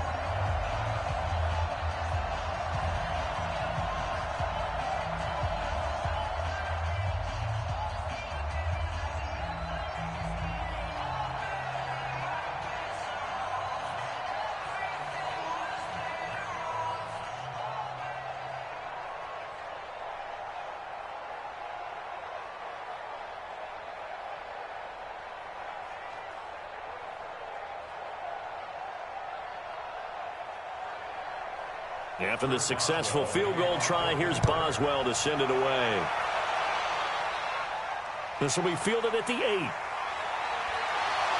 And a nice return sets him up pretty good here at the 30-yard line. The Bears offense ready to go for their next drive. And from this spot in the field with the clock where it's at, you think we're just going to see a knee and that's it? And I think in this situation, that's the proper play. But we do know there's some risk takers out there that may want to take one more shot before the clock runs out. And now this throw incomplete, and that is how this first half will come to an end. So we have reached halftime in what's a 6-point game at the break. As we send you down to Orlando, where Jonathan Coachman has our EA Sports halftime report. Coach, this is taken at his 4. And he'll take it up past the 25 to the 26-yard line. The Steeler offense here about ready for their next drive. They have the lead now. They'll be looking for some separation here as we begin the third quarter. I like the way you term that because now I think they go a little bit deeper into their playbook. They like what they did in the first half. That worked okay.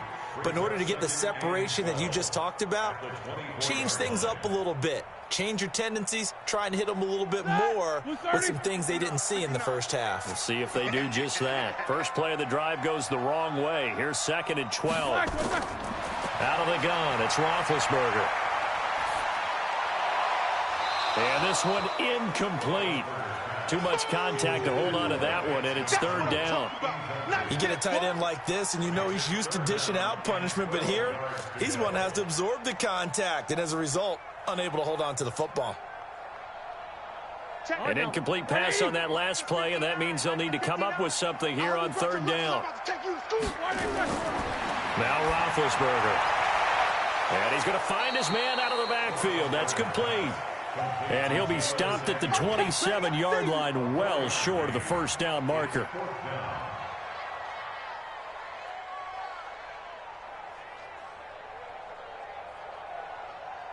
Here's Jordan Berry now as he's on to punt for Pittsburgh.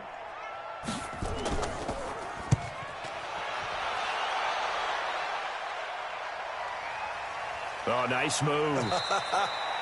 That's going to go in the books as a 55-yard punt. Well done. And the Bears take over.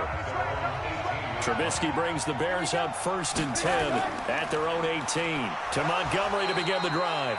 And not a whole lot to speak of there as they'll bring him down shy of the 20. The tackle there by Mark Barron. Well, we saw him there trying to get it to the outside, trying to get to the perimeter, but not a whole lot of room there. But there's got to be one positive to that. If you keep moving laterally, creases tend to develop as the game moves on, and they can run it back inside later. Again, they'll go ground with Montgomery. Gets this to the 24 for a gain of 4. On any running play that's called, they're always hoping that it's going to break big and go the distance. But when you get a nice gain like that, you're able to do so many things anyway. You can come back and run essentially the same play again, continue to move the ball on the ground, or you can decide to throw the ball now because usually you have the defense back on its heels. On third down, a run with Cohen. And he will lose yardage here back at the 23-yard line. A loss of a yard, and it brings up 4th. I know when I was a kid, I always got real excited when I saw those lateral-type runs. But the best backs that made it happen, they put a foot in the ground and just go. That didn't happen there. That play got swallowed up. Here's Pat O'Donnell now as he's on to punt for Chicago.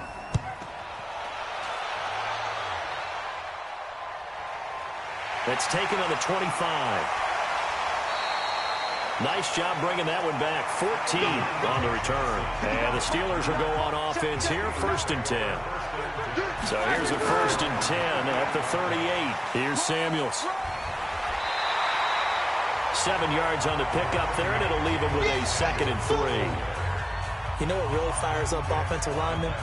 When the guy that is carrying the ball behind them can create his own space and break a tackle along the way. So they'll come up after the gain of 7 on a 2nd and 3. Here's Samuels again. Pushing forward for 3 up to the 48.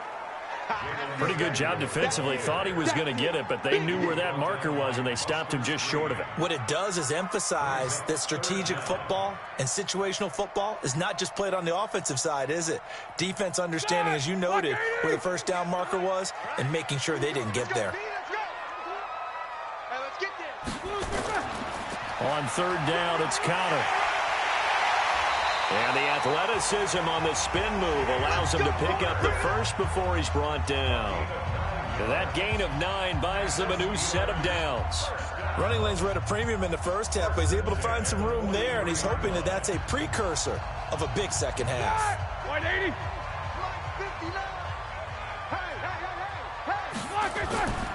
On first down, it's Samuels. In on the stop, the former Georgia Bulldog, Roquan Smith. Nice job by that defensive front there to hold him to a short gain on first down. Well played, I must say. Yeah, only getting 1 yard. There was no room to run.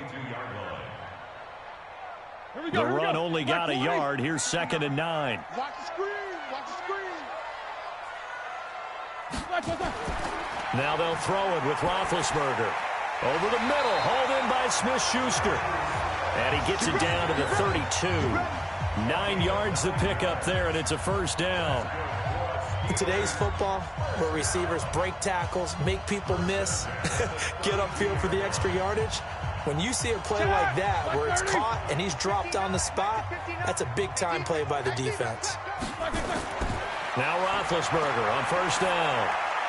Throwing left side here, and it's complete. And inside the 20 before he's brought down. It's a Pittsburgh first down, a gain of 13.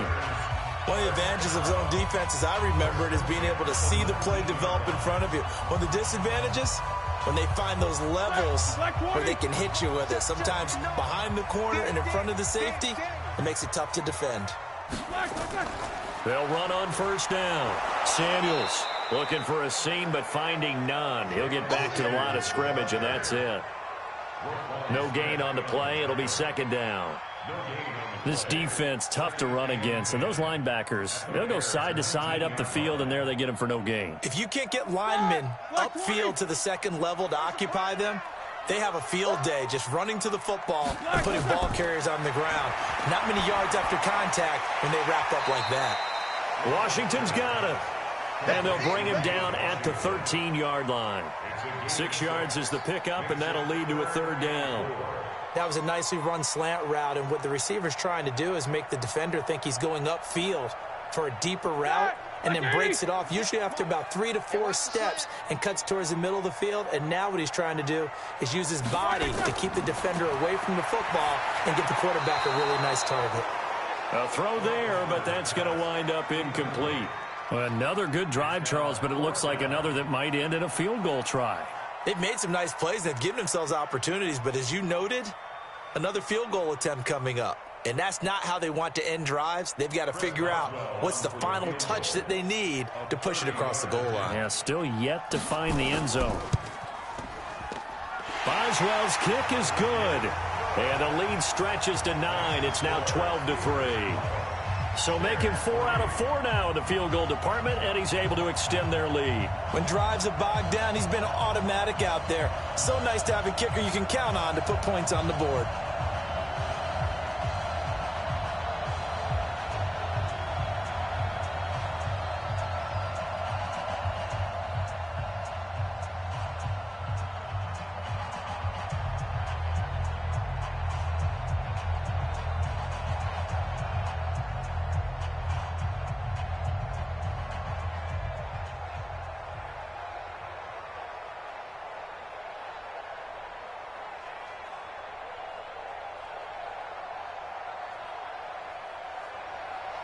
After the successful field goal try, here's Boswell to send it away.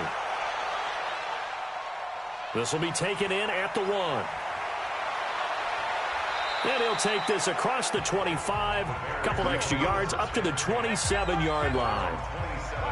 Trubisky brings the Bears up 1st and 10 at their own 27. They'll start with a give to Cohen.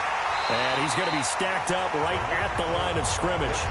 Nothing there for him. Second down. Now, they struggled to get him rolling on the ground in the first half, and that's sort of continuing here in the third quarter. Yeah, but I don't think it's time to abandon the running game. I would say keep feeding the horse, and I believe he'll eventually reward them, especially as we get deeper in the game.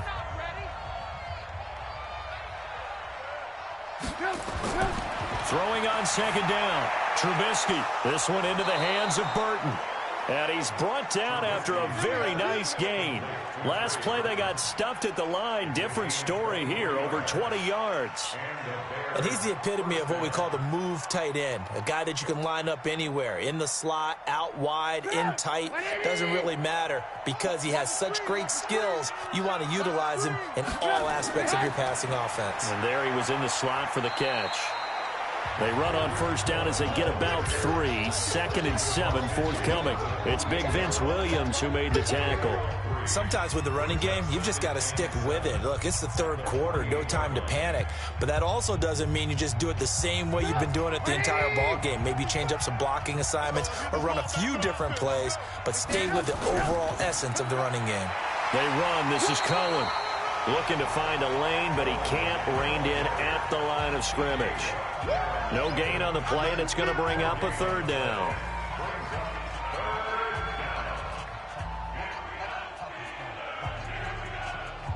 And this should be the final play before the quarter ends.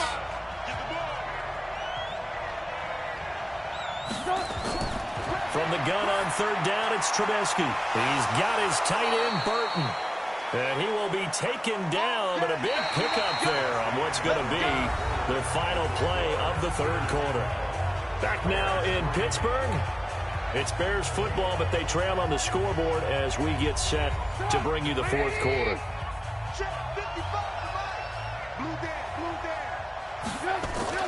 They go play action with Trubisky. Throwing the out route incomplete. That's Burton.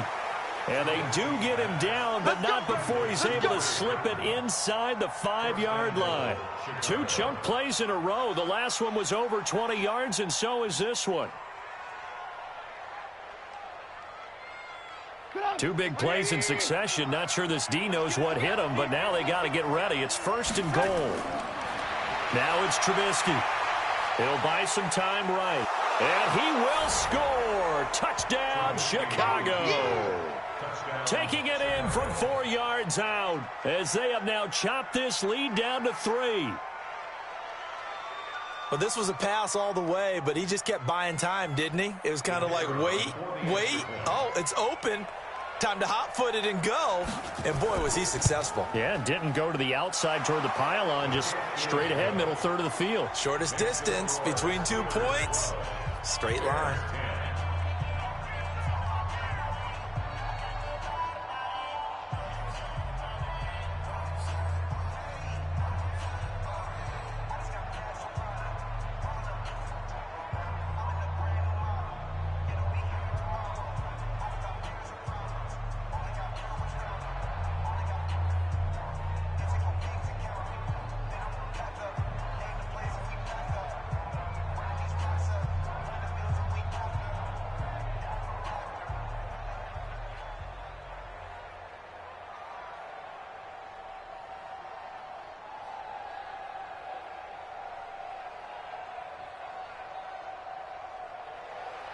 So the lead shaved to 2 now as the kickoff is away. This is fielded a couple yards deep. And all that work, but he stopped where he ultimately would have been, and he's simply taken a knee, and that's the 25-yard line. Big Ben and the Steelers with a 1st and 10 at their own 25-yard line. Here's Conner on 1st down going nowhere as he's going to be stacked up behind the line. It's a loss of a yard there, and now 2nd down. Run blitz there defensively, something we might see more of here in the 4th quarter. I think we'll see a lot of it, and the difference between that and a pass blitz, you're just trying to get to the quarterback. You're trying to scheme someone open who will get to the QB and make sure he gets on the ground. In a run blitz, you're actually trying to cover up gaps, trying to cover up holes so they can't run the football. And now this throw complete to Washington. And he gets this one just shy of the 40, down at the 39. The Steelers picking up 15 yards there and a 1st down.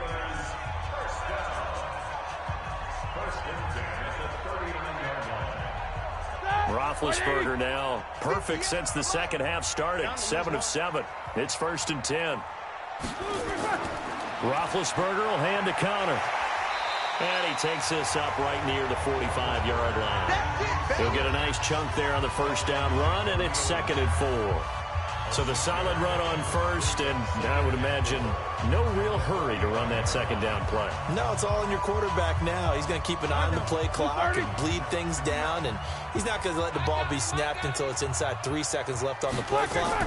Unless, of course, you're playing a video game, you're trying to run it up on your friend. Nice touch. Cold-blooded, too. 7 yards there and a 1st down. Well, it is our business to analyze what we saw out there, and on that play, I saw a defense staying in base, not taking a chance, not blitzing, in a situation where they absolutely need the football back. That's either a case of overthinking it or not thinking it through. If you do blitz, do you have to be careful about where you're coming from, or are you just coming from all angles? You have to be careful about where you're coming from, obviously, but at this stage, you have to take a few chances as well. Now it's Roethlisberger. And yes, complete to the tight end McDonald. And they'll get this just to the 47. 1-yard gain. Just a yard on the catch there. It'll be 2nd and 9. It's vitally important to wrap him up immediately, because if you let that big guy get ahead of steam up, boy, then you've got real trouble trying to get him down. But they're able to hold him to a short gain on 1st down. They only got a yard out of that last completion. And that makes this 2nd and 9. They go draw play. This is Samuels. He takes it down to the 42, a 5-yard run. Let's stop. Let's stop. Brings up 3rd and 4. The Steelers on 3rd down. They've had their troubles. Just 1 for 6. This is 3rd and 4. From the it's Roethlisberger. And that is incomplete. Oh, he had a defender right there with him to force that to the ground. And fourth down now coming up. They had enough yards for the first down, but a clutch hit right there defensively jars it free. No first down. And here's a big one now. Trying to hold this lead. They're going to go for it here on fourth down. They'll try and throw for him with Roethlisberger. Open man, Smith-Schuster, it's complete. And he works it past the 30, almost to the 25. The Steelers picking up 15 yards there and a first down. I want to take your role, partner, but up in the fourth quarter and going for it on fourth down and picking it up. How about that? A big chance. That's why football is not for the faint of heart. Now a fake on the give here as they try the run-pass option. This will be stopped about 2 yards shy of the marker. 8-yard gain, 2nd and 2.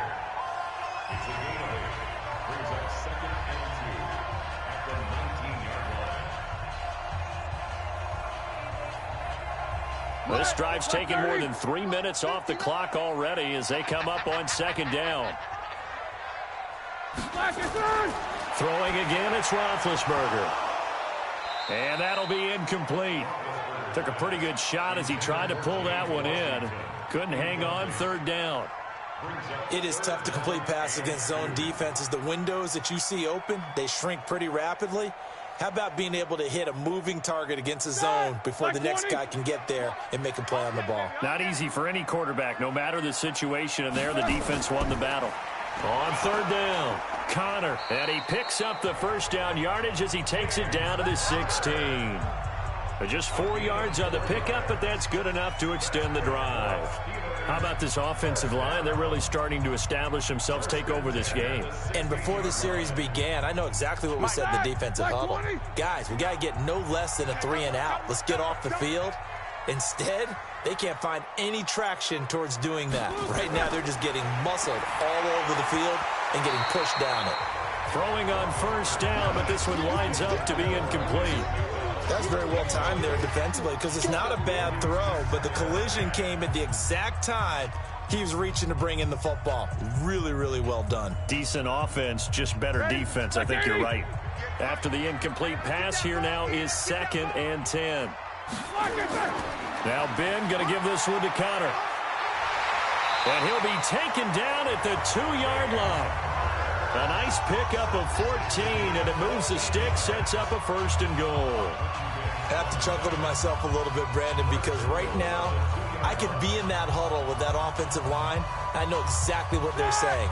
If you call a pass play here, we're going to call timeout.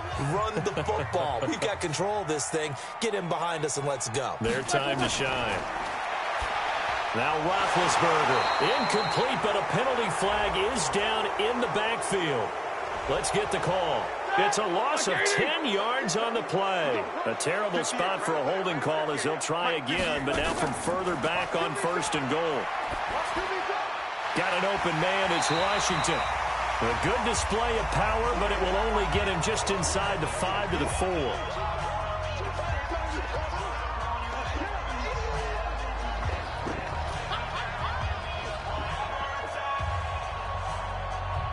Second and goal from inside the 5.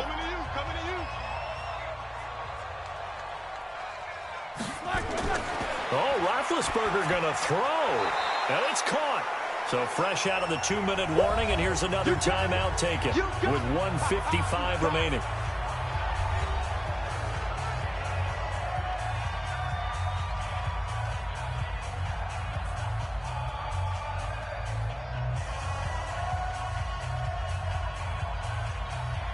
This is a big 3rd down, and you'd have to think we'd see a timeout right away if they can't stop him here. They'll try to run it. This is Connor. Whistles now and a timeout. So defensively, they burn it here with 1:51 left. Keep playing hard, fellas, all day. Woo! Let's get it.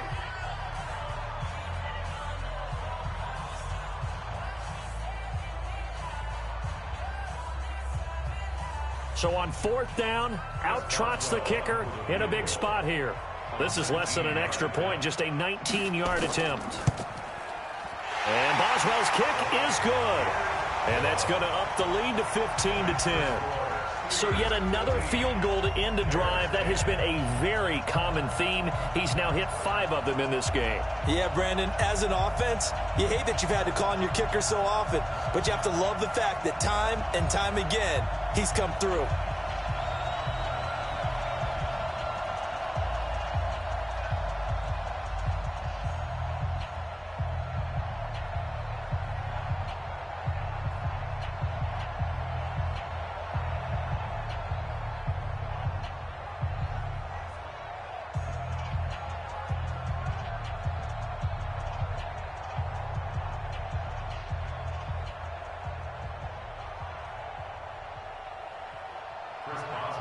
After the successful field goal try, here's Boswell to send it away.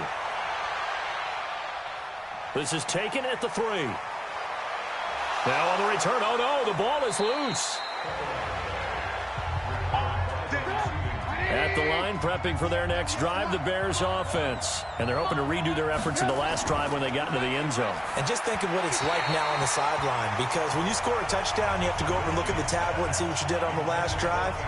When you scored points, it's a whole lot better view than when you're trying to figure out how to fix things there.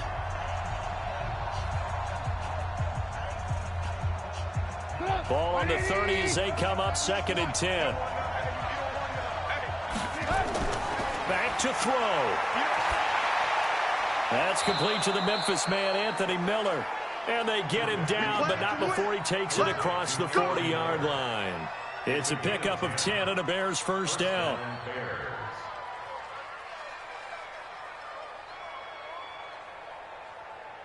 First down now, but that clock rolling. He'll look to throw. Rolling to his right. He's going to take off with it. The escapability in evidence there is that one good for 15 and a first.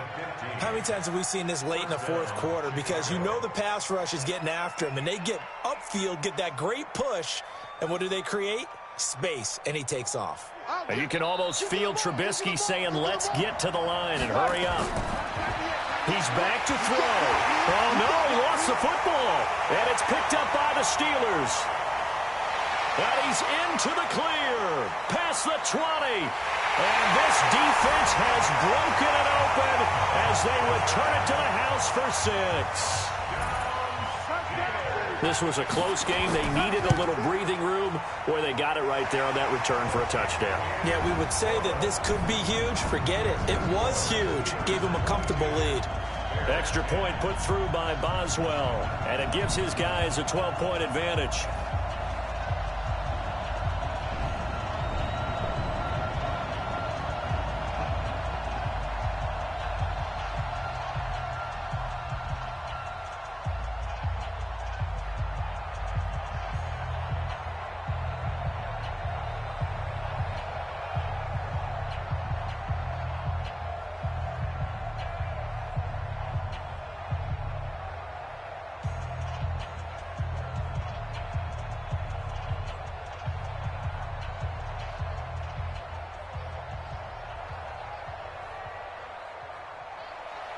And you can bet they're preaching 2 hands on the ball here as the kick's away following that fumble return. This is taken at the 3. And he'll get it up to about the 26-yard line, just across the 25. The Bears offense ready to go for their next drive. On 1st and 10, it's Trubisky. And pressure coming, and they got him once again. T.J. Watt in there to drop him as that clock continues to run. Now the Bears will use their 3rd and final timeout, as the clock will stop with an even 20 seconds left to go. And no matter what the situation, the O-line just hates that because they feel like they didn't protect little brother back there, right? Man, that's just so difficult for them, because just think about every single play. When you decide to throw the football, you're dealing with some of the best athletes on the planet. You talk about guys, if they weren't playing football, they'd be starring in the NBA at power forward. It's a really difficult task. A second down pass play there, but it's incomplete. Allen Robinson, the intended receiver. And now it's 3rd down. Had the right idea there, trying to throw it to the sideline, but he led him just a little bit too much, trying to get it out to his receiver. Ends up falling to the ground, incomplete. An incomplete pass on that last play, and that means they'll need to come up with something here on third down. Throwing here, Trubisky. And Robinson with a big catch. They give him 27 yards on the third down conversion. 27 on the play. And the Bears first down. And, Charles, you know what coaches always tell us. We want to win our home games. That much we know. We want to protect our home turf. They got that done in this one. Exactly right. When you start a season, everyone's goal, win all of your home games, split your road games, and you're likely going to be in the playoffs. But when you win at home, boy, what a great feeling that is. You don't even mind if people are at your house when you get home after a win like that.